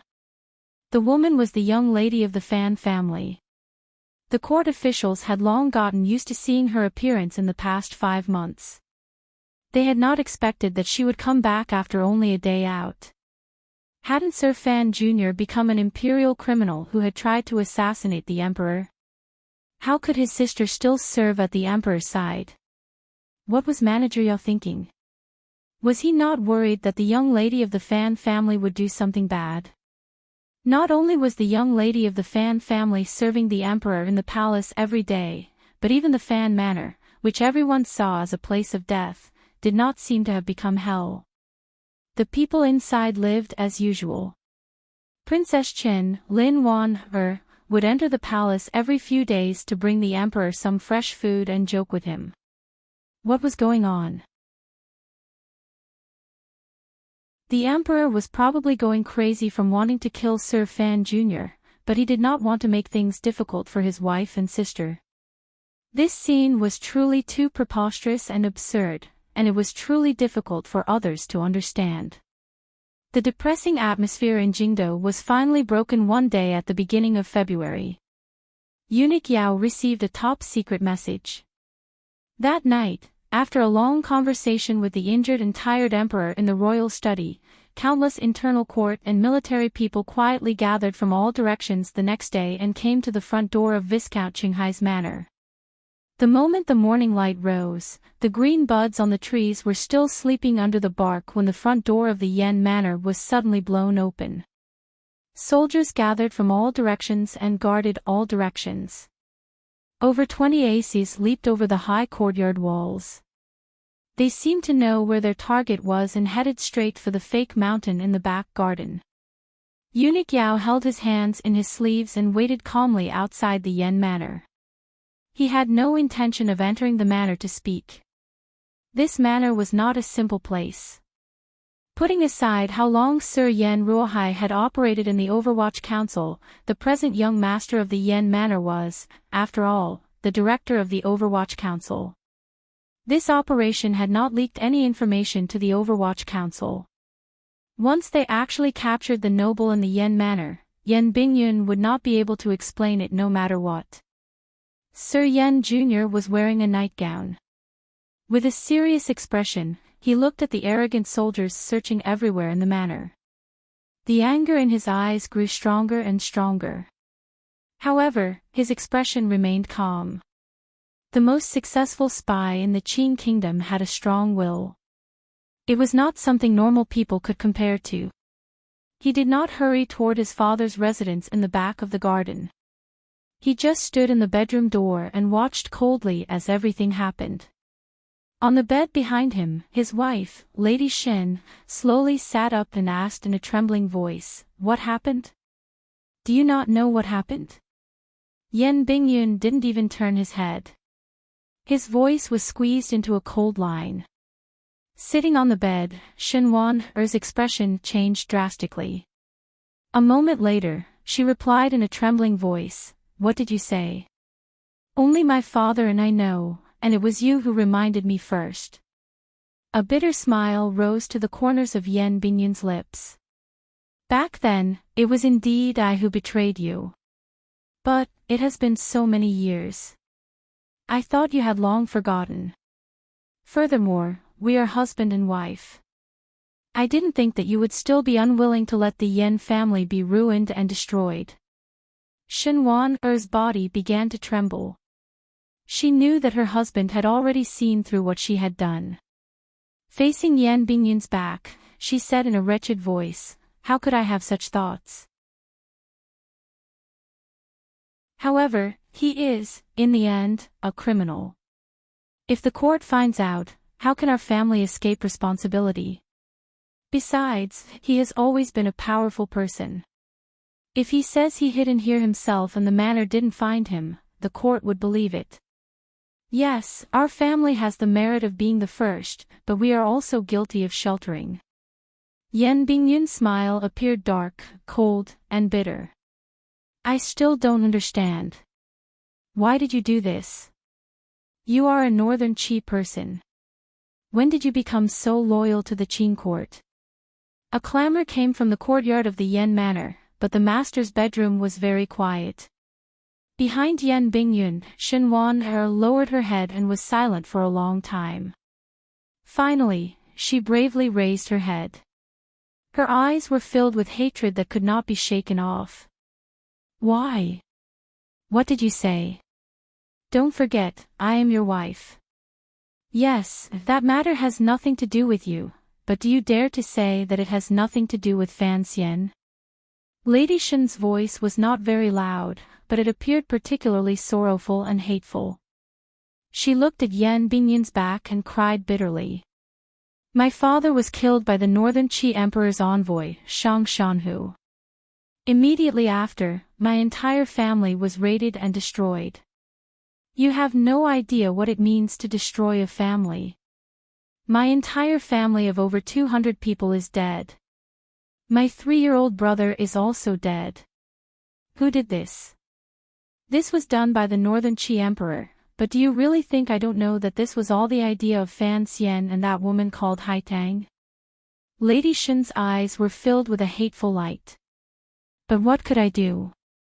Fan Xian is your superior, your friend, and the person you never say, but in reality, admire the most. How could I expect you to avenge my family of over 200 people? Since he dared to escape to my side and let me discover him, I cannot miss this opportunity.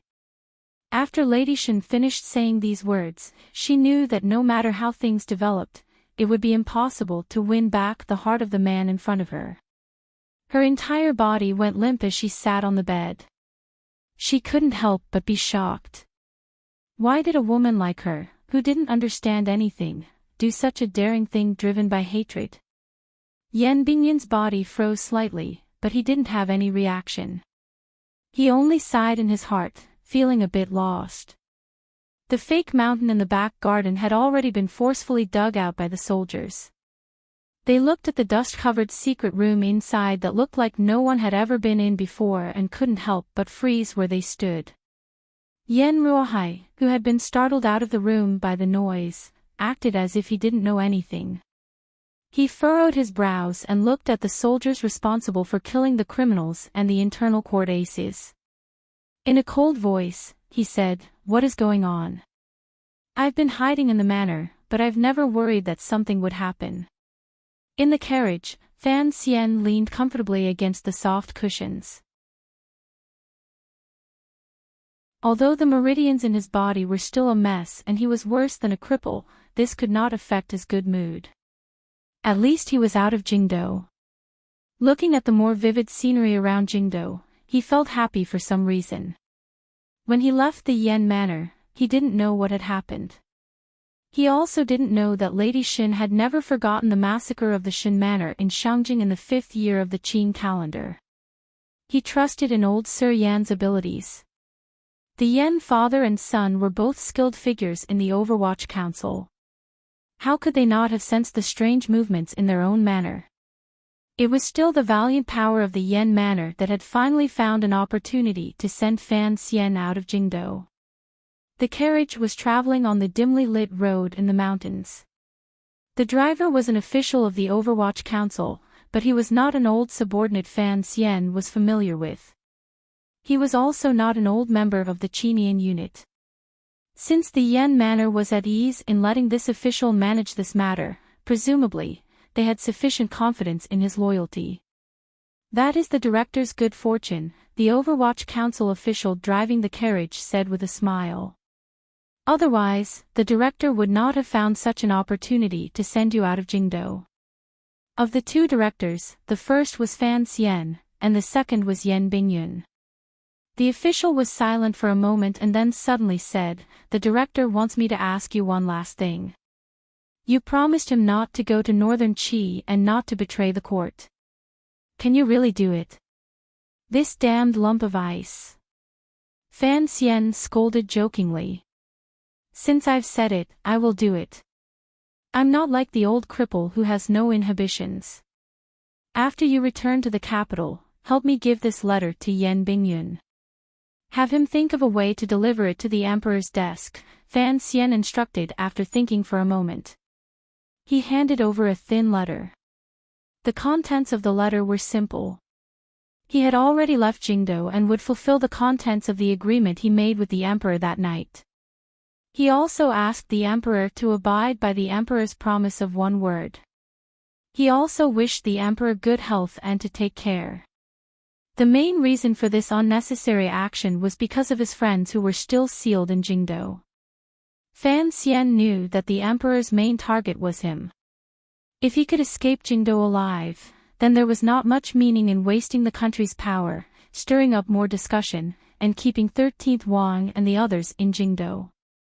The carriage made a few turns in the outskirts of Jingdo and made a few circles.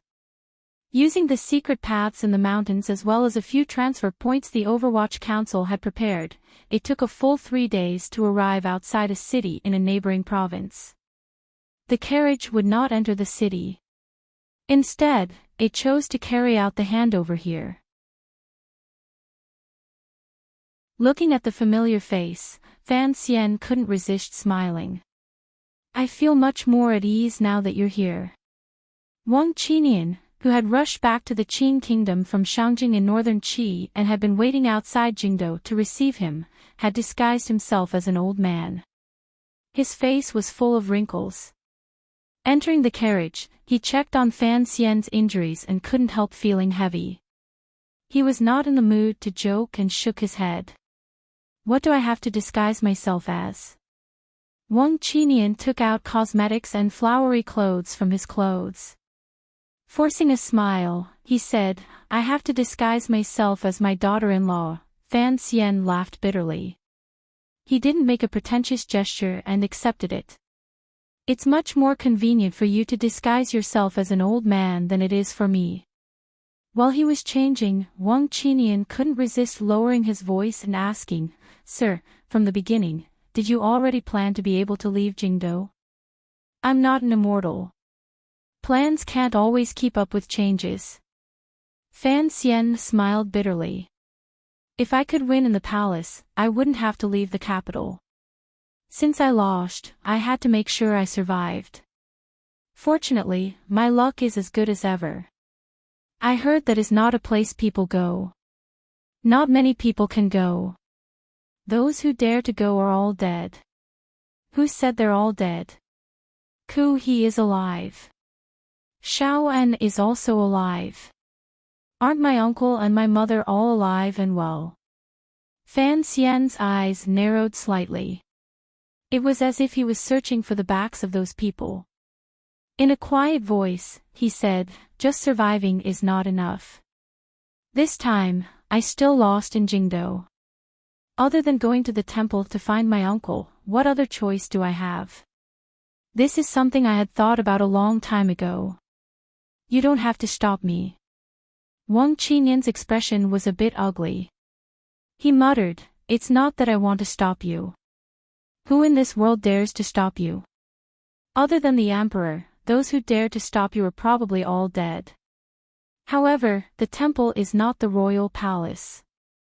It is a place where immortals live. I'm afraid that even if I took you and searched for decades, we wouldn't be able to find a place. Our goal is to not mess around." Fan Xian coughed and forcefully used his will to control the burning pain in his meridians. He forced a smile and said, "You don't have to be too afraid." This was something Fan Xian had thought about. He knew more about the illusory temple than anyone else in the world. He could even faintly capture the true background of the temple. Of course, this was all just a guess. The emperor was so powerful that he had even survived the gunshot and woken up. Fan Xian knew that after this battle, the emperor would never personally leave the palace and risk his life. The situation placed between Fan Xian and the emperor was a mutual restraint based on the long conversation the father and son had before they attacked. In the end, this was a battle between the two of them.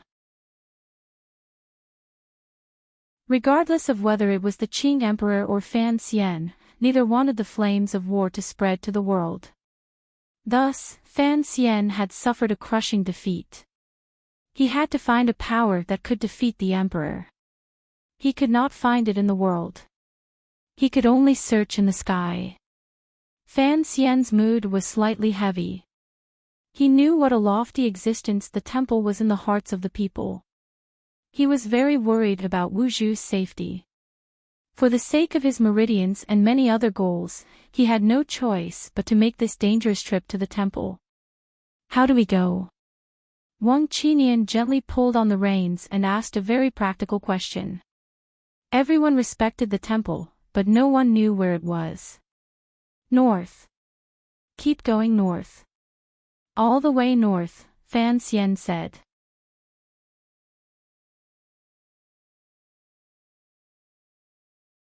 Chapter 743.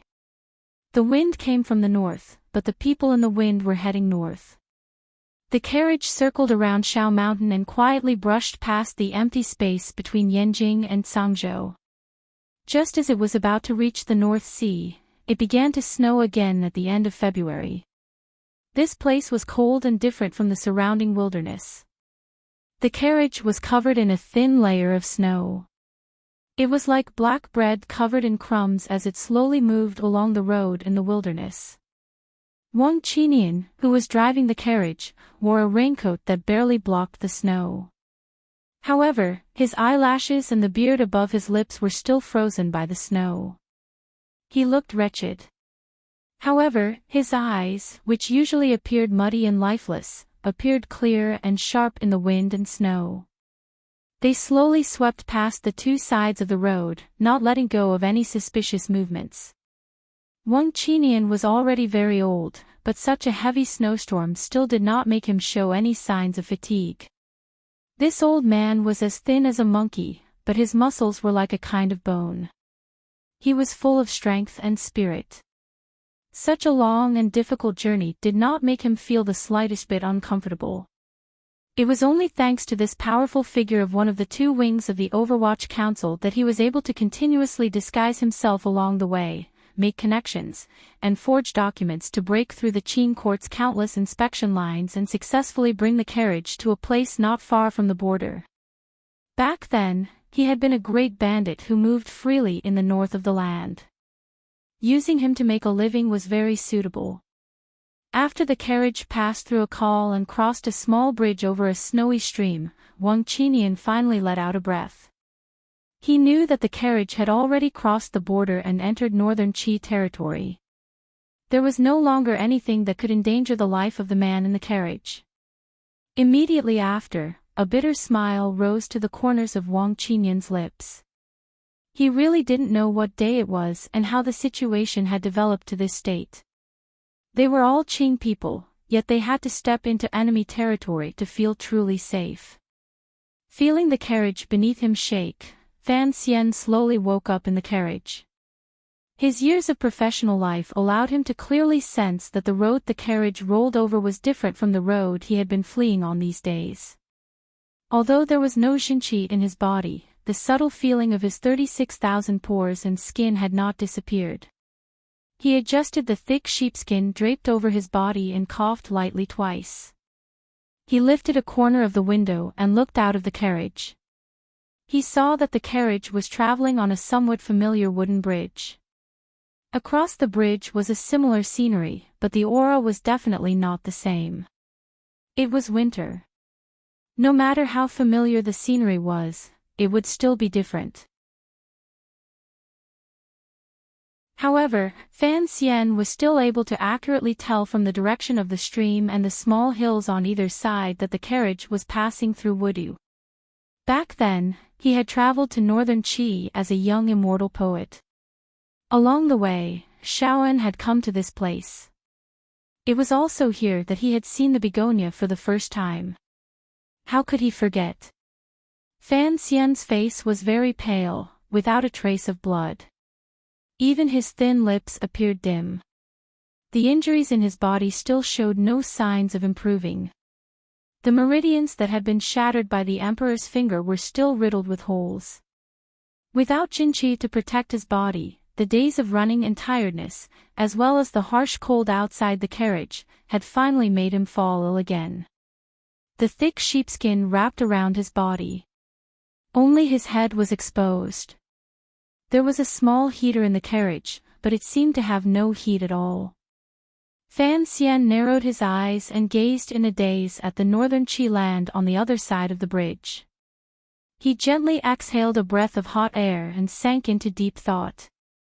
In his direct confrontation with the Emperor, Fan Xian had already unleashed the peak of his strength he could reach in his life.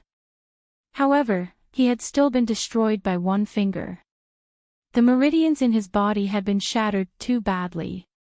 The natural Jinqi of Tianyi Dao contained in his minor circulation had been forced to scatter among his internal organs and was unable to condense. The only thing that seemed to be of some use was the mysterious little book Ku he had left him.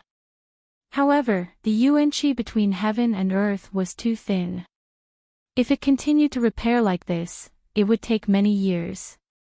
After Wudu, not far away was the northern sea. The meridians in his body were all shattered.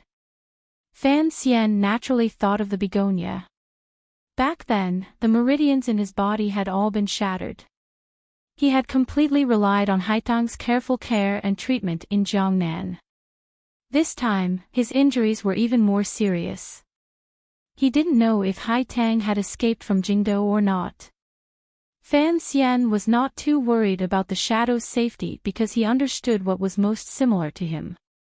As long as they plunged into the sea of people, no matter what identity they used, they would be able to live well and safely. Furthermore, they would live well. However, Haitang and 13th Wang were different. Although the two of them were the top young warriors in the world, in the end, they had not specially studied these survival skills. Fan Xian did not know much news from Jingdou. When he was hiding in the fake mountain in the Yan Manor, old Sir Yan Ruohai would give him daily updates on the current situation in Jingdou. He knew that the emperor had already woken up. After leaving the capital, he and Wang Qinian only moved forward in silence. They took the initiative to cut off all contact with the old subordinates of the Overwatch Council and the various powers under Fan Xian's control. It was for safety. It was also part of the agreement Fan Xian and the Emperor had reached. Fan Xian knew that as long as he did not die, the Emperor would not act against those people. It would not be appropriate for him to take the initiative to contact them. The chilly wind poured in from outside the window. Fan Xian's narrowed eyes narrowed even more. He had not thought that the weather at the end of February would still be so cold. He couldn't help but worry about the trip to the temple in a few days.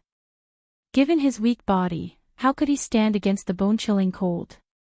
Fan Xian pulled all of his hands and feet into the thick sheepskin. Tiredly and haggard, he leaned against the window and allowed the snowflakes to hit his face. Calmly, he looked at the winter woods on the other side of the bridge. He thought of the flower girl holding a flower basket standing quietly like this in the woods that year. If she was by his side at this moment, perhaps the trip to the temple would be much easier. Heaven follows one's wishes. These 4 words seemed to describe Fan Xian's current situation. Fan Xian looked at the figure that had suddenly appeared in the winter woods and the flowers that appeared in the expanse of white.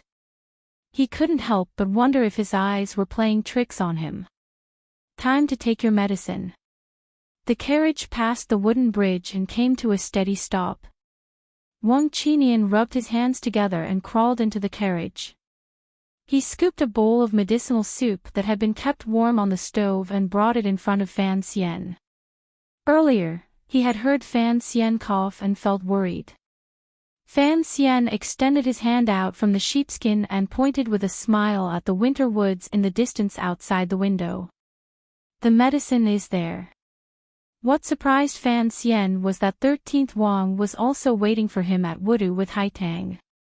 In contrast to when he tried to assassinate the emperor in front of Taiji Palace, 13th Wang's silent and determined figure flashed out from behind Haitang and calmly watched the approaching carriage.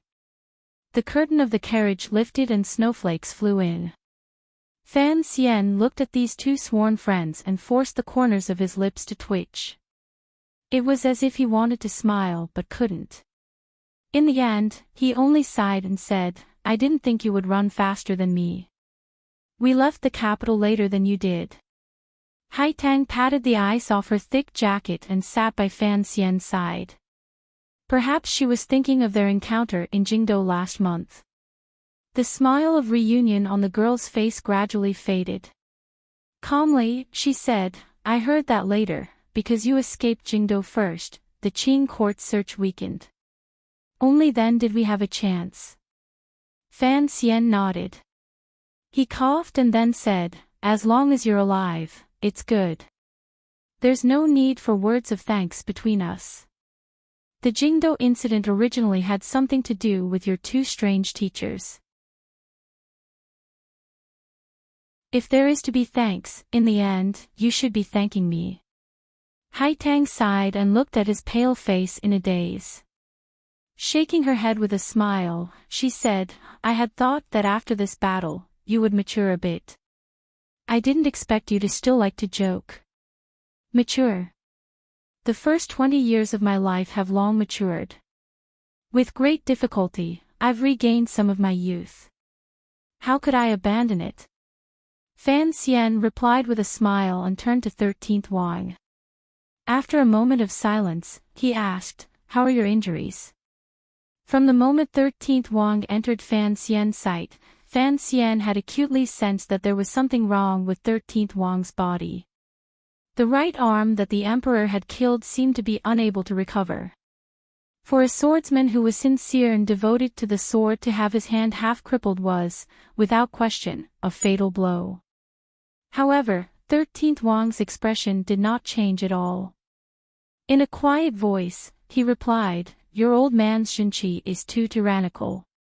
The meridians and muscles in my right arm have all been twisted to mush. There is no way to heal it. I tried on the road, but the effect was only so-so." Haitang Duo glanced at 13th Wang worriedly. Along the way, the two great grandmasters' favorite disciples had broken through together and were already familiar with each other. Fan Xian coughed and calmly said, "Let me take a look." After saying this, two of his fingers were already on 13th Wang's pulse. Immediately after, one of his hands moved up like a dragon's claw. He carefully squeezed 13th Wang's weak right arm. The expression on his face grew heavier and heavier. 13th Wang was silent for a moment and then said, "I've been injured many times in my life. It's not a big deal." Fan Xian shook his head and said, "Buy some top-quality gold needles in Shangjing. Let me try." Following this, he turned around and used his fist to cover his mouth. After coughing forcefully, he panted and said, "At this point, what is there to hide between us? Teach him the method of Tianyi Dao." Haitang was silent for a moment and then nodded her head. The Xunqi of Tianyi Dao had a strange effect on repairing meridians.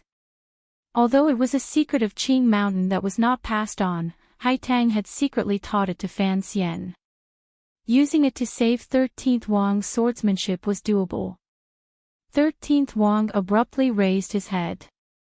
He heard some good information from Fan Xian's words. Even though he was a brave man who cared little for external things, he couldn't help but furrow his brows. Can this injury be cured? Not necessarily, but we still have to try. Fan Xian closed his eyes tiredly. At least eating shouldn't be a problem.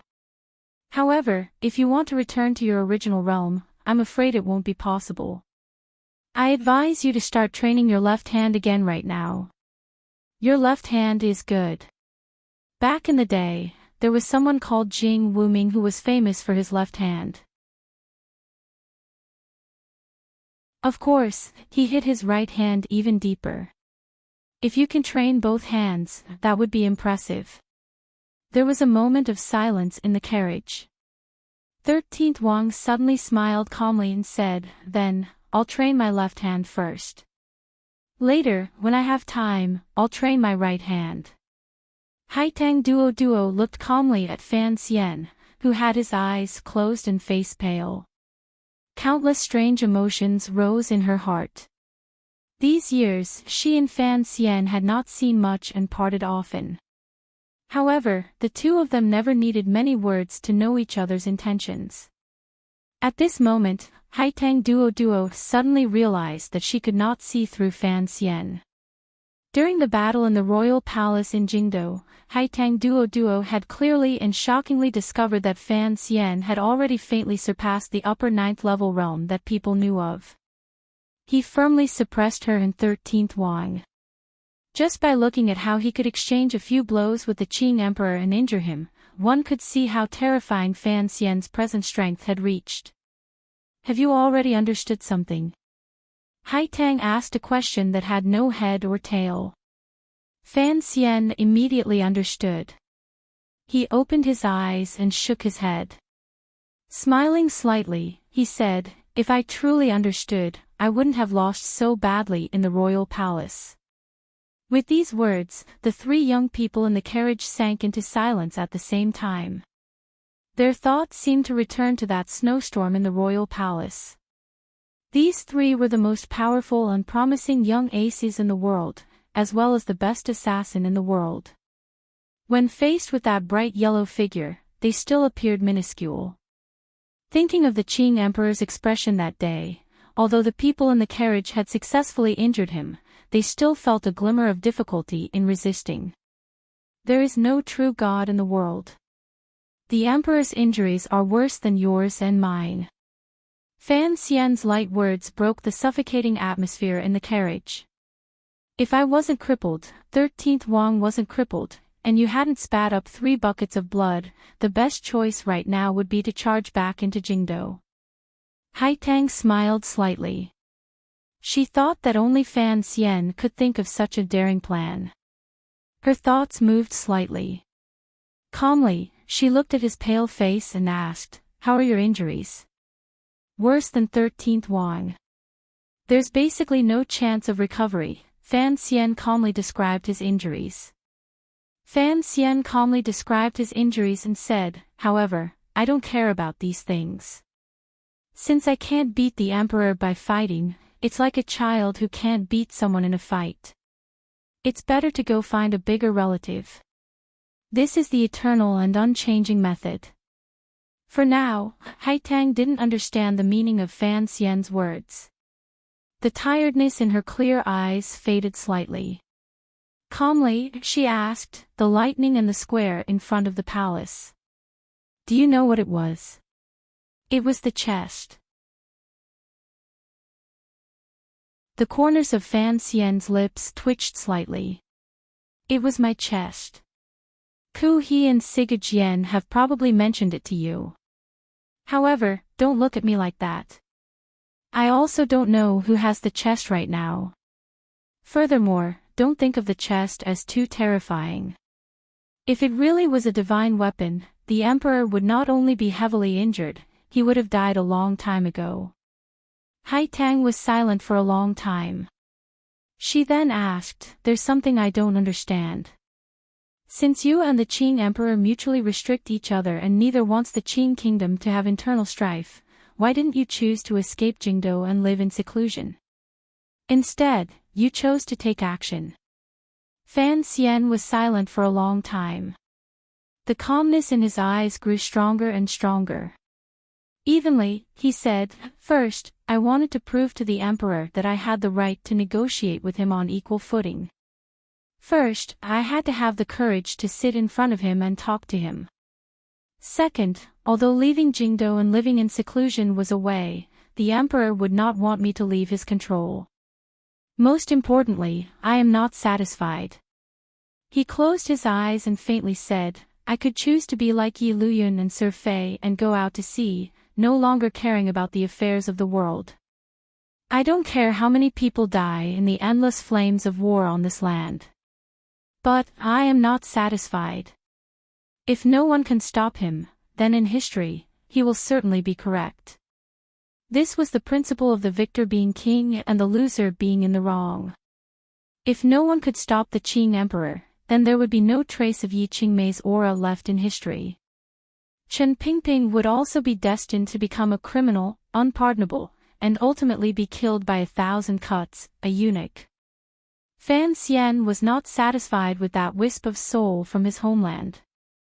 The result of his efforts on this land was to become a vast expanse of white. Thus, he had to carry out the bravest attempt. "I have to try at least once." Fan Xian's eyes narrowed slightly. "Although I lost, at least I have no regrets. When I die in the future, I can always tell myself that I was brave for once in my life." The medicinal soup on the stove sizzled slightly. A wisp of medicinal fragrance enveloped the carriage.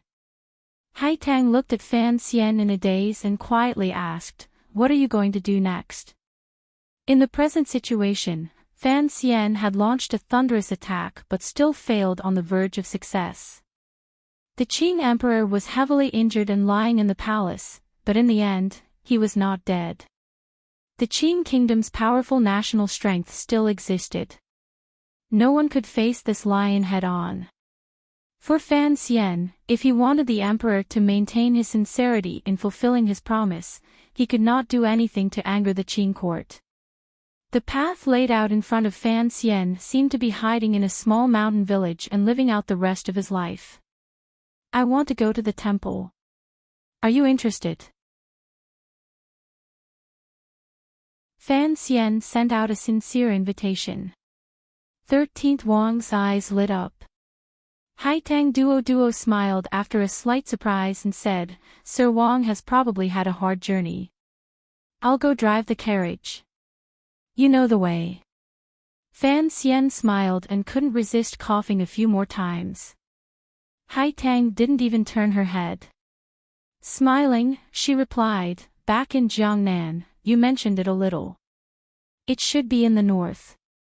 From Wudu to the official road, the broad-leaved forest by the side of the road gradually became as thin as needles.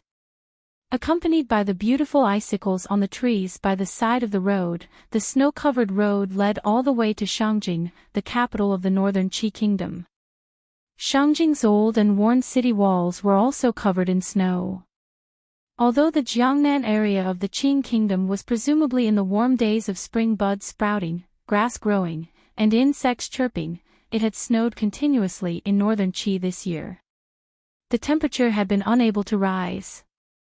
It was still predominantly white. The bright yellow imperial umbrella was like a strange flower in the snow, blooming on top of the old city walls of Shangjing. Light snow fell on the top of the umbrella without making a sound.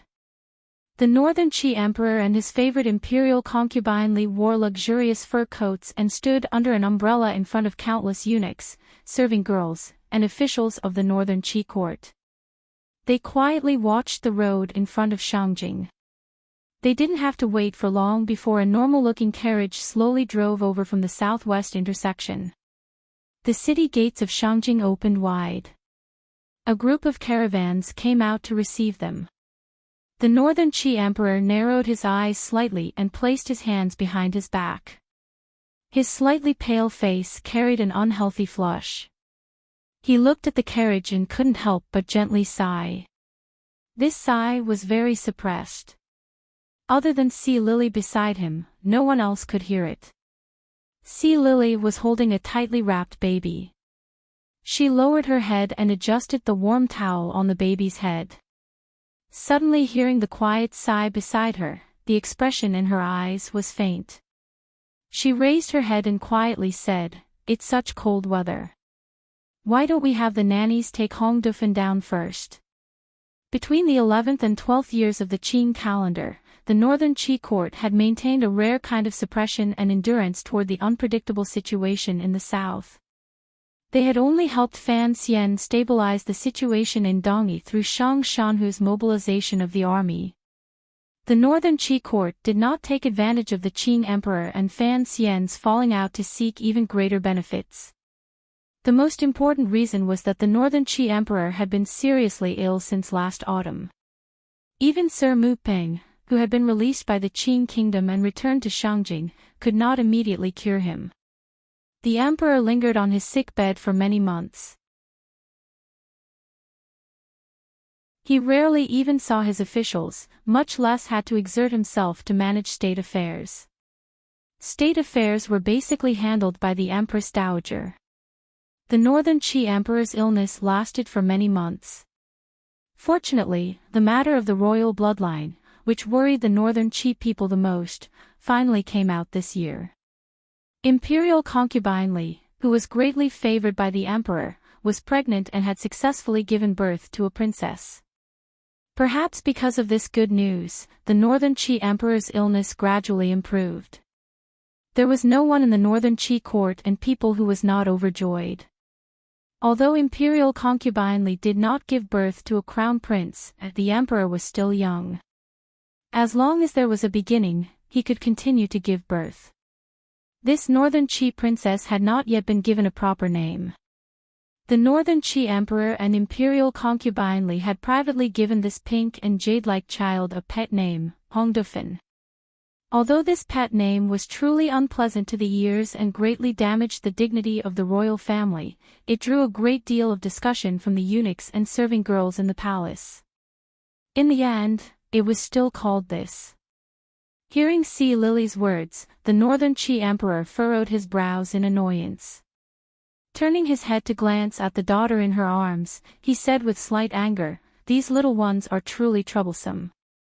Si Lily's expression did not change, but she was smiling happily in her heart. She thought to herself that Hong Dufin in her arms had truly caused great trouble for the emperor. Fortunately, everything had passed smoothly. Suddenly, she looked resentfully at her abdomen. Her figure appeared bloated. She had played the role of a pregnant woman. However, in the end, there was no seed in her stomach. She knew very well why the emperor had braved the cold to carry the princess to the city walls to see this carriage. After the carriage entered Northern Qi territory, it had made contact with the Northern Qi court. The Northern Qi emperor and she both knew where the carriage would go next. Furthermore, no one thought they would be able to return. The emperor probably only wanted the man from the south to be able to see this child with his own eyes before he left. On the road not far from the city walls of Shangjing, it was a different scene. The lonely carriage met with the group of merchants coming out of Shangjing. Fan Xian, wrapped in thick fur clothing, walked out of the carriage for a rare moment. He stared in a daze at the young man in front of him. A myriad of emotions rose in his heart. For a moment, the rims of his eyes became slightly wet, but he couldn't say anything. From the spring of the 4th year of the Qing calendar to now, 8 years had passed in a flash. The Fan Xia in front of him had changed from the pockmarked and irritating child of the past to the mature and steady young man with the air of a great merchant. At this moment, Fan Xian suddenly had the illusion that he was already old. He walked forward and tightly hugged his brother. He didn't say too much. The two of them had not spent much time together, but Fan Xian had never stopped reminding and teaching him. Their letters had also never stopped. He knew how hard it was for his brother to fight alone in Northern Qi. As the saying goes, jade cannot be made into anything without being cut. He had to bear it and endure it. Brother. Fan Xia looked at his brother, whom he had not seen in a long time, and thought of the things that had happened in Jingdo in the south. He then thought of how his brother was about to step onto a path of no return. Involuntarily, sorrow rose from his heart. Crying out loud, he said, "Father and mother are both in Danzhou. Grandmother's health is not good. If you go like this, what will we do? That damn child." Fan Xian's heart warmed slightly, but he coughed and scolded with a smile. "You speak as if I am going to die. Father will take care of things in Danzhou. If you have time, you can go back and take a look. Show filial piety on my behalf." Speaking to this point, he sighed and didn't say anything more. Fan Xizha actually knew that given the present situation, it was impossible for his brother to return to Danzhou. The emperor would not allow him to live. "Have you prepared the things I've asked you to prepare these years?" Fan Xian didn't want his brother to sink into such sorrowful emotions when they met. He forcefully changed the topic and said seriously, "This trip will be dangerous. I don't know what I will face. The things I asked you to prepare are for me to protect my life. You can't be an unscrupulous merchant." This joke was not funny, so Fan Xizha couldn't laugh. He made a humming sound of agreement. Those things were all in the merchant group. The group would follow Fan Xian all the way out of the northern gate, so there was no need to take them out. The two brothers left the group of carriages and talked carefully for a while. It was about Danzhou, Jingdo, their parents, grandmother, Ruoruo, sister-in-law, and nephew. Just as they were about to part, the two brothers returned to the side of the carriages. Fan Xizha thought of something and furrowed his brow slightly. He personally carried out a heavy urn from a carriage and brought it to Fan Xian. Confused, he asked, "This was sent by the great prince from Dongyi. He said it was something you repeatedly told me not to forget. What exactly is it? It's so heavy. I didn't dare to open it to see." Fan Xian's expression suddenly became serious. Shortly after, he smiled slightly. He knew that given his physical strength, he probably wouldn't be able to carry such a heavy urn. Waving his hand toward the carriage, he said to 13th Wang, who had come down, "Come, since your right arm has some strength, quickly carry your teacher. Your teacher is too heavy. I can't carry him." With these words, everyone near the carriages froze. As for Fan Xizha, who was carrying the urn, his expression couldn't help but change. How could he have thought that he was carrying Sigajian's ashes? This was the remains of a great grandmaster. 13th Wang's expression also changed. He carefully accepted the urn like it was a treasure. Without another word, he returned to the carriage. Fan Xian looked at this scene and couldn't help but grumble bitterly in his heart. He wondered if he was going to spend every day with a dead person on this journey. Why? 13th Wang suddenly poked his face out from the carriage and asked with furrowed brows. "Your teacher told me that if I was going to the temple, I had to carry him with me." Fan Xian shrugged his shoulders helplessly. Watching the slowly departing group of carriages and Fan Xizha kneeling in the snow to send off his brother, Sea Lily, on the top of the palace walls, suddenly had a disappointment and sorrow that was difficult to hide in her eyes. She turned her head to look at the Northern Qi Emperor and faintly said, "Why doesn't he want to enter the capital?" The Northern Qi Emperor's expression was calm. With his hands behind his back, he said after a moment of silence, "Since he has a bet with the Qing Emperor, he has to be willing to lose. If he is not willing to be used by me, how could he enter the city?" He had the second brother of the Fan family prepare for a long time for this trip to the temple. Presumably, he has a plan. You don't have to worry too much. But why didn't Duo come and say a few words to us? Her present identity is Fan Xian's friend. This must be made clear to the entire world. After the emperor said this, a complicated expression flashed through his eyes. He prepared to turn and leave the top of the city walls. Suddenly, his eyes lit up with a faint satisfaction. On the departing carriages below the city walls, Fan Xian was waving his hand toward them with a smile on his face. The Northern Qi Emperor smiled slightly and was about to wave his hand in response when he suddenly realized that something was wrong. He forcefully put down his arm and sighed in his heart. Fan Xian put down his hand and sat back in the carriage. He looked at 13th Wang, who was holding Sigurd ashes without letting go for a moment, and Hai Tang, who was leaning against the window and looking at the scenery of her old country. In his heart, he said to himself, women, brothers, goodbye. Usually, goodbye meant that they would never meet again. However, Fan Xian did not think so. Everyone in the world who knew of his plan all thought he was a madman and thought it was impossible for him to come out of the temple alive. However, he did not believe this. If Yi Qingmei could do it, so could he.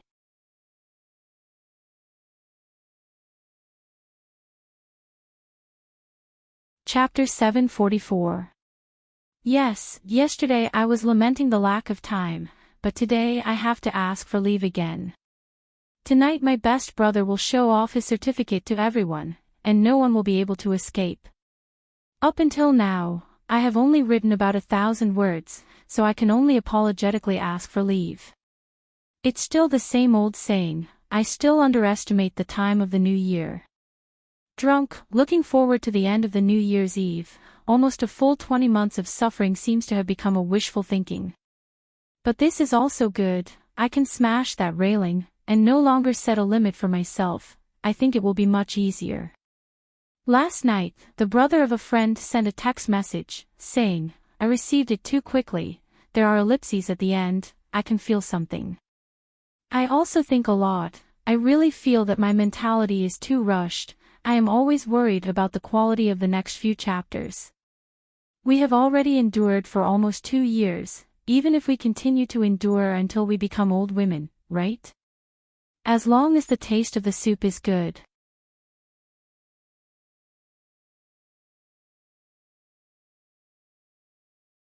Chapter 745. The wind and snow sent spring back. The spring on this land was still accumulating strength in the south. The wind and snow in the north had long strangled all of the spring in its cradle. In the north of the land, 360 days a year, wind, knives, frost, and swords pressed against each other. There was probably no spring to speak of. The wind and snow that filled the sky turned into bone-deep knives and swords. One knife to the left, one sword to the right, chopped down. The black mountain rocks that rarely showed the surface of the snow appeared deathly still because of the cold and merciless carvings of heaven and earth. This was a land of ice and snow. It was also a land of death. However, there was a row of black dots walking on the snowy plains that had been lonely for 100 years. They moved forward silently and resolutely. Occasionally, a number of dog barks pierced through the wind and snow and traveled into the distance, bringing a sense of liveliness. There were only 3 people in this group, but there were more than 60 snow dogs pulling the long sledges carrying food and equipment as they moved endlessly toward the north. It was said that these snow dogs that roamed the extreme north were the descendants of snow wolves. Only northern man people who could endure the bitter cold could tame them and make them good helpers for humans. However, the land had become colder and colder these years. Once they left the north gate, the temperature plummeted. The northern man who usually fought bare-chested in the snow, had long moved south to the grasslands in the west at all costs. The snowy plains had returned to peace. Who were these snow dogs? Wrapped in thick fur, even their heads and faces were covered in a warm fox fur coat.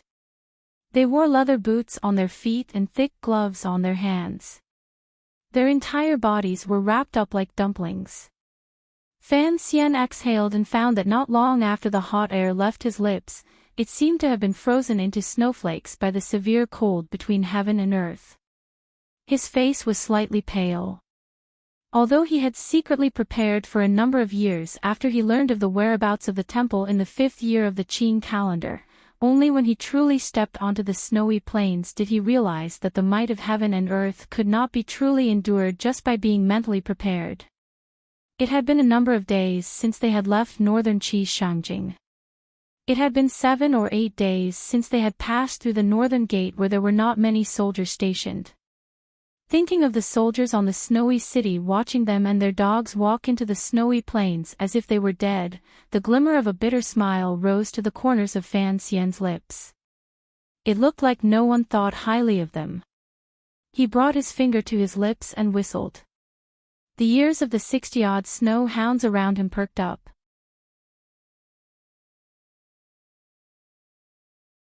They shook their heads energetically and shook off the ice and snow on their bodies. Deep Hair stood on all fours in the cold snow as if he was not afraid of the cold at all. He stuck out his long red tongue and waited for his master's next order. The wind and snow seemed to have lessened slightly. 2 people walked out of the 2 simple snow carts in front and behind Fan Xian. Haitang and 13th Wang were also wrapped like dumplings. They approached Fan Xian's side with puzzled expressions. "Let's go while the snow is still light." 13th Wang's voice passed through the layer of fur and traveled outside. It appeared to be buzzing. Fan Xian panted heavily and coughed as he replied, "Are the people behind still following us?" Haitang took off the earmuffs on the side of her leather hat, revealing 2 clean and cute ears. She listened quietly in the wind and snow for a moment. She then shook her head and said, "Looks like we've lost them." Although the wind and snow had lessened slightly, it was still difficult to hear the 3 of them talking together. The corners of Fan Xian's lips twitched into a smile and he said, "It's good that we've lost them. I don't want the people the little emperor sent to freeze to death on this snowy plains." Haitang didn't say anything. She only narrowed her eyes slightly and gazed toward the depths of the snowy plains in the north. That side was also a patch of white. Other than snow, there seemed to be nothing else in the world. Such a dry and boring journey seemed particularly dangerous because of the severe cold. A complicated expression rose in her eyes. They had already left the sky gate 7 or 8 days ago, but Fan Xian did not need to scout the way. Instead, he directly gave orders to go around the snowy mountains and icy hills. He walked silently as if he knew very well how to get to the temple. Fan Xian's injuries were too serious. It was impossible for him to scout the way. 13th Wang's right arm was not completely healed. Of the 3 of them, although Haitang's body was also weak, if there was to be a path to scout, it would be her. She didn't understand where Fan Xian got his confidence to not get lost in this wasteland where they couldn't see the sun or the path of the mountains. Other than ice and snow, there was nothing else. Fan Xian took out a bamboo knife from the snow sled behind him and carefully scraped the icicles on his leather boots. Everything depended on the details. Only by being fully prepared and considering the details thoroughly could they reach the illusory temple. In the few days since they left the northern heavenly gate, he had led the team on a detour around the snowy plains in order to shake off the team that was tailing them. Regardless of whether the Northern Qi Emperor wanted to ensure the safety of this group or follow behind Fan Xian to find the temple hidden beyond the sky and unknown to others, Fan Xian would not allow it.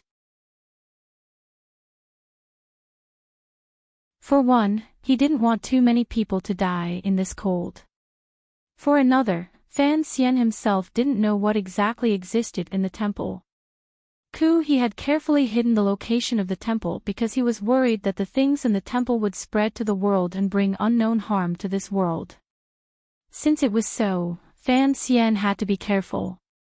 Although it's a bit cold, do we need to wear so much? 13th Wang stood in front of Fan Xian and panted. He felt that the thick leather jacket and boots on his body were a hindrance. Fan Xian was heavily injured and could not move his Xinqi to defend against the cold. However, 13th Wang and Haitang still had abundant Jinqi. When 9th level aces were together, they could truly be said to be impervious to heat and cold. Fan Xian smiled and looked at him. If you can preserve as much heat and Jinqi as possible, then save some. Don't look at the cold right now. You can still withstand it, but we still have to head north. Who knows how low the temperature will be once we get there. As he said these words, he lowered his head slightly to hide the faint worry in his eyes. In the cave in the Shi mountain in the 5th year of the Qin calendar, he had memorized every word of Shaoan's words before he died. He had also made sufficient preparations for this trip to the temple. However, he still had not thought that not even 10 days after leaving the gate of heaven, the cold between heaven and earth would already reach such a degree. It looked like the temperature now was a few degrees colder than when Shaoan and Ku he had gone to the temple decades ago. Since the greatest difficulty is the cold, why don't we choose to leave in the summer? Haitang acutely discovered this problem. The attitude Fan Xian displayed was not very urgent. Since it was so, leaving in the summer seemed to be the best choice. Fan Xian was silent for a moment. He then said, "The time on the road is about 2 months. I don't know how much longer it will take to find the temple. Leaving at the end of winter and arriving at the beginning of summer is safer this way. Furthermore, I don't want to be stuck in darkness for half a year." Yes, I heard that the sky and earth at the temple are reversed. Half the year is night and half the year is day. 13th Wang nodded. None of you understand this world as well as I do, so just listen to me, Fan Xian said calmly. Fan Xian spoke calmly, but his words were filled with unquestionable confidence. When he and De Bao were watching the stars together, he had once again confirmed that this was Earth. Since it was Earth, then the North Pole had polar day and polar night. The north of this world was too cold. Not many people could step into the depths of the snowy plains, and not many could return alive. Thus, in the legends, the place where the temple was had a mysterious and unknown atmosphere. However, this kind of mystery had no effect in front of Fan Xian's eyes. Fan Xian took out 3 strange things from the cloth bag at his side and handed 2 to Haitang and 13th Wang. From now on, there will probably only be snow in our eyes. Overly monotonous colors will cause problems with our eyes. Regardless of whether you're used to it or not, you must wear these things. After speaking, Fan Xian put the thing on the bridge of his nose. It was a pair of glasses made of glass. The lenses had been painted black with some kind of paint, so they could still transmit light. Haitang narrowed her eyes slightly and looked at Fan Xian without speaking for a moment. She felt more and more that she could not see through him. She also didn't know what the thing in her hand was for. Was it good for the eyes? She didn't ask any more questions. Instead, she copied Fan Xian and put on the sunglasses that had appeared for the first time in this world. They had seen crystal glasses before, but they had never seen this kind of black. 13th Wang glanced at Haitang and hesitantly put them on as well. The 3 of them immediately became 3 young blind fortune tellers. It looked rather comical. The 3 of them looked at each other for a moment and couldn't resist laughing. Let's hurry. In another 2 hours, we'll be setting up camp. Fan Xian took out the carefully protected pocket watch and looked at it.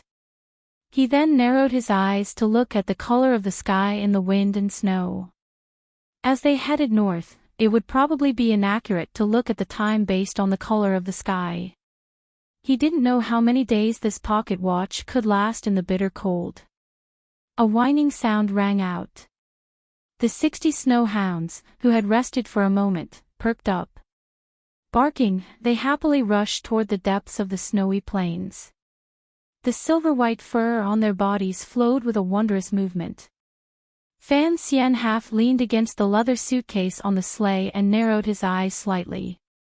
He felt the ice and snow on his eyelashes coldly touch his thin skin. He couldn't help but twitch his nose. He tightened the loose buckles on his collar and cuffs, not wanting a single speck of snow to seep into his body.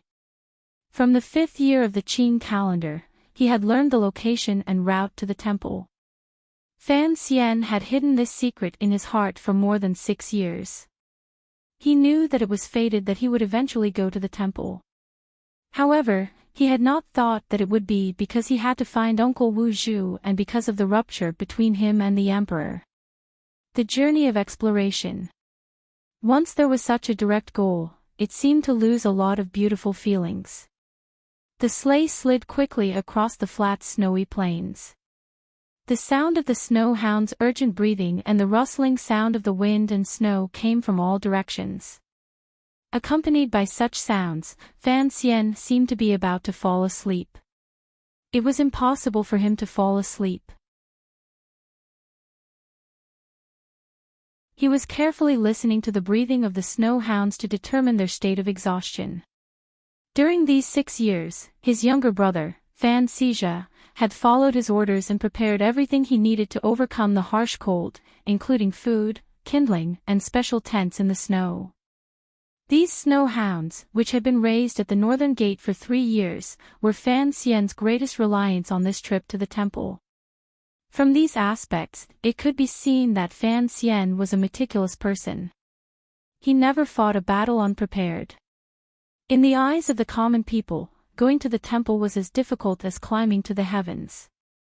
In his opinion, as long as one was fully prepared, the temple was nothing more than a distant tourist attraction. The only thing that made him wary was the cold. The cold now was even colder than when Shaoan and Ku he had been. Back then, the Wei Kingdom had sent out an expedition of hundreds of people. In the end, Shaoan and Ku he had to eat human flesh to last until the temple appeared. Now, there were only 3 people in their group. Would they be able to make it there? Fan Xian closed his eyes, but he was not worried that he would freeze. The meridians in his body were indeed pretty much crippled. He was unable to mobilize Xinqi to protect his body. Strangely, the moment he entered this desolate and strangely cold snowy plains, he acutely sensed that the yuan-qi in the wind and snow seemed to be much thicker than anywhere else in the south. This sensitivity was due to the little booklet Master Ku he had given him before he died. Without that booklet, Fan Xian would probably not have sensed any change in the world. Why was it that the further north one went, the thicker the yuan-qi became? This was a phenomenon that Fan Xian could not understand no matter how he thought about it. In the end, it was a good thing. He half lay on the sleigh and slowly absorbed the yuan-qi ripples between heaven and earth. If the yuan-qi in the north was thicker, perhaps he would only need 2 or 3 years for the meridians in his body to be as good as new.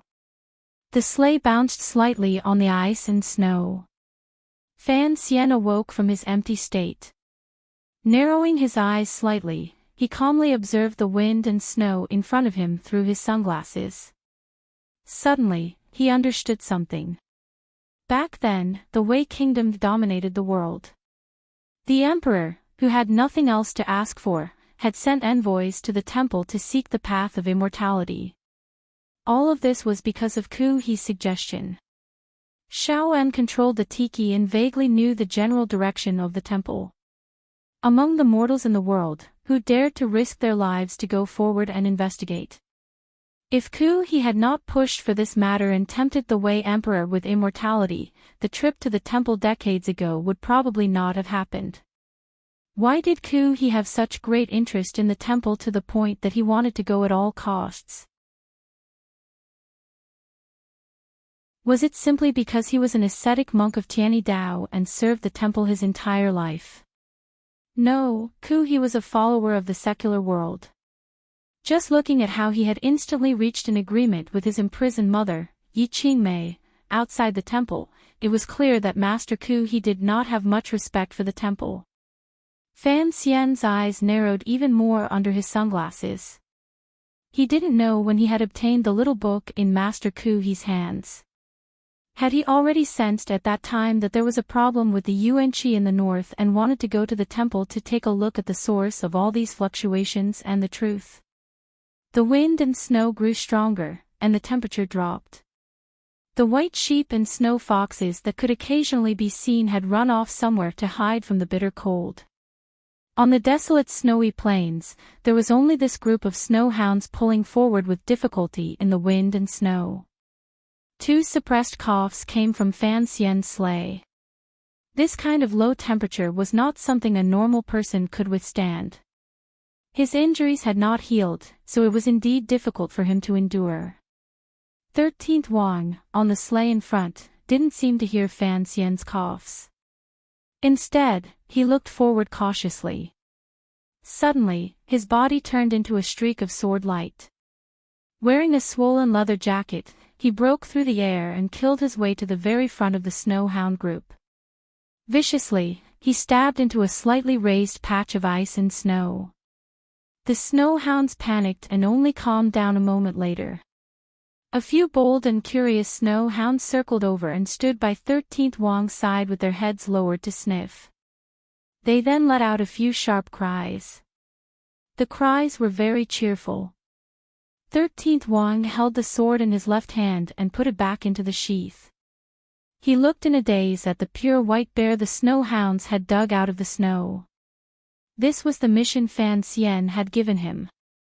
Along the way, he was to catch some game in case he needed it in the future. The snow hounds were very obedient. After dragging the white bear out of the snow, they didn't do anything else.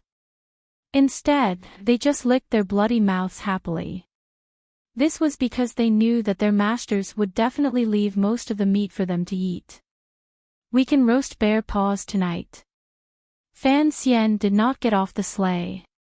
He watched as Haitang and 13th Wang tied the white bear to the sleigh and couldn't resist smiling happily. This was just an interlude.